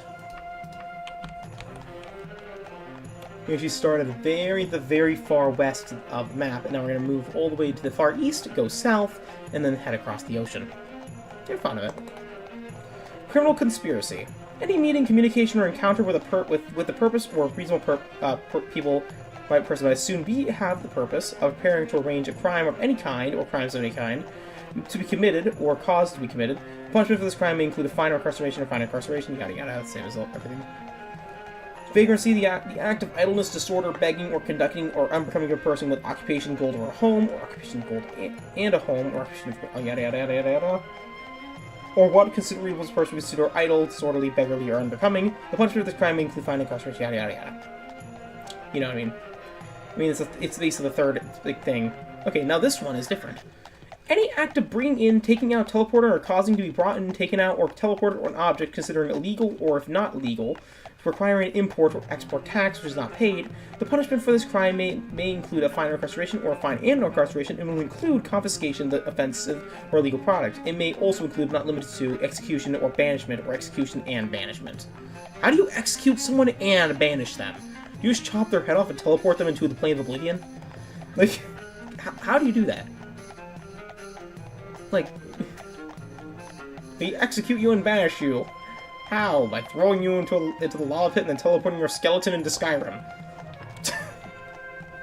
I give you the scroll of Icarian flight and kick you to the moon. We brought you here today to have this person jump to Skyrim from Morrowind. Anyways, high treason. Any act or against an alleged sovereign, an alleged sovereign or vassal to a liege, resulting in a physical, emotional, mental, or magical harm or injury, is said in said sovereign or liege, the punishment for this crime will be death. Just no other thing, just death. If you hurt a sovereign, you're dead. Pickpocket. Any act of stealing, taking, or without explicit written or verbal permission, an item or items a person, group of persons, or entity or visible person might assume to be sentient has on his, or its, or their own proper person. Punishment for this crime is to find a yada yada yada. Same as every other crime. Theft, or sometimes called larceny. Any act of stealing, taking, or without explicit written or verbal permission, or what a reasonable person would refer as implied permission, or an item, or items from a person, or group of persons, or entity of a reasonable person might assume to be sentient in place of residence, business, person, or other location. Okay. Basically, if you steal something, and the punishment of this crime includes fine or larceny, or basically fine or imprisonment. The usual day-to-day definitions used by legal experts like myself, but both the definitions and punishment may fluctuate wildly according to location and situation. In the Imperial City, legal counsel is available by a person like myself, but the provinces have no such systems in place. Perhaps that will change in time. We can all hope so.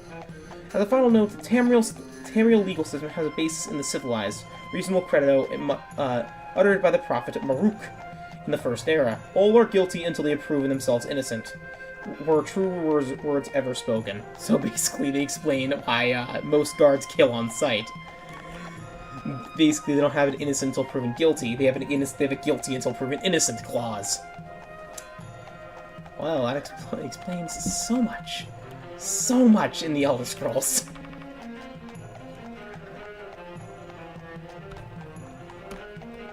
Alright, next up is The Legend of a Lover's Lament. A romantic story by Kroll Balremoval.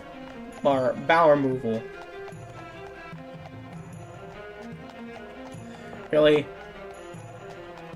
Balremoval. Get it? Because it sounds like bowel removal.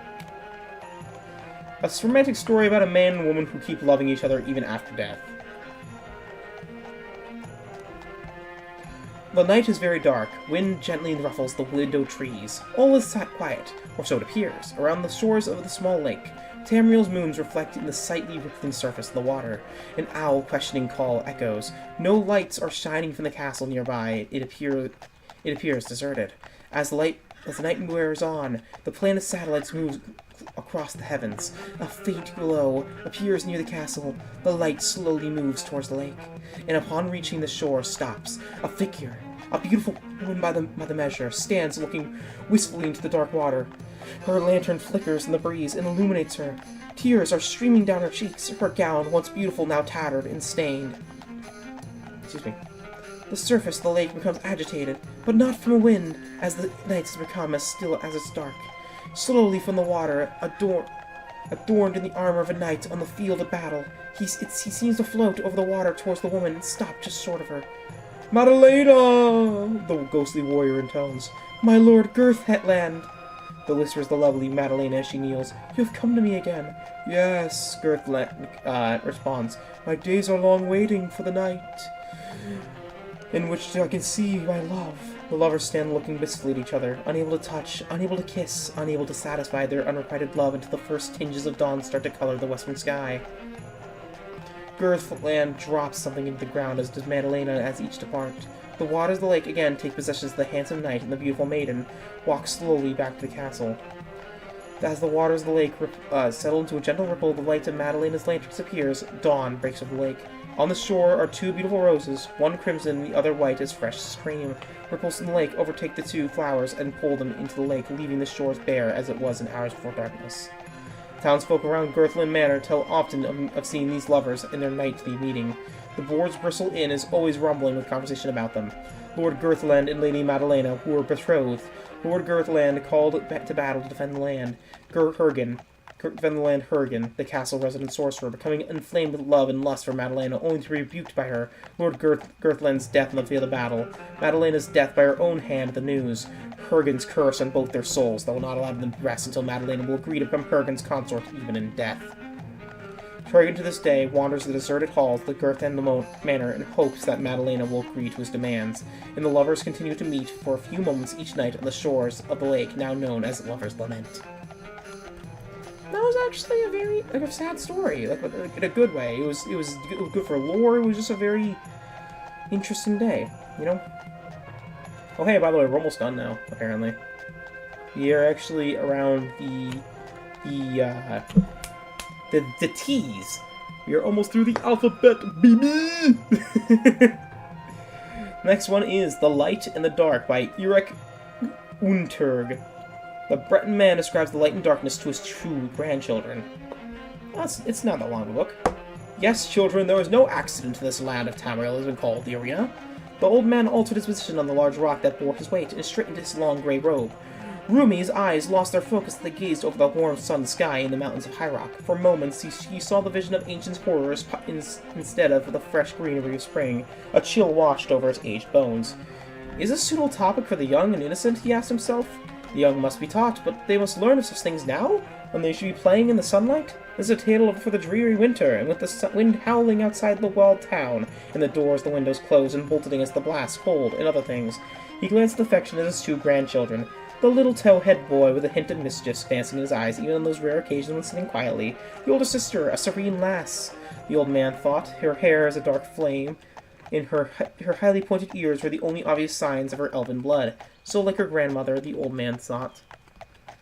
The past is the past, and Ishira had brought them so much peace and happiness after a lifetime of battle. He forced his thoughts back to the present.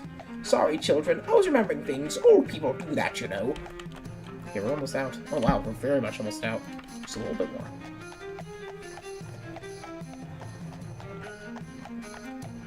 "Are you going to tell us the story of Jagger Thorn and the Emperor and the Eternal Champion?" his grandson asked. "That's my favorite!" Which, by the way, as you know, is the events of the Elder Scrolls 1, which is Arena, which is also done on this channel. Which was a pretty good Let's Play, actually. That's one of the Let's Plays I'm actually pretty proud of.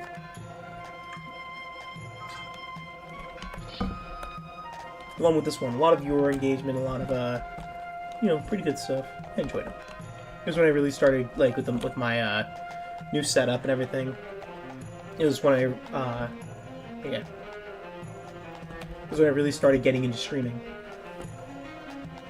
"Not exactly, son. They were part of it, in a way. As are Eirik, and Morlin, and Edward, and Raymond, and many others. Even the gods play a part. This is a far older story, and even the priest won't tell it my way.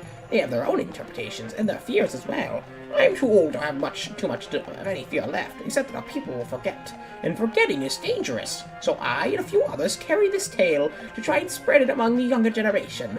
You aren't nearly old enough to understand, but I can feel that my end is not far off. I must ask you to remember anyway. In a few years, perhaps, if I shall live, we can discuss it again. If not, well, you must seek out others who know, and compare notes. You talk as you're gonna die, grandfather, the granddaughter spoke up. That can't happen, you'll live forever. Chuckling. I'm afraid not, dear, but I have a little while left. Enough for the story. Children settled back at the hole of a large oak, knowing the old man could not be hurried. Leaning forward, he began. Long, long ago, before there were any people left at all. Any people at all, even before the gods, Tamriel was chosen as a battleground by two things. It's difficult to find words to fit them well. I could call them the light and the dark.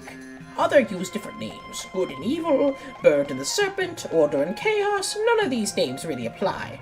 Or as they're called in Elder Scrolls lore, Anu and Padome, or Sithis.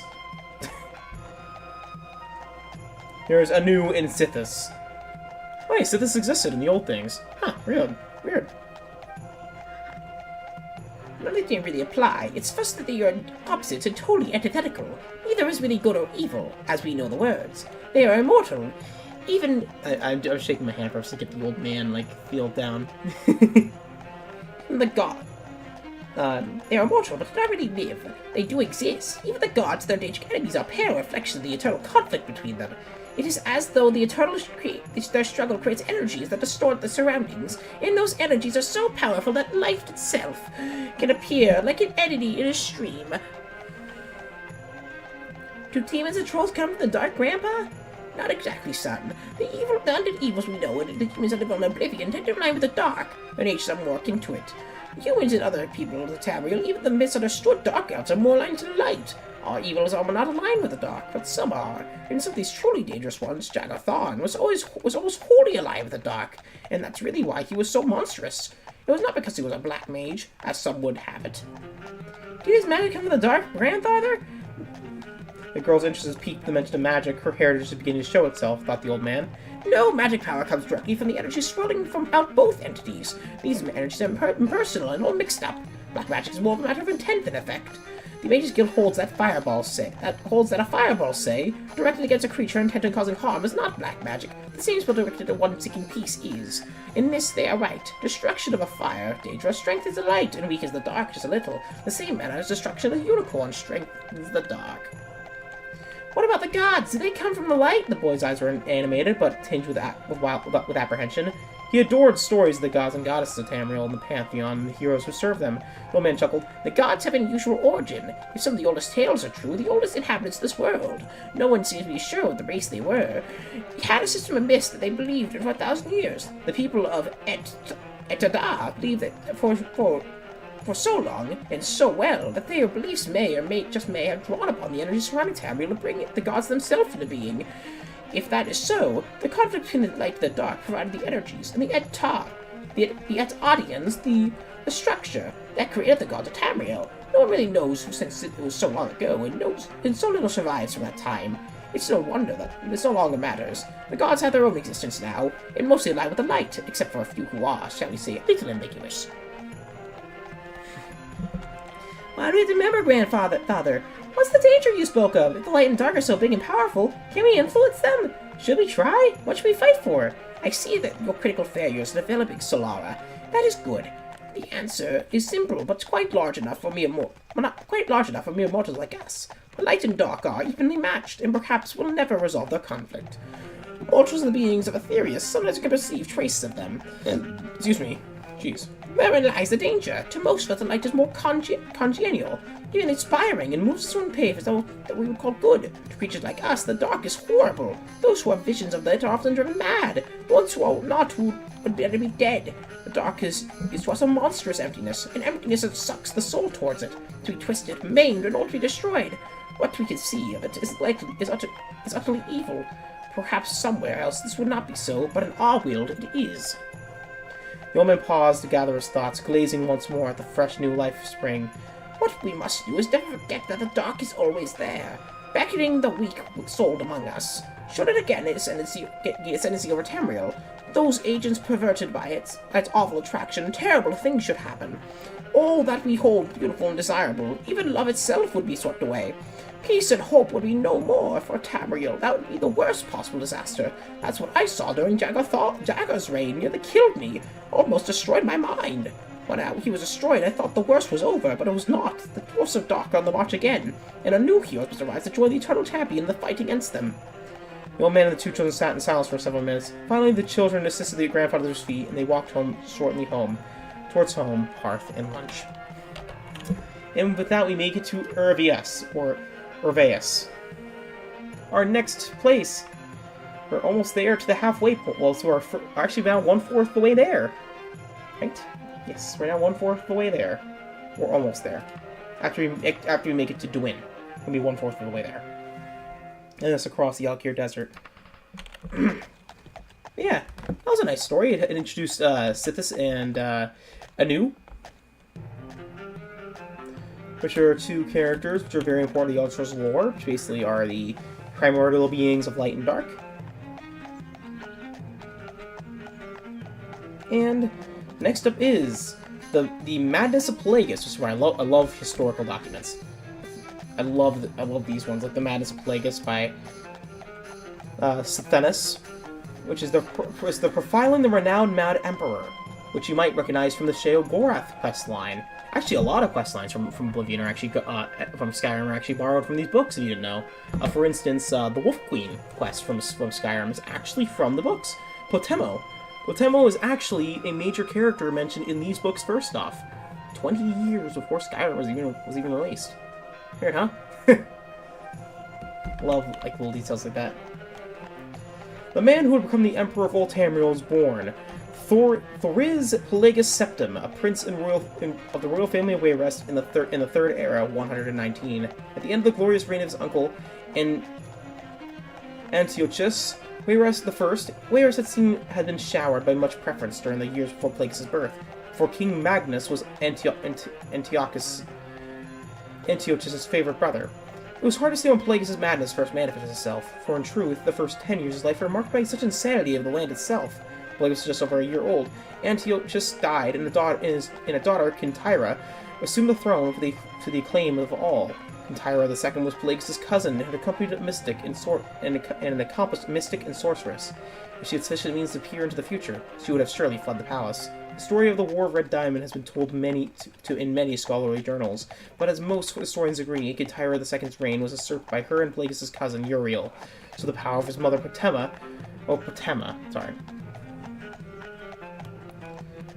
the so-called Wolf Queen of Solitude.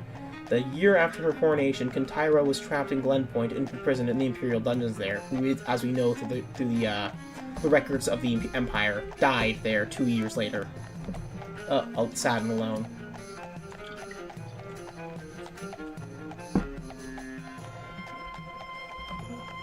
All of Tamriel exploded into warfare as Prince Uriel took the throne as Uriel III, and Hierarch became imprisoned.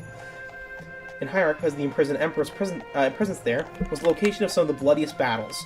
Pelagus' father, King Magnus, allied himself with his brother Sepphoris against the usurper Emperor, and brought the wrath of Uriel III and Queen Potema down to the Wayrest. Pelagus, his brothers and sister, and his mother Uthela, fled to the Isle of Balfiera. Uthela was of the line of Dilrani, and the family manse is still located at the ancient isle to this day.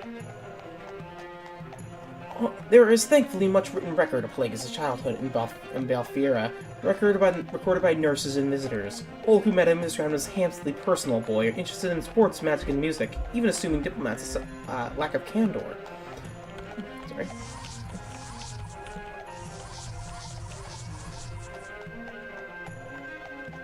Even assuming diplomats lacked candor, Pelagus seemed like, if anything, a blessing to the future of the Septim dynasty. When Pelagus was 8, Sepphoris slew Uriel III at the Battle of Ichadag, and proclaimed himself Emperor Sepphoris I. For the next 10 years of his reign, Sepphoris battled Potema, Pelagus' first battle with the Siege of Solitude, which ended with Potema's death and the final end of the war. In gratitude, Sepphoris placed Pelagus on the throne of Solitude. As King of Solitude, Plagueis' eccentricities of behavior began to be noticeable. As a favorite nephew of the Emperor, few diplomats of Solitude made critical commentary about Plagueis. For the first 2 years of his reign, Plagueis at the very least noted of his alarming shifts in weight. 4 months after taking the throne, a diplomat from Ebonheart called Plagueis a hale and hearty soul with a heart so big it widens his waist. 5 months after that, the visiting princess of First told to her brother that the king gripped my hand and it felt like being clutched by a skeleton. Plagueis is greatly emancipated indeed. Sepphoris never married and died childless 3 years after the Siege of Solitude. As the only surviving sibling, Plagueis' father, Magnus, left the throne of Wayrest and took in residence in the Imperial City as the Emperor Magnus I. Magnus was elderly and Plagueis was his oldest living child, so the attention of the Tamriel focused on Sentinel. By this time, Plagueis' bizarrities were becoming infamous. There are many legends about his acts as the King of Sentinel, but few, documented cases exist. It is known that Plagueis locked the young princes and princesses of Sylvanar in his room with him, only to release them when an unsigned declaration of war was slipped under the door. When he tore off his clothes during a speech he was giving at a local festival, his advisors apparently decided to watch him more carefully. On the orders of Magnus, Plagueis was married to the beautiful heiress of ancient Dark Elf noble family, Kataraya Ratham.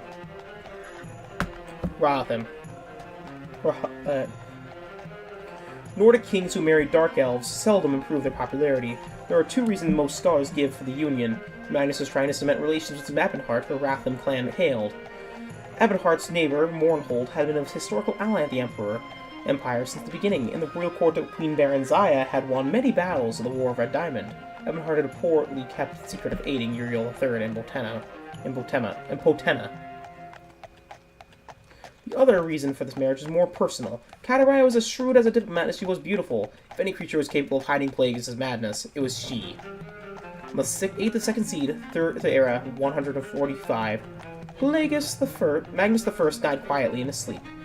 Jolthi, Plagueis' sister, took the throne of Solitude, and Plagueis and Kataraya rode to the Imperial City to be crowned Emperor and Empress of Tamriel.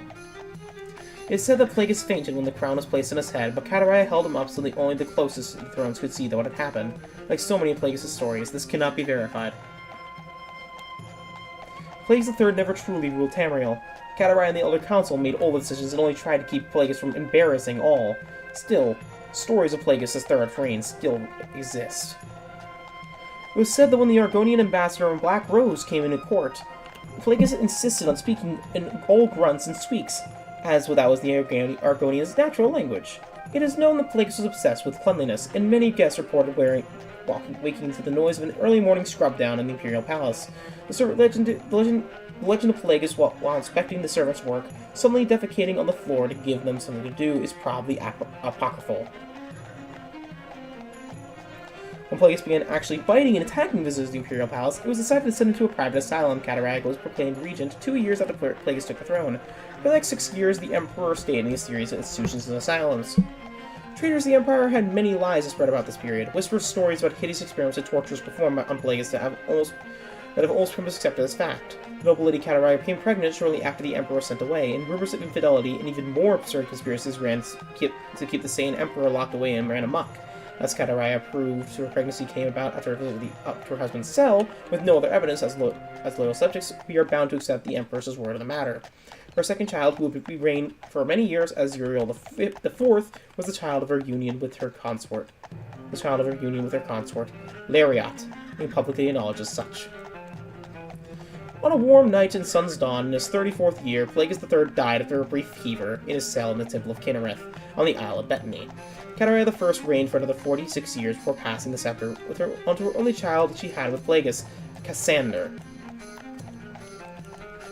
Plagueis' wild behaviors made him perversely dear to the promises of his birth and death. The second of Sun's Dawn, which may be named after the anniversary of his death, records are not very clear, is celebrated at Mad Plagueis, the time when foolishness of all sorts is encouraged, and so, one of the most least desirable emperors in the history of Septim Dynasty become one of the most famous ones. Literally becoming April Fools. And that's the tale of Mad King Plagueis, which would then become, which we know as a soul never really passed on due to Sheol Gorath kind of just kept keeping him around in the palace. Kind of being like, yeah, he's my friend. Anyways, next up is Mara's Tear. Zen. Written by Zen, an origin myth for 2 moons, Mara's Tear and Stendar's Shadow. This is a myth, actually. Because we know the moons are, are parts of Lorcan. So we know that this is actually a creation myth. I think by the Khajiits.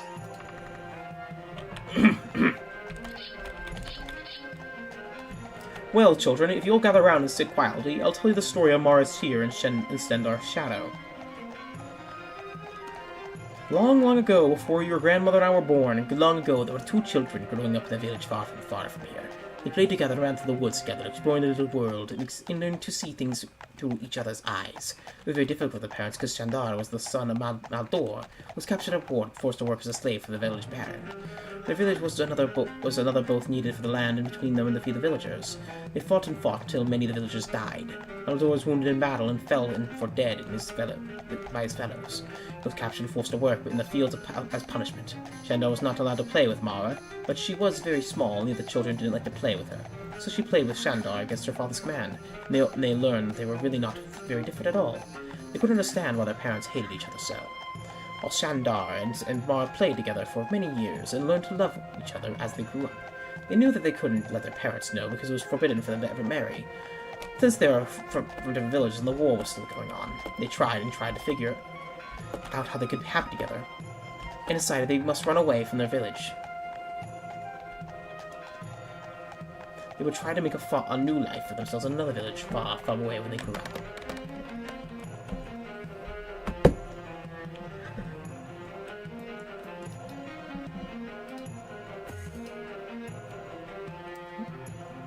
Oh.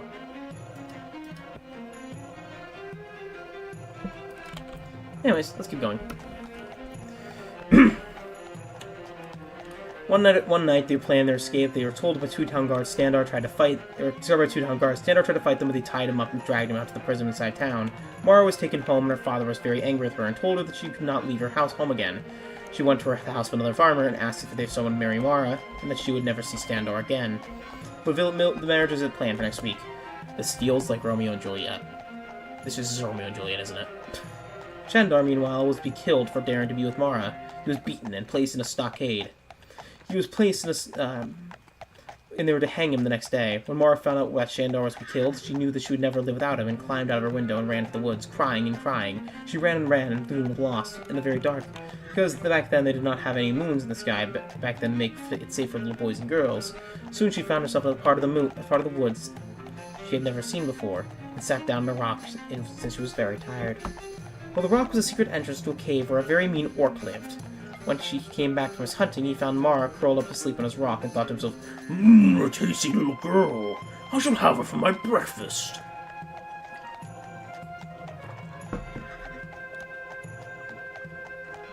He grabbed her and took her into his cave, moving the rock base so that she could not escape. She was sure to die and tried to escape, but the evil orc laughed and laughed at her until she finally gave up. When the villagers found out that Mara had run off, they were very worried. No one knew the woods very well, and they were afraid of the evil orc that lived there. Only Shandar was not afraid, and he begged and begged for the Baron to let him free, that she could go and look for Mara. The Baron finally decided to let Shandar go, for no one else was brave enough to go and rescue Mara. So Shandar was free and set out in the woods to go and rescue her. Shandar searched and searched, but could not find poor Mara. Finally, he sat down on the rock to rest for a moment. He sat down. He noticed a piece of cloth under the rock, and it was a piece of Mara's cloak. He realized that he must be under the rock somehow, and knew the orc had captured her. He pushed and pushed on the rock, and finally he was able to roll to the side. He climbed down into the orc's cave, and it was very dark, and he could not see anything. The evil orc, when he heard his front door moving, hid it in the shadows to see what was coming into his home. When he saw that it was a little man boy, he grinned himself and thought, Now we have lunch too! Then when Shandar came near, the orc grabbed him and began to squeeze the life out of him. Back in the village, the people soon realized they were foolish to let a young man go into the woods by himself. They got all their weapons and set off to find the two lost children. When they finally came upon clear near the nearby orc caves, they saw a strange wondrous sight, a slain orc near the entrance of the cave, and Mara holding the head of a poor Shandar in her lap. Shandar killed the orc, but not before it gave Shandar a mortal wound. Mara's tears flowed freely from her eyes and splashed upon Shandar's face, reflecting the light from the village's torches. Shandar was filled with sorrow at the loss at the thought she had saved Mara, only to lose her because of his own impending death in the battle of the orc. He cried out to Mara's namesake, the goddess of love, to help them. The goddess Mara recognized their true love and wept at their loss. Not having power over death, she could do nothing to save Shandar, but she knew that she could not let their love die. She reached down and from the heavens and picked up Mara and Shandar into her arms and placed them high into the heavens. They could be together for always and provide light in the dark nights to others, that they may be safe from the evils of the world. The villagers were amazed at this sight and vowed to honor the love of Shandar and Mara by learning more about themselves and their neighbors, so the war that had been going on as long as they could remember could end. Shandar sacrificed for the one he loved, showed them that he was worthy of their respect. Just how? What time is it? Okay, almost midday. And those who from his village were as proud and worthy as themselves, and that's why, children, every night we can see Mara's Kir and Shandar's shadow spending their lives together high in the heavens, lighting the way for all the little boys and girls like you. That was a sweet story.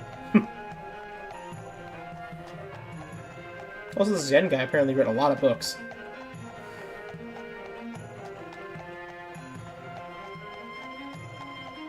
A lot of books. He's like a big war master.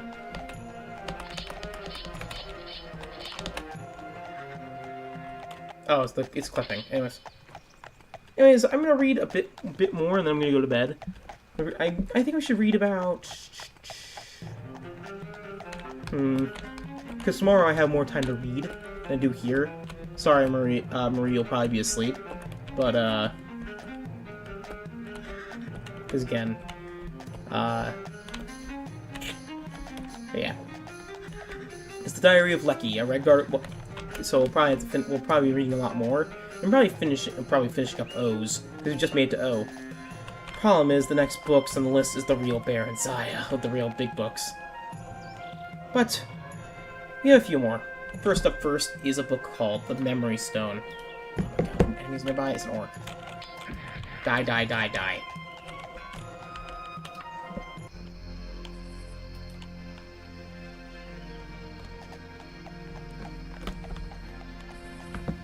Memory Stone by Makella Lecky. Diary of Makella Lecky, a Redguard warrior and master of Ansei.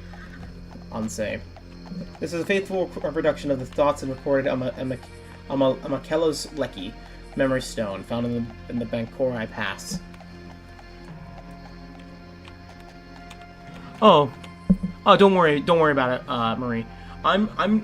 I'm just gonna basically read into, because basically over where I am, it's right now 12:47. I'm gonna basically finish up the next. Let's do 4 more books and I'll be done. But yeah, don't worry about it, Marie, at all. I understand. Work comes first, you know. Work comes first. Yes. But yeah, I'm glad that you're joining this in. But yeah, I'll probably be doing more tomorrow evening, and then maybe doing some streaming at night when I get back at 10. Well, over here, for you, probably around the morning. But yeah. I'll be doing some more reading by then. Anyways, 4 more books. So, this is a 5th. Okay, we already got that. But I found in Bankorai Pass. In the years of the reckoning, the first era in 973, 7 years before the fall of Orsinium, due to the combined efforts of the armies of Daggerfall, Sentinel, and the Order of Daigana. But yeah, almost all of this almost all of this is in the first person, as Makella was unfamiliar with the protocols and scholarly formalities of recording herself in a memory stone. Nonetheless, her heroism and heroic deeds live on. Her memory is fresh in the stone for all to feel and hear. I wonder if this will really work. The Mages Guild took me for 25,000 gold crowns if it doesn't. Imagine. The stone will record my thoughts. What did they say? Just unwrap it from the silver foil and leather bag, and as soon as it touches my flesh, it'll begin to record? Ah, the pain. Ah, the pain! It must block it out. I don't want to hold onto my stone and hear my thoughts if I let it record my pain. Thank the Evan Arm in the training I received. The Hall of Virtues of War. I can block out this pain. There, it's walled off. Yes, I can still see it. Just beyond my consciousness, lurking like a hungry wolf. A wolf that will soon consume me. I see also my inevitable death from these damned wounds. No potions left. The healing crystal in my rings are used up, and me with not even magic enough to light a candle. Oh, but the gods did give me the other gifts. The gifts of sword singing, the thrills of battle, friend our hunding, book of circles, the way of the sword. But but then that's my story. Then that is my story. I get ahead of myself.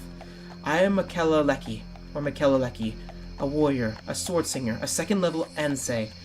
In my cradle, I could form the Shahai, the spirit sword, the mystical blade. Mine formed the pure thoughts serpents intertwined with the vines of roses to form a blade as beautiful as... but I'm about to tell you all about that. To tell you my story, a story of valiant battle, of my loves, of my wars, of betrayal. And this is my last glorious victory. And of this last glorious victory. To tell you how I came to this distant, lonely past me and 5 companions, to fight these men and monsters, to defeat the armies that would befall my people like cowards in the night. But again, I get ahead of myself. I am a simple warrior. I grew up as a maid of the Spirit Blade. As early as I can remember, I wanted to be a singer. I felt the need, the hunger of my blade in my hands, to feel it come alive and take my enemies. I am told our people were artisans and poets long ago, in our desert homes. Excuse me. Here in our new home now known as Hammerfell, many of us have returned to those ancient ways, but to me, there is one way, the way of the sword. This is hardly to tell. I grew up in my noble family. This is hard to tell. I grew up in my noble family, the only one of my 3 brothers and 2 sisters that felt the calling, the song of the sword. Father understood, for he too had felt the call. He had become a master in Ansei before settling down with our estate to raise a family. At 11, I entered the hall of the virtues of war and joined the maidens of the spirit sword. In my band there were 6 of us: Daring Julia, Solid Patia, Big Kati, Svelte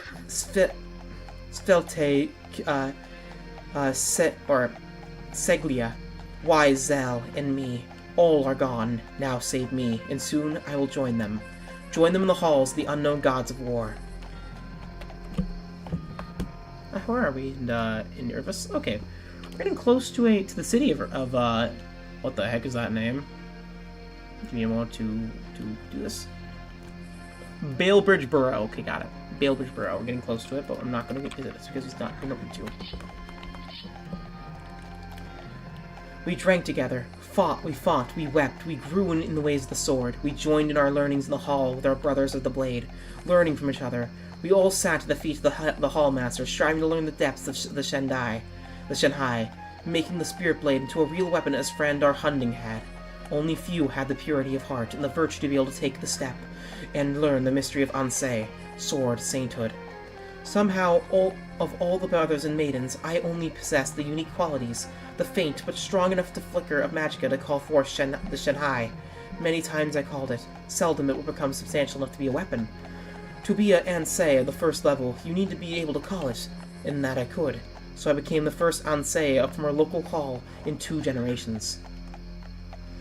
Oh, I have so much to tell, so many memories, so many treasures to share with you, my unknown companion. How do I start? The pain is still out there lurking hungry, slowly consuming what's left of me. I guess I better tell the final battle, the one that had left me here. And then I have the will left to tell you of my life. Oh, my love, Ralphie. Oh, what a lad he was. The times we shared. Abbot Arm, forgive me. My mind wanders. Let me go to the final battle.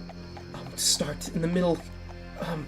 Yes. We maidens grew, learned, mastered the way, and upon completing the walkabout, to you who are not singers, this is a wilderness trek, emulating the times of friend our Hunding, where we would wander the countryside righting wrongs, defeating monsters, reforming press in the name of virtue.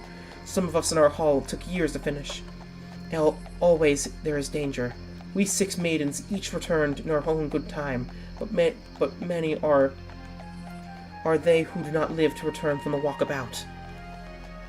We returned each to our own lives, to meet in the hall once a week, to tell stories to the new maidens and brothers, and to perform as instructors in the way of the sword. All was well to the night of the mid-year festival. All our people were reveling in excuse, enjoying the repast. But for we 6 maidens, it happened that the festival fell on our day of meeting in the hall, our day of prayer and fasting in honor of the way of the sword. As we met late in the night, a knocking rang at our door. When I opened it, a guardian of the bank Ori Pass in the Walfgarian Mountains, wounded and near death. He told us of a betrayal from the north, an invasion sponsored by the Crystal Tower of High Rock, led by King Jolie of Daggerfall, our ally in the War of the Orsinium. Quickly we used a crystal of healing and restoring him to vitality. We sent him onto the king, while we grabbed our weapons and armor of power, and many potion marks and crystals, in rings as we could carry. We flew to the paths, hoping we could not be too late. Our journey was not in vain, for we arrived at the very point where the last 3 guardians were overwhelmed by the horde. Into the pass we ran, forming the old battle line, 6 abreast. Oh, we fight! The song of the sword was a joyous noise, slicing through the ranks of evil. We fought for hours. Julia was the first to fall, a coward, the poisoned dagger finding a rent in her armor. Then one by one we all fell, save me. Oh, cruel Ebenarm. Then, my beloved sword, the sword of my father, the one with the serpent's crest, fashioned by a master swordsmith, singer Tansal, broke in my hands. All was lost, our 6 lives spent in vain. Now many of them would report the pass. I would be easy prey for them, like a newborn child. I wept in frustration. Then I remembered the hearth in our home, the book, Friend R. Hunding's Book of Circles, the Way of Strategy, the war. I reached for the Shen hat. Oh, thank you, Marie, for subbing to the channel. Genuinely. I'm really thank you. Just say I hope that you're able to join for many streams to come. Even if they're not Elder Scrolls content, you know?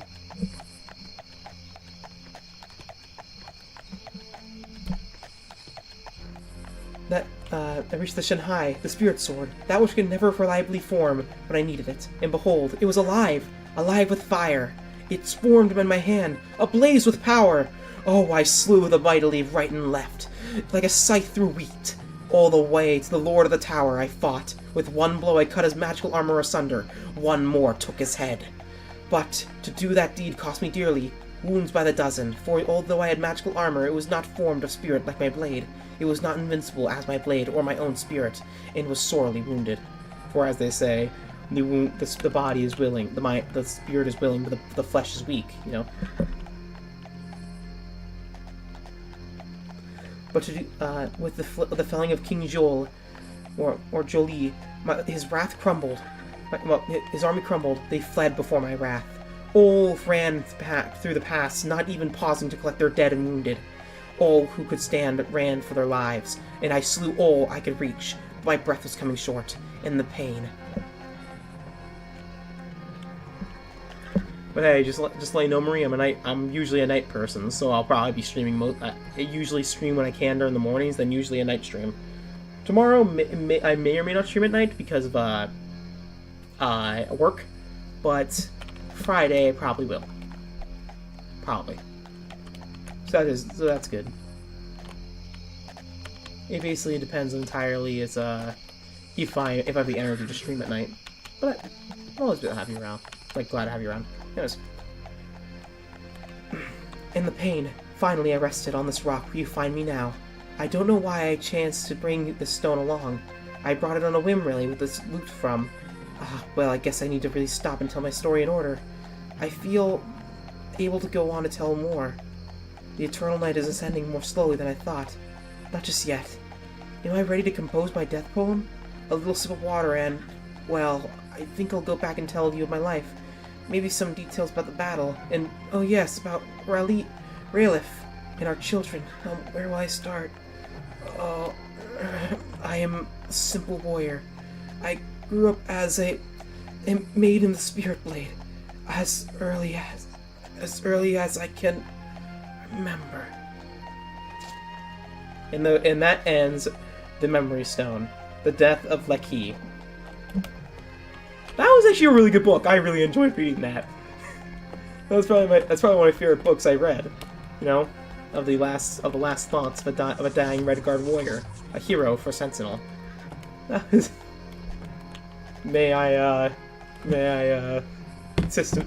pretending my character's actually reading these books as he's going along, using a light spell.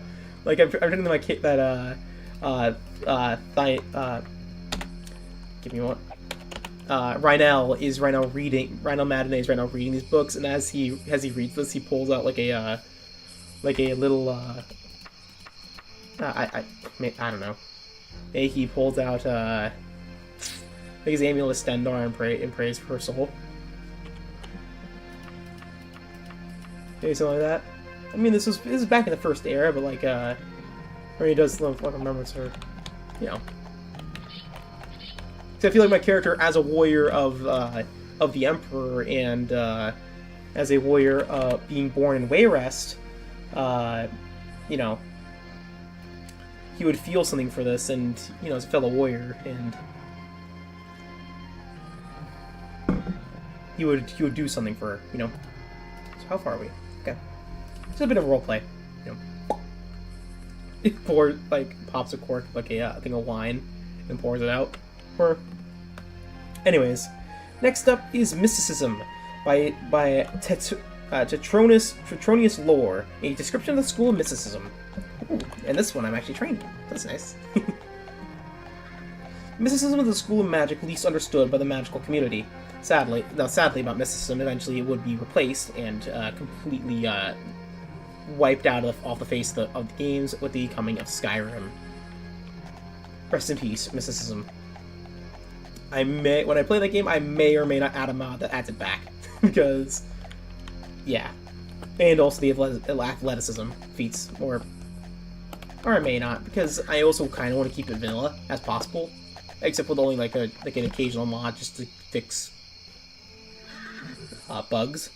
But that's it. But anyways, this most difficult to explain to novice mages. The spells usually effects commonly ascribed to the school of mysticism are widely disparate as disparate as soul trap, the creation of a cell for a victim's spirit after death, to silence, the extinction of sound. But these effects are simply that, effects. The sorcery behind them is veiled in mystery that may go back to the oldest civilizations of Tamriel and beyond. The Sigix in the Order of Artaeum's term for the mysticism is the Old Way. The phrase has become bogged in semantic quagmire, because the Old Way also refers to the religion and customs of the Sigix which may or may not be a part of the magics of mysticism. There are few mages who devote their lives to the study of mysticism. The other schools are far more predictable and fathomable. Mysticism seems to derive its power from the conundrums and paradoxes, the act of experimentation, no matter how objective implemented, I can influence the magica of its existence. Thus, mystic mage must regulate himself to finding consistent patterns in an imbroglio of energy. In the time it takes him to find a source with a consistent trigger and result, his peers researching the other schools who may have researched and documented dozens of new spells and effects. The mystic mage is a patient and uncompetitive scholar. For centuries, mostly during the First Era, scholarly journals publishes theory after theory about the aspects and traditions of magica that we call mysticism. In the tradition of the Mages Guild to find answers to all things, respected researchers have suggested the energy source as coming from Aetherius or the Daedra themselves to explain the seemingly... Okay.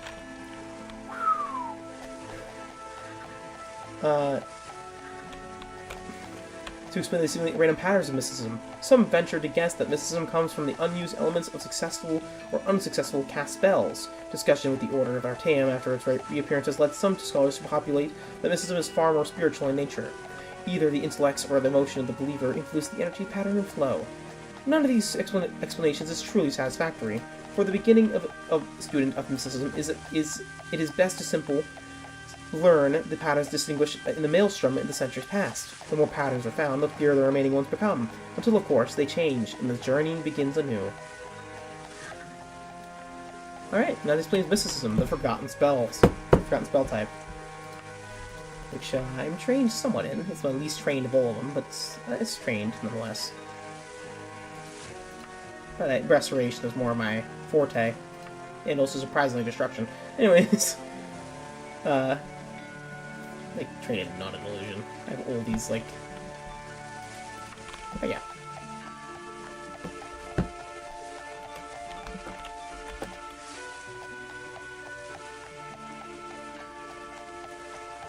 But yeah. Alright, the next book I will read of the last few... And you know what, I'll just continue until 2 o'clock. You know what, I'll continue until 2. You got an extra hour. We got an extra hour. I'm not that tired. And I don't work until late night, 6 at 6 o'clock, so yeah. Notes for Redguard history: an unmailed letter from the publisher to its author to his publisher by Destry Millard. Maybe I'll keep going until we reach the real Baron's Eye. With that one, I'll have to drink.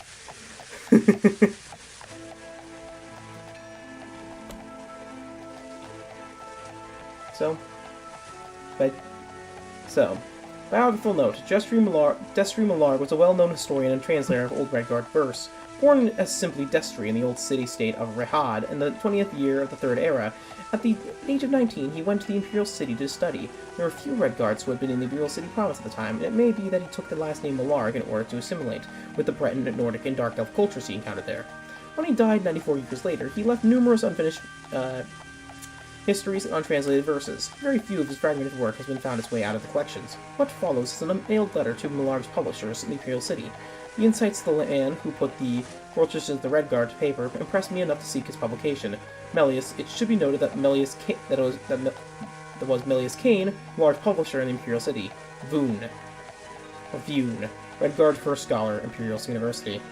Melius. This is the outline of my final chapter for the series The Hammerfell Heroes. I condensed Dendel's storytelling. I have my notes, but the story gets long with all the quotes. She puts in a lot of dialogue in her stories. I'm amazed that such an old story about the 5 swords keeps cropping up. It's 1,000 years since Hellian's time, yet people continue to believe in her stories. The wagon master sat with me after listening to her story and smoked a pipe with me in discussion of her story. He said that his storyteller used to say that one of the 5 swords gathered in the closing of the Goblin Gate, and yet is hidden here in Hammerfell. It was the least of the 5, but the story has it that it exceeds, and modern blade magical or ebony or several orders of magnitude. There's a skip in the words there. I don't know what word that was there. Of course, I take this with a grain of salt, since a ebony weapon is unparalleled in its keen cutting ability and personality. Personally, I can't imagine anyone a weapon doing more damage than a claymore, a firestorm, or a saber of lifesteal. Dendel believes that out in the countryside outside of Skaven, in one of the halls of virtues of war, there are people who follow the old way and can form a Shendai or spirit sword. I think you can form a Shendai inside of Redguard, right? It's I think. I remember looking at the items and seeing that one was a spirit sword. So I wonder if one of them is actually that they actually cover the Shendai lore there, or the Shenhai. In collecting these stories, I once thought that seeing the Shenhai being formed by an old hallmaster. The thing, if it was a spirit sword, it was so faint that the sword shape was questionable. I don't want to insult the old man, so I came to saw it too. But if that was Shenhai, I can't imagine it possibly being used as a real weapon. Here's my outline of the new story. At the time of the story, Hammerfell is truly occupied by Redguards. All the old cities of the dwarves but one, the ghost city of Dwarfholm, is now cities of today's modern Hammerfell. A second invasion of the giant goblin comes. Hammerfell is unprepared, except for the few faithful followers of all the youths in the halls of virtue. Halin, being one of the only Ansei, rallies the armies of Hammerfell. After defeat, he brings back the old way of telling each word to read the Book of Circles. The army fights the goblins to a standstill, but things look bleak. Just as Divad's song, somehow the goblins keep getting resupplied both by armies and troops. Eventually the army of Hammerfell will lose. The old master of Halin's Hall of Virtues of War has an ancient copy of Divad's will and testament. It reads to Halin. It tells him that the 5 swords are not lost, just hidden and well guarded in 5 caves. Each cave is home to a Master Guardian, one of the old blind Ansei, and also a maze. According to the will, Derek must, along with the virtuous companion of Pure Heart, enter the cave, defeat the Ansei Master, and retrieve their sword. Dendel went to great detail here. It seems that the Master had an outstanding trait. One, Cataris, possessed feline grace and had become cat-like. Another, who had an icy calm, was something like an ice golem. On each blade is inscribed part of an intricate message. And how to use the sword, the power of the swords combined. Derek scours the rural halls for brothers and the bladed maidens of the spirit sword to accompany them in his quests. He finally, one by one, finds companions and wins each sword.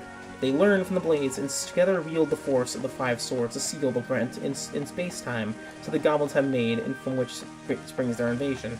Halin's companions avoid blinding by the magic sword by hurling the swords together into the void and stealing for the giant goblins in the void between their worlds and ours. The land was saved, and Halin and his companions, 2 men and 3 women, became the Ansei and restored the teaching of Frandar Hunding to Hammerfell. That is the story in brief. I welcome any commenters from you or one of the other editors. One other concern of mine. I understand that you are considering using the better-known writer, Athula Apka, or Casimir Priestum to write stories I've researched. I can understand that a better-known writer may mean that a few more copies of the books will be sold, but that should not be your only concern. Apka and Priestrum, while fine writers and poets, will need to be lectured on the true history of the Redguard. Even if you are willing to pay me to do that, you will have to acknowledge that the books will take longer to write than if you just allow me to do it. Just something to consider when you make the decision. Hope this letter finds you, your consort, and children to be in good health and humor. Yours faithfully, Destry Millarg. So ends another book. Where are we currently inside of Daggerfall? Checking? Okay, we're actually about halfway through the Uvarius region. Alright.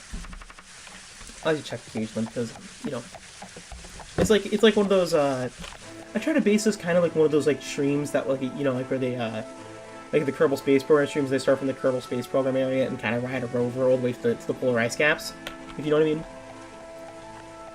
Like to the north, I kind of tried to base it off of this, just see where we are on the map. Look at the reading the books and all moving in a straight line and going to one area to the other.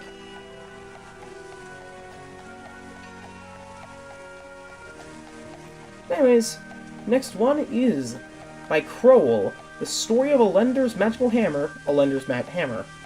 The two children, Frodwig and his younger sister Sylvanda, have been exploring all the morning. The noon sun was directly overhead and everything was warm and bright. Thus, the blank had left the Redguard village, Granista, early that morning for a day in the wilderness, a picnic, and a stern warning from their father to be home before dark. They crossed a huge field that was bare, save a single rose bush right in the middle. The little girl asked Frodwig about it. Well, he said, according to his father's great battle that was fought in this place many years ago, the battle was visited by the god of all warriors, Raymond Ebenarm. Wait, this is mentioned in another book, Ebenarm, who caused the leaders to end the battle and return to their homes. It said that the rose bush rose that he stood that day. That's cool. That's actually what's the book The Ebenarm, which only appeared in this game and then was forgotten about because Ebenarm does not appear in an Elder Scrolls game. Except maybe Skyrim. It's actually widely considered and thought about that Ebenarm is actually the Ebony Warrior, or at least an aspect of him. So. Oh, how exciting! Giggled Sylvanda. Both children continued their trek approaching some woods. As they entered the forest, the air became very cool, and a deep quiet seemed to envelop them. What is that? Sylvanda pointed to a large hole in the ground from which protruded a long, thick pole. Around the whole thorny plants had grown into an impenetrable wall. I don't know, said Frodwig, but let's see if we can get a closer look. Stop! They did. Looking behind the hole, the children saw an elderly Redguard of many years. His gray beard, scraggly hair, and stooped shoulders certainly did not support the authoritarian command he gave. Well, the children stopped just the same as he approached. Who are you? Stammered Frodwig as Sylvanda carefully tucked herself behind him. My name is Honig Grovinger, and I live in these woods. Why can't we expand your own home, Master Grovinger? Said Frodwig. Because my dear children watch it, and it is what it holds are what it holds are cursed. Now, just who are you? He stuttered, mimicking. Who are you? He stuttered, mimicking Frodwig. Finally, regaining his posture, Frodwig said, I am Frodwig Ajmer of the village of Granista. This is my sister Sylvanda. We are on an outing. Can you tell us about this mysterious hole? Well, the old man said as he slowly settled to the ground, why don't you sit there with me for a while, and I'll tell you about the Olander's hammer, that handle of the famed weapon sticking out of yonder chasm. With this, the children also settled in the sitting position in front of the old Redguard Ranger. Grovinger began. Many years ago, there was a large battle set in this very field. Oh, yes and no, said Sylvanda, interrupting the old man. It was the end of the warrior god Ebenarm, and the magic rose bushes grows here where he stood that day, she continued impressively. The old man sternly cleared his throat, causing the little girl again to shrink behind her brother. Now, if I may continue without interruption. On that day, the battle ended. A young Redguard soldier stopped in the spot as he was leaving to go home. He carried the equipment he had used in the field, which included his marvelously fashioned warhammer that had been given to him by his father. It was beautifully made, and unknown to the young warrior carried an enchantment that protected him through the vicious battle that just ended. This young man, Olander by name, rested at this very tree. Suddenly he was confronted by a wizard dressed in all black from head to toe. Without so much as how do you do, the wizard demanded Olander give him his hammer. Still flustered in the battle, the young man just looked at the dark man and laughed. The wizard, shaking with rage, raised his hand to cast a horrible spell against the soldier. Now the young man was quicker. The huge hammer whistled through the air, smiting the wizard a mortal blow just as the spell left his fingers. There's a loud explosion. You just hear the old man. He's oppressed. A grin continued. Clouds of dust and smoke covered the forest clearing, and the air settled. Yon hole was there, and the handle protruding from it. Olander the wizard had vanished. The thorny vines you see grew up immediately on the hole, and this day no one has been able to approach it enough to remove the marvelous weapon. Many have tried, and all have failed. It says you can only take it. It said that only someone of tremendous merit can take it. All of a sudden, both children in unison stood and shouted, "Oh, look, how the day is gone! Let's go! We're late getting home. Our father will be most unhappy with us." As they leave, Frodwick said to the old man, "Thank you, Master Grovinger, for telling us about Olander's hammer. You know, it makes me come back one day to try and retrieve it." As it disappeared from his view, the old man said to himself, "Ah, yes, Frodwick Amur, you might just do that." Oh, he was Ebenarm. That was Ebenarm talking. And it was probably seeing the future of the kid, probably because of Great Warrior. Wait, no, yeah, he does become a Great Warrior, doesn't he? Like because I remember the Ajamur sounds very familiar. Very important, remember? Wait. Isn't that the name of the main character of Redguard? Like Cyrus's father or something like that? Or Cyrus's last name? Or is it like one of the last names of a royal? Anyways. Next one is the book called Of Jeffrey. By Anonymous, the musing of the nature of the god Jeffrey. If you're wondering if he's able to pronounce his name right, well, see for yourself.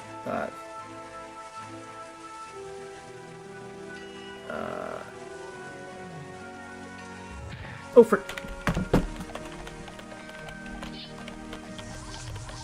Who is it? Who shot me? Who the frick shot me? Who shot your storyteller? I'm just trying to read books. I stopped for a moment to freaking read. What the heck are you doing? Get over here, Where are you? Where are you? Ah! I don't really care. I'm just gonna leave my own. So long!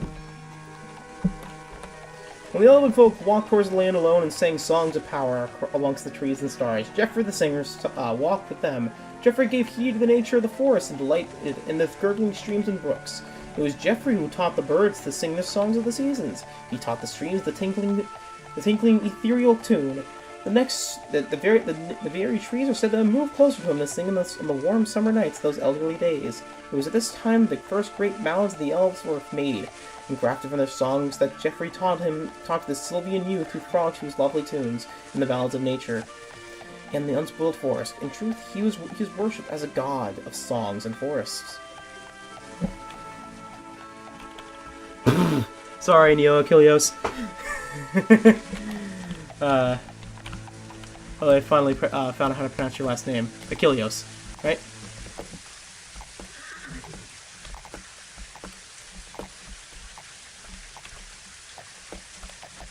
But yeah, I walked past him twice. Sorry about that. But right now, as you joined, we are doing. I think I talked about this a while ago about me doing reading all the books of Daggerfall. I am currently made it to the O's. There's a lot of books. I'm planning on stopping around the time either when it reaches 2 o'clock or when we reach the real Baron Zaya. Whichever one comes first.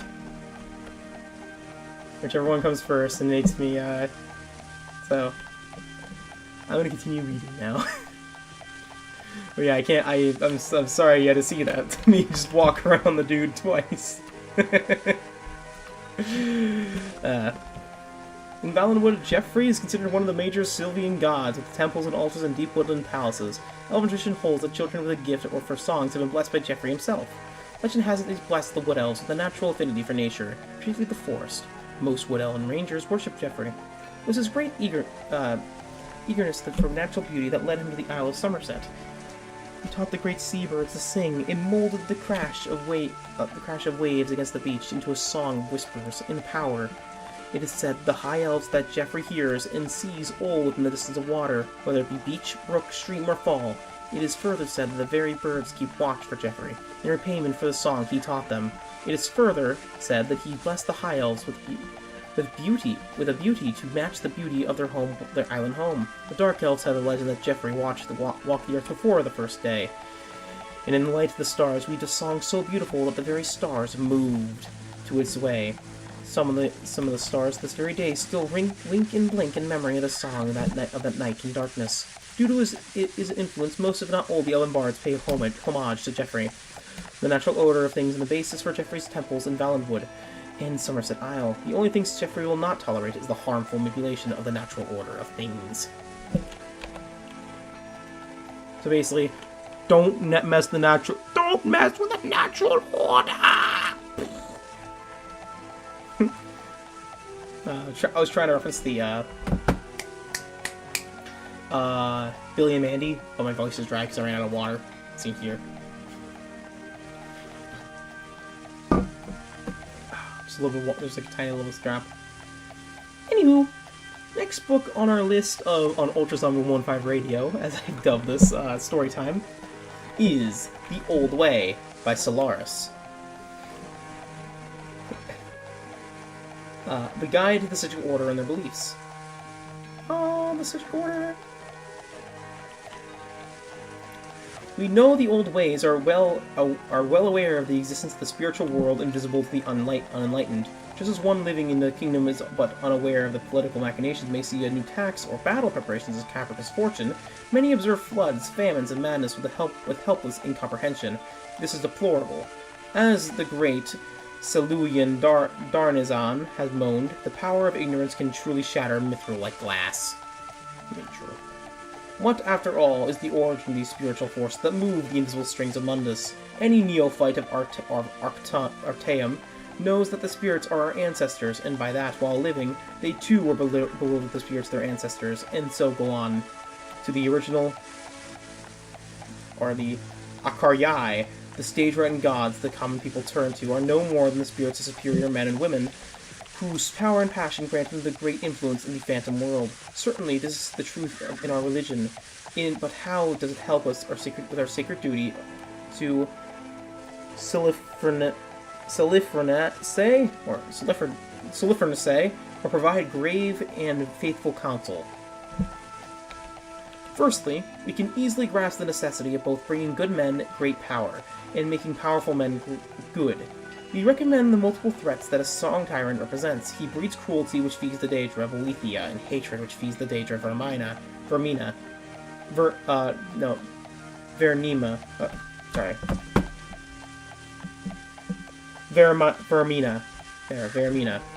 Sorry. Blah. If she should die performing a particularly malevolent act, he may go to rule in oblivion. Worst of all, he inspires other villains to power and other rulers to villainy. Knowing this, we have to develop patience in our dealings with such despots. They should be crippled, humiliated, impoverished, imprisoned. Other counselors that we may advocate assassination or warfare, which, aside from its spiritual significance, is expensive, electric, light and likely to cause at least as much pain to innocents as the brutish dictator was inflicting. No, we are intelligent gatherers, dignified diplomats, not revolutionaries. So did the Jedi say before episode 2. We are keepers of the peace, not soldiers. Meanwhile, in the Clone Wars, war crimes! Don't mind if I use flamethrowers. How, then, are the counselors faithful? We are faithful only to the old way. It is essential always to remember the spiritual world is watching our world, performing the rites of Mwita of the second of Heartfire, and the Viglid of the first or second seed are essential means to empowering the saltuary ghosts and deliberating the unclean spirits. How, then, are we faithful to those who counsel into the Isle of Artaeum? Perhaps the age of Taheridae said it best. In Mundus, conflict disparity is what brings change, and change is most sacred of all the 11 forces. Change is the force without focus or origin. It is the duty of the disciplined Psijics, enlightened ones, to dilute change where it brings greed, gluttony, sloth, ignorance, prejudice, cruelty. To Heredae, this the 111 profligates, or protolitaries, poligitary, whatever it is. Basically, 111 rules, or things to stop, and to encourage change where it brings excellence, beauty, happiness, and enlightenment. As such, the faithful council has but one master, his mind. If a man of the Psijic council acts wickedly and brings Oinginther, bad change, and will not be counsel, it is the Psijic's duty to counterbalance the Oinginther by any means necessary. A student of the old way may indeed vassal himself to a lord, but it is a risky relationship. Should the lord refuse wise counsel and order the Psijics to use the Heredae use Heredae's outmoded word to perform an act contrary to the teaching of the old ways, there are very few options available. The Psijic may abandon his lord, which will bring shame on him in the Isle of Artaeum, and so may never be allowed home again. The Psijic may also kill himself. Okay then.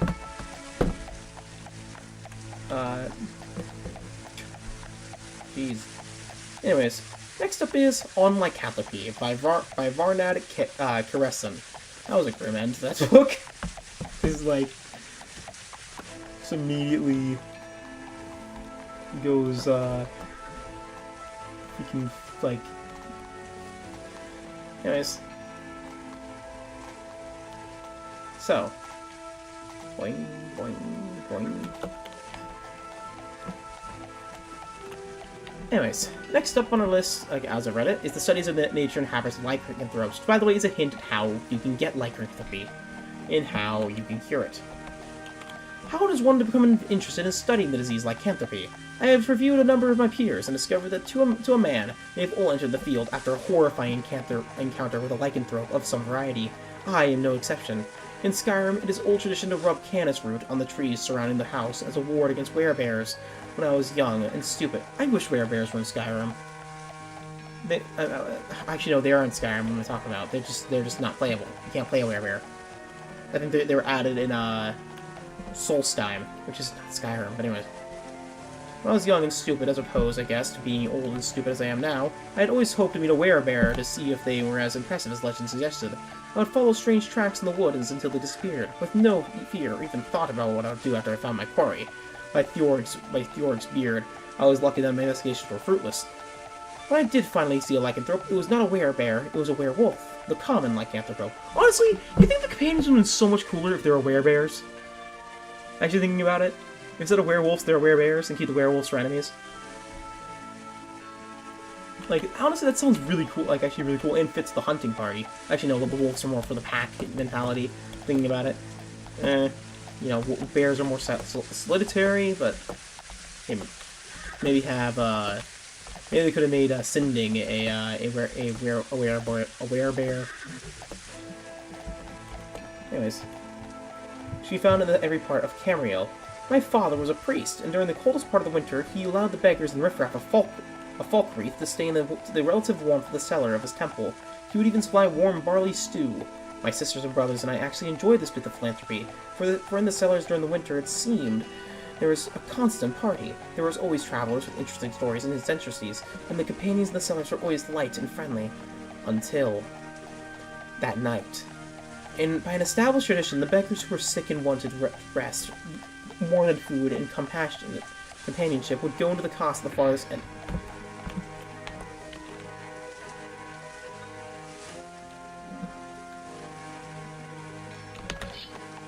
You.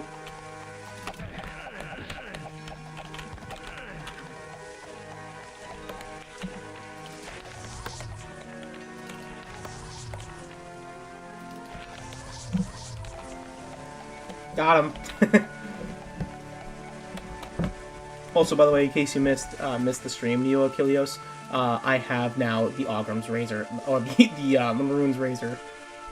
I have every Daedric artifact, and I have almost full set of Daedric armor. And, I I'm not wearing armor anymore, because I just thought it would be cool to just deck my character out in regular clothes. I mean, there's not gonna be like a dangerous sort of spawn in the wilderness that's gonna kill me. Who dares disturb my reading? And then immediately dies in one hit due to being stabbed. You need to look how fast I can swing this thing.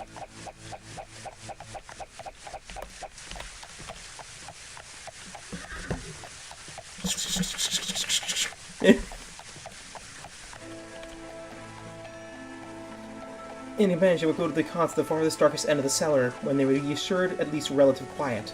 We were enjoying a song, and my sister, Gethessa, was dancing to the amusement of all. The song ended, but a chorus continued in the darkness at the far end of the cellar. As drunk and incomprehensible as most of the carolers were, it took a minute for us to realize that the sounds we were hearing was not singing, but screaming. No one was too concerned, for some of the old tramps often suffered from vivid nightmares. Nevertheless, one of my father's priests went to silence the screamer, and the moment he disappeared into the murk, we heard another sound, the snarl of a wolf. And then we heard the priest screaming as the original scream died off. "Werewolf!" cried the old bard who had been leading the song. The cellar exploded into chaos. I was pushed out of the cellar door into the snow, and with my first wave of panic, I could see that some more brave and more drunk hope. I mean, the word they use is kind of is kind of offensive towards homeless people. So, or the more brave, more drunk homeless people were rushing into the darkness to do battle with the lycanthrope. They were all, of course, almost instantly killed. My father, upon hearing this unwelcome visitor, sealed off the entrance after the last survivor of the carnage had left. A seasoned battle mage from the Falkrethian Mage Guild, who owed a father a favor, went into the cellar and slew the beast. Not too tough, he said, as he emerged carrying the carcass with him. Winter must have been tough on him, too. Despite his bold words, the blood on his face and chest did not come with his foe. Only from his foe. Werewolves do not revert to their human forms upon death, despite what legends will tell you. I had the opportunity to look upon the monster's steaming body out in the snow before it was carried away to be burned. The teeth clotted with flesh, and the flesh of the beggars were horrifying, but the claws shocked me even more. I have seen them live. I have seen live lycanthropes battle golems, atronachs, and other beings not harmed by mundane weapons, and conclude that they act as naturally enchanted weapons. Because the lycanthrope is most ubiquitous of lycanthrope, werewolves are most ubiquitous of lycanthropes, the term lycanthropy has been used since the ancient days to describe the disease which transforms men to half-beast, although lycanthrope only strictly should revert to men who change to werewolves. But that is semantics. There are certainly differences between the 7 documented forms of lycanthropy and Tamriel, but more similarities. In Black Marsh and southern Morrowind, where crocodiles walk the swamps. Black Marsh also shares the Imperial Province in the wetter parts of Elsewhere, the vile presence of were-lions. Valenwood's were-vultures are not found in any other province. The were-boar has found both the climates of High Rock and Hammerfell amenable. As I mentioned before, the were-bear is the most common lycanthrope in Skyrim, and... Oh, I understand. My axe is in my wagon.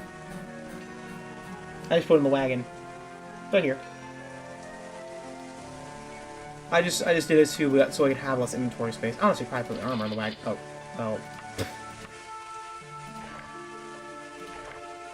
Oh, no, pants.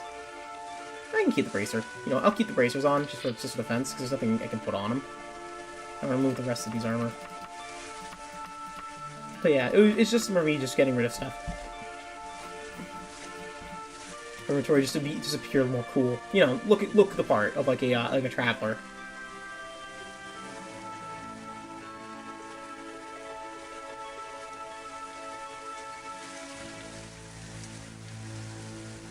Yeah, anamorphism is a good word for it.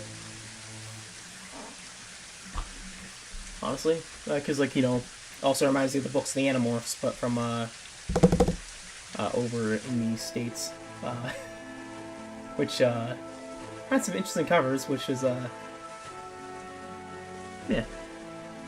Actually, also polymorph works too, because the transformation of into a different creature, like kind of like D&D. True.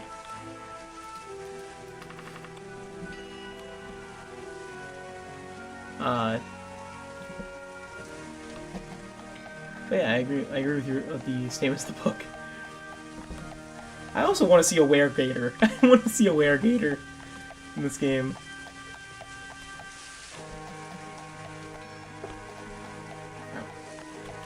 And, as for the werebears are the most common lycanthrope of Skyrim, and as I said, Skyrim should have had werebears instead of werewolves. Literally, they're the most common form of werewolf, a were creature inside of Skyrim, and they're not there! Why aren't the companions werebears? Anyway, you know, the pack mentality. Because bears usually don't hunt in, like, solitary packs, but they can even, like, fit with, like, you know, the council. They usually go by themselves. They usually don't hunt in giant groups. You know? Could have fit, still. You know? Giant den, with Norbasker. Instead of the wolf things, just have them be more bear-based. And bears are pretty fearsome creatures. I'm drinking drops of water within this, but yeah.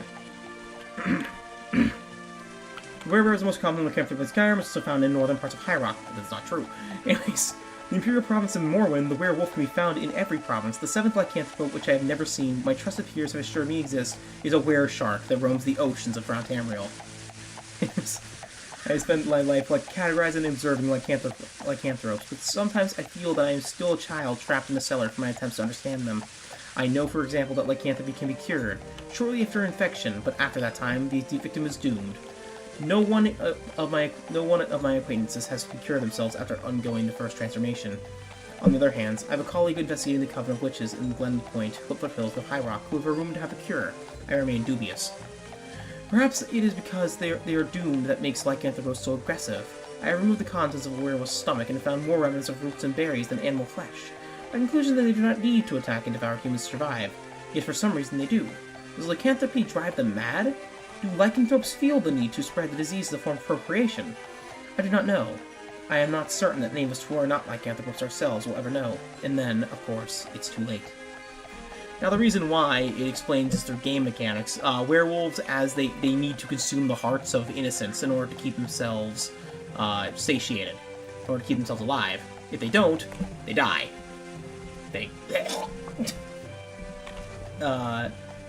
They're severely weakened and basically just die of like illness. It's kind of like they're like they need to. They don't want to, but they need to basically. Cat's waiting to basically come up. So. But yes, that is it. Next up on our list of books is hey, we're actually close to the Real Baron's Eye. We have about 4 more books. and then I'm going to tell you that tomorrow because I'm not reading Real Baron's Eye today. Oh wow, we're almost done with the books in general. After the Real Baron's Eye, there's another 5 books. Like, well, not 5 books, like another 10 or 12 books, like 15 books. Like, the Real Baron's Eye is just really long. Which, by the way, will be one of the only books I proofread. What is it called? The term?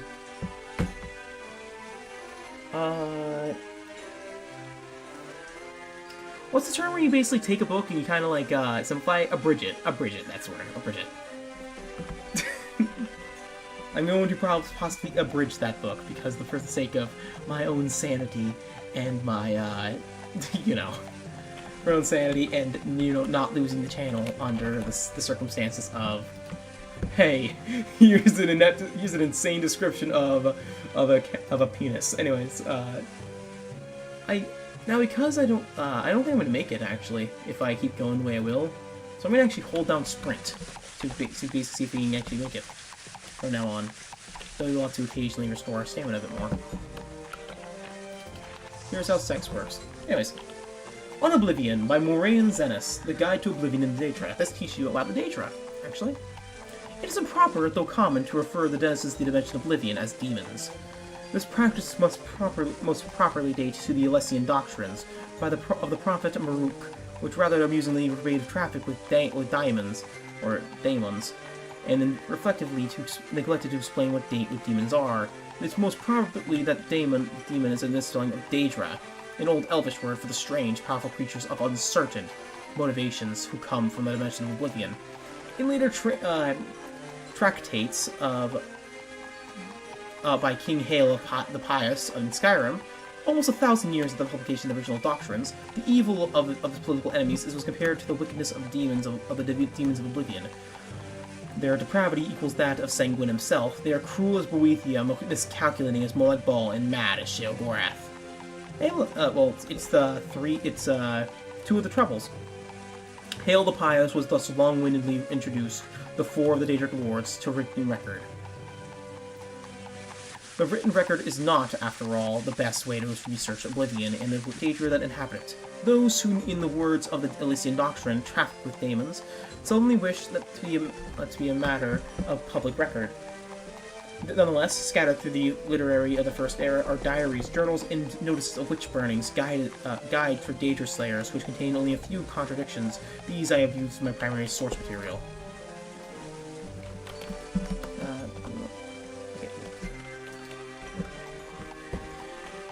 They are at least as trustworthy as the Daedra Lords, and I've actually summoned and spoke with at length.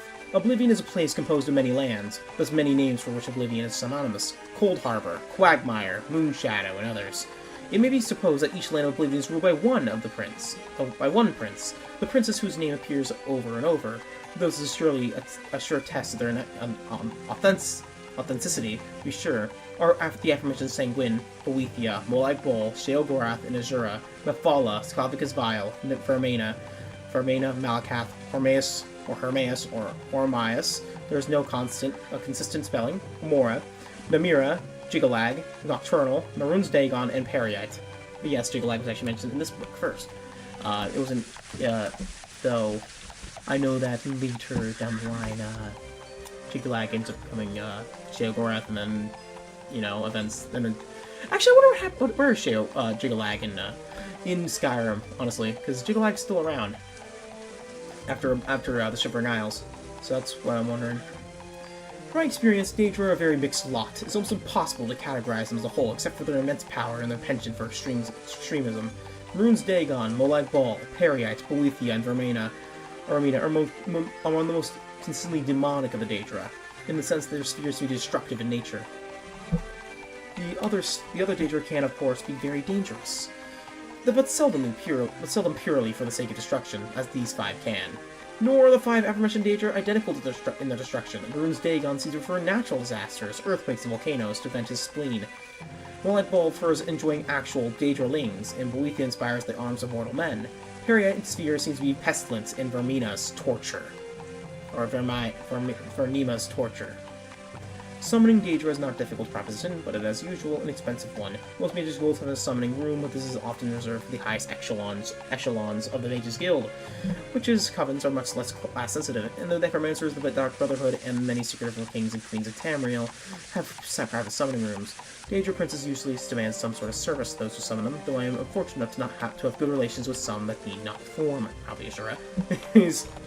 In preparation for the second chapter of the series, I will be investigating two matters which have intrigued me since I first began my career as a Daedra researcher. The first is on one particular Daedra prince referred to in multiple articles of Incubula as Hirsine. Hirsine has been called Huntsman of the Princes, and the father of Man-Beast, but I have yet to find anyone who can summon him. The other is more doubtful goal I have, is for the next chapter to find a practical means of a mortal man to pass through to Oblivion. It has always been in my philosophy that we only need fear what we do not understand, and with that thought in mind, I pursue my goal. Okay, he's dead. The author of this book is dead. There's... I can't fear and I understand, even though I know that they will probably murder me in many different ways. They're Daedric princes! Like, don't mess with them, especially when four of them are, like... And you just describe five of them will destroy you in many different ways, either by plague, disaster, freaking, like, just straight up murdering you in a million different ways, like, murder, torture, like, every disease, or the worst case scenario, more like Bal. And then you have his stuff happen to you.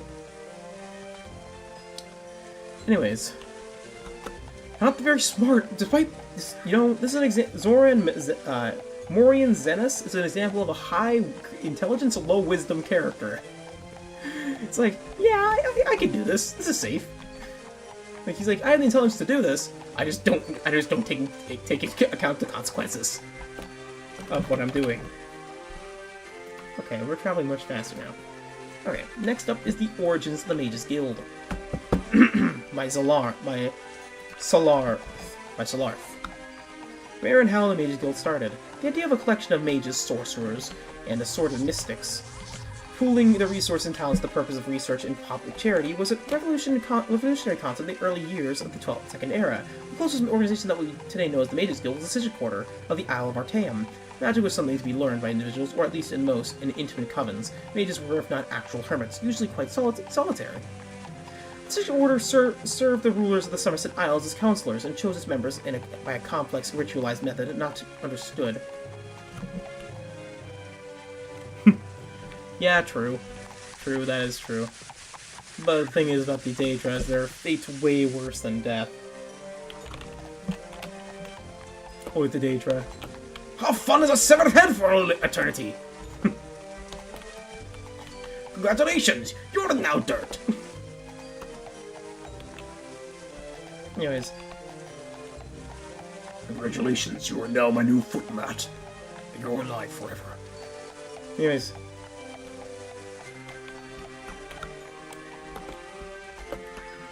He also his research probably was what caused the Oblivion Crisis, which makes it even worse.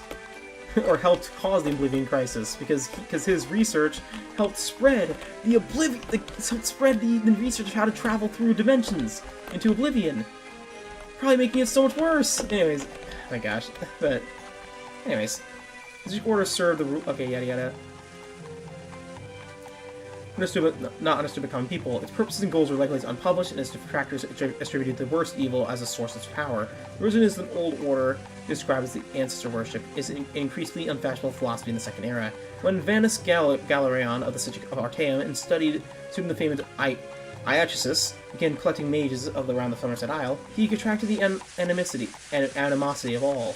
He was operating at a first hold, and there was a common and not entirely unsensible attitude that magical experiments should be conducted only in unpopulated areas. Oh. Oh, well, hello there, Random Orc Shaman.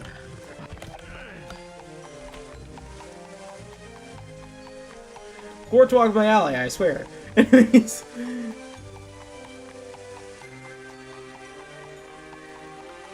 Even more shocking, Galerion proposed to make magical items, potions, and even spells available to any member of the general public who could pay. No longer was magic to be limited either to aristocracies or intelligentsia. Galerion was first brought before Iachesis and the King of Firstfold, Rilis the 12th, and was made to state the intentions of the guild he was forming. The fact that Galerion's speech to Rilis and Iachesis was not recorded for posterity is a tragedy, though it does allow the opportunity for historians to amuse one another with lies and persuasions. Galerion must have used found the ubiquitous organization. The charter was approved. Almost immediately after the guild was formed, the question of security had to be answered. The Isle of Artaeum did not have a force of arms to shield it from invaders interested in stealing the treasures. When the Sigil Order does not wish someone to land on its island, if the island will and all on it become substantial. The new Mages Guild had to hire guards. Galerion soon discovered that the nobles have known for thousands of years money alone does not buy loyalty. The Knightly Order of the Lamp was formed the following year. Like a tree from an acorn, the Mages Guild grew branches all over the Somerset Isle and the mainland of Tamriel. There are many records of superstitions. Superstitious are sensibly fearful rulers forbidding the guild and their kingdom, but the heirs recognize the wisdom of allowing the guild to practice the Mages. The Mages Guild is a powerful force in Tamriel, a dangerous foe if a somewhat disinterested ally. There have been only a few rare instances of the Mages Guild actually becoming involved in local political struggles. On these occasions, the guild's participation has been the ultimate decider in the conflict. By tradition, begun by Vanus Galerion, the Mages Guild is as a singular institution presided over by a council of 6 Archmagisters. Each guild location is run by a guild master, assisted by a council of 2 masters of the Incunabala, and the Master of Arms. The Master of the Incunabala presides over a council of additional 2 mages, the Master of Academia and the Master of the Scry. The Master of Arms is also counseled by 2, the Master of Initiates and the Palantinus, the leader of the Order of the Lamp. One need not be a member of the Mages Guild to know that this carefully constructed order is nothing short than an illusion. As Vanus Galaran himself said bitterly, leaving Tamriel to travel the other lands, the Guild has become nothing more than an intricate morass of political infighting. Well, rip the Guild. Basically, so it happens a lot with a lot of creative orders or things like that. The person ends up like disliking what they became. You know, happens with a lot of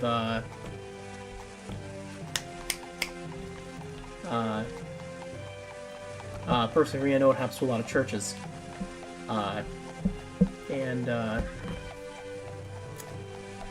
also companies too. I know it happened to one person actually happened to now. Maria, you might not know this, but the creator of KFC, Colonel Sanders, had that happen to him. He hated what KFC became in his later years. Or I mean Marie, sorry, not Maria, sorry.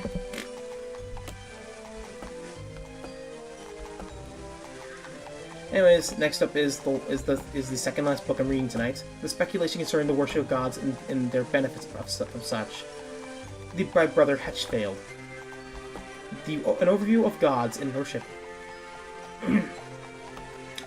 Editor's note: Brother Helchfeld is an associate scribe of the Imperial University Office of Introductory Studies.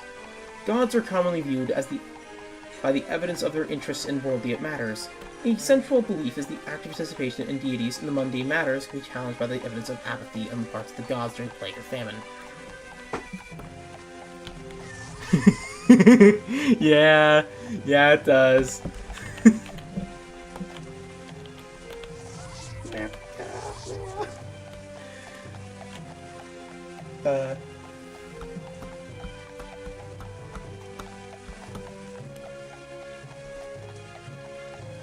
I know hate means sometimes.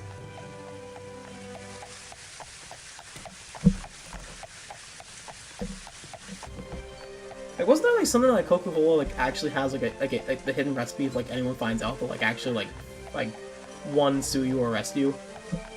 Okay. Alright.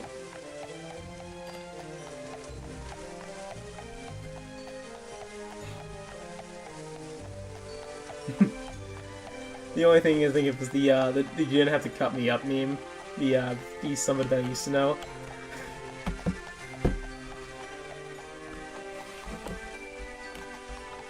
Anyways, from inventions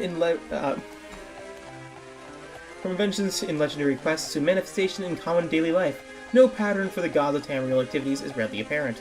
Concerns of the gods in many ways may seem unrelated, or at best unconcerned with the daily trials of the mortal realm. The exceptions do exist, however. Many historical records and legends point to the direct intervention of one or more gods at times of great need. Many heroic tales recount blessings of by the divinity disposed. Wow. Blah, blah, blah. Many historic records and legends point to the direct intervention of one or more gods at times of great need. Many heroic tales account blessings of the divinity bestowed upon heroic figures who worked or quested for the good of a deity or deity's temple. Some of the more powerful artifacts in the known world are originally bestowed upon their owners through such a reward, kind of like the Oriole's bow and shield. Sorry, hiccups. It has also been reported that priests of high ranking in their temples may on occasion call upon their deity for blessings or help in times of need. The exact nature of such contract and blessings bestowed upon is given to much speculation, as the temples hold such associates secret and holy. This direct contact gives way to the belief that gods are aware of the mortal realm. In many circumstances, however, these same gods do nothing in the face of suffering and death, seemingly feel no need to interfere. It is thus possible to conclude that we as a mortal may not be capable of understanding more than a simple fraction of the reasoning and logic of such uses.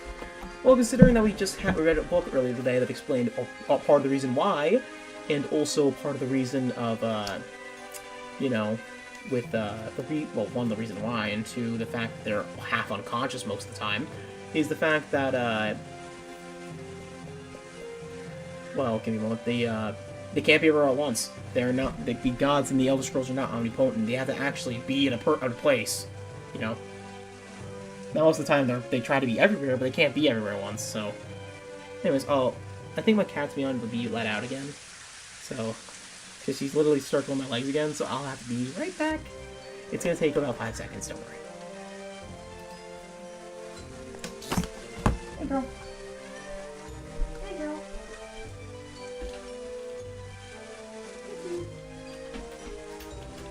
Ow, my leg. I'm back. Ow. Hold it back. Ow. Anyways. Alright, let's continue back with the stories. Yeah, I think that the KFC thing, also the fact that Colonel Sanders is an actual colonel.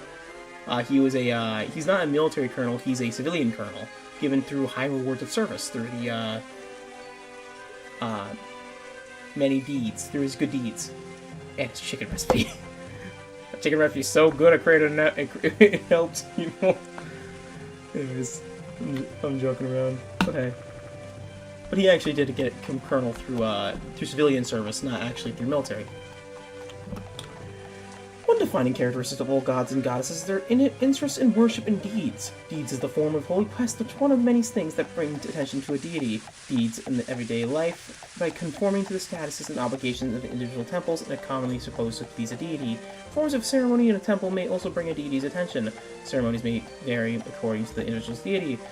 The results are often not all apparent, but sacrifice and offerings are usually required to have any hope of gaining a deity's attention. While direct intervention in daily temple life has been recorded, the exact number of the presence of a god in daily mundane life is up to great speculation. A traditional saying in the Wood Elves goes, "One man's miracle is another man's accident." While some gods are believed to take active part in daily life, others are well known for their lack of interest in temporal affairs. It has been theorized that gods do in fact gain strength from such things, such as worship through praise, sacrifice, and deed. It may even theorize the number of worshippers a deity has may reflect on his overall position among the other gods. This is my own conjecture, garnered from the apparent ability of the larger temples to obtain blessings and assistance from their god with greater ease than smaller religious institutions. There are reports of the existence of spirits in our world, and have the same capacity to use there are reports of the existence of the spirits in our world? No crap! Maybe because there are ghosts! but yeah. But at the same capacity to use the actions and deeds of mortals to strengthen themselves to the gods, aka the Daedra. The understanding of the exact specific nature of such creatures would allow us to understand with more clarity the connections between a deity and the deity worshippers. The implication of the existence of such spirits leads to the speculation that these spirits may even be capable of raising themselves to levels of a god or goddess. Matsuo of the Imperial Seminary has suggested that these spirits may be the remains of gods and goddesses who through time lost all or most of their following, reverting to their earliest, most basic form. Practitioners of the old ways say there are no gods, just greater and lesser spirits. Perhaps it is true, possible if all three theories be true. I mean, we also know that the Daedra and the Aedra are the same race, or the same species. Just the only difference is that one gave up their power and the other ones didn't. Treat Nern, and the other one, and one's followed Lorcan, and the other one didn't. So, yeah. Anyways, now sadly, for you two, this will probably be the last book of the night I read, which was not the real Baron Zaya. That will be probably tomorrow, where I finish this, and then probably Friday I'll start Diddy Kong Racing, or forgetting the name, Batman, one or the other. It'll be fun.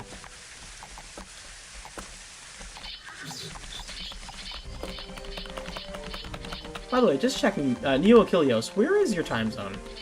Like, I know that Marie is from Scandinavia, so, like,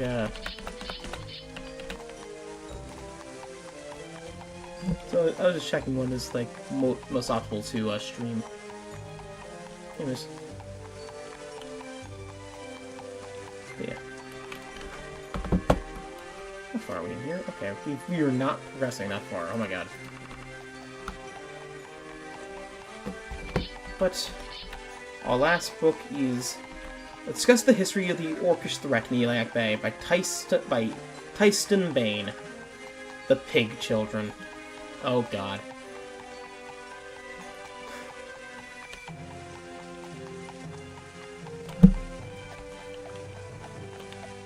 Oh. Okay. Wow. I have a very, very like, audience from around the world. Just thinking about it. A lot to think about, you know? I think it's cool, though. Like, yeah.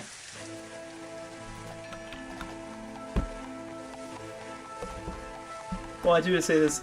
Good morning. Anyways, the pig children. Now, this one, I'm just gonna say, the author is, I'm guessing, is probably extremely racist against the orcs, so bear with me. No one, not even the oldest elf of Mount Dagoth or the ancient sage of Solitude himself, can recall a time when the orc did not ravish or tear Tamriel. What foul and pestilent danger of oblivion conjured them up could scarcely have created more constant threat to the well-being of the civilized race of Tamriel other than the obnoxious orcs. Malakath. Anyways.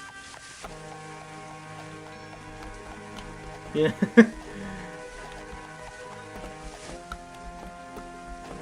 Actually, I forget I forget which, like, exactly on the map where, you know, like, where the United States and the, like, on the opposite side of the world. Give me a moment. What is on the opposite side of the world from me? Antipode map. It is water.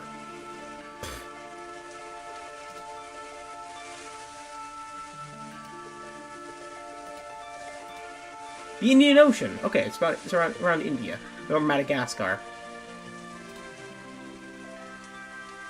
Oh, the opposite side of the United States is literally just the ocean. There is, yeah. Oh, yeah. I thought it was cool.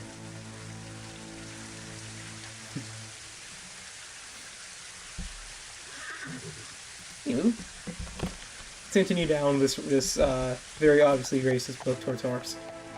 Anyways, orcs are thankfully equally recognized from other humanoids by their size, commonly 40 pertons in height and 15,000 angades in weight. Their brutal pig-like features, their stench, their constantly belligerent, morally grotesque, intellectually moronic, and unclean.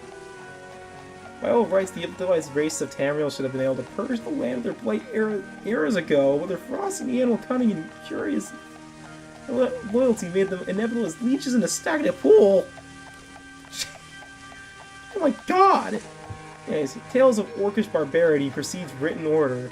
When Jisyaga wrote the Order of Digonus joining the army of Daggerfall and Sentinel to hold at the bay the wicked orcs their foul Orsinian vastness and burn Ox in the cleansing flame in First Era at 950, she assumed that any reader would be aware of the savagery of the orcs.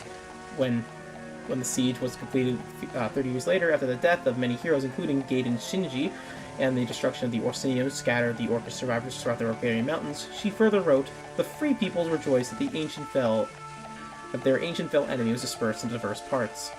Obviously, the orcs have been terrorizing the region that Eli Bay for at least the early years of the First Era.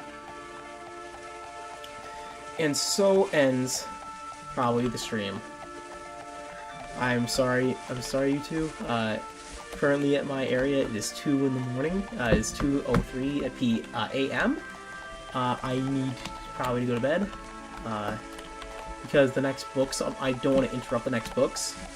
But the next books are the infamous Real Baron Zaya books. Oh boy. Now, a question I wanna like ask is, should I wait for night for the stream, or should I stream the day during the morning? And you can probably see my reaction through the stream archives on my channel. Or if you want me to do it read it live to you guys, it's up to you.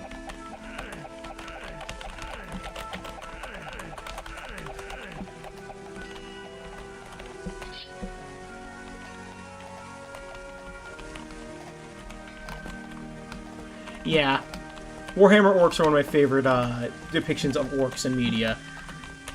Just honestly, Warhammer as a sci-fi series in general with Warhammer 40k has a lot of really cool like thoughts of like how the different species work, like dwarves, elves, well yeah, like as mentioned, orcs, the undead. Like it's sci-fi fantasy. I freaking love the world. Even though I never played a Warhammer game and know what things from passing. Sadly, I need to play some more Warhammer games. But yeah, it's up to you guys whether or not you want me to stream this. Stream it at night, probably tomorrow or Friday, or if you guys want me to, or if you guys want to just watch the stream archived.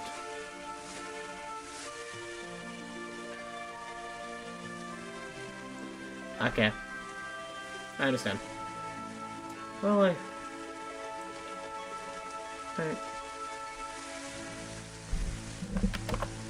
So...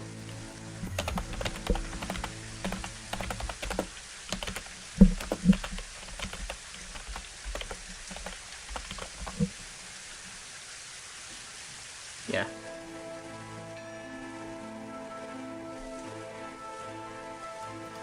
I do have to say, by the way, Happy Constitution Day, by the way. Okay. Basically, it's up to you guys whether or not I should record it after work, after my shift, or before my shift, and just have it on the archive. Which is, basically just my live stream tab, or on the playlist.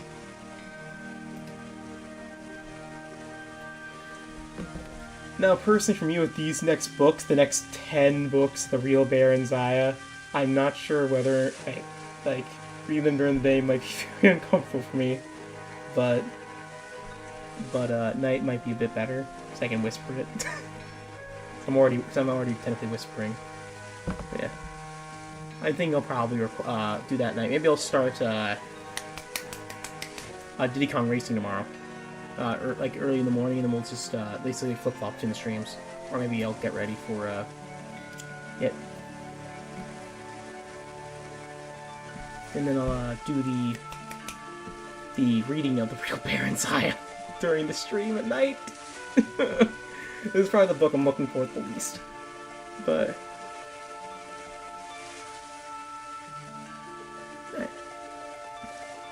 alright. I guess I'll be streaming tomorrow night when I get back after 4. I'll probably be very tired. Or it's either going to be tomorrow or Friday. One or the other. Just a warning. Because, usually works at night usually takes a lot out of me, but I'll try. But, yeah.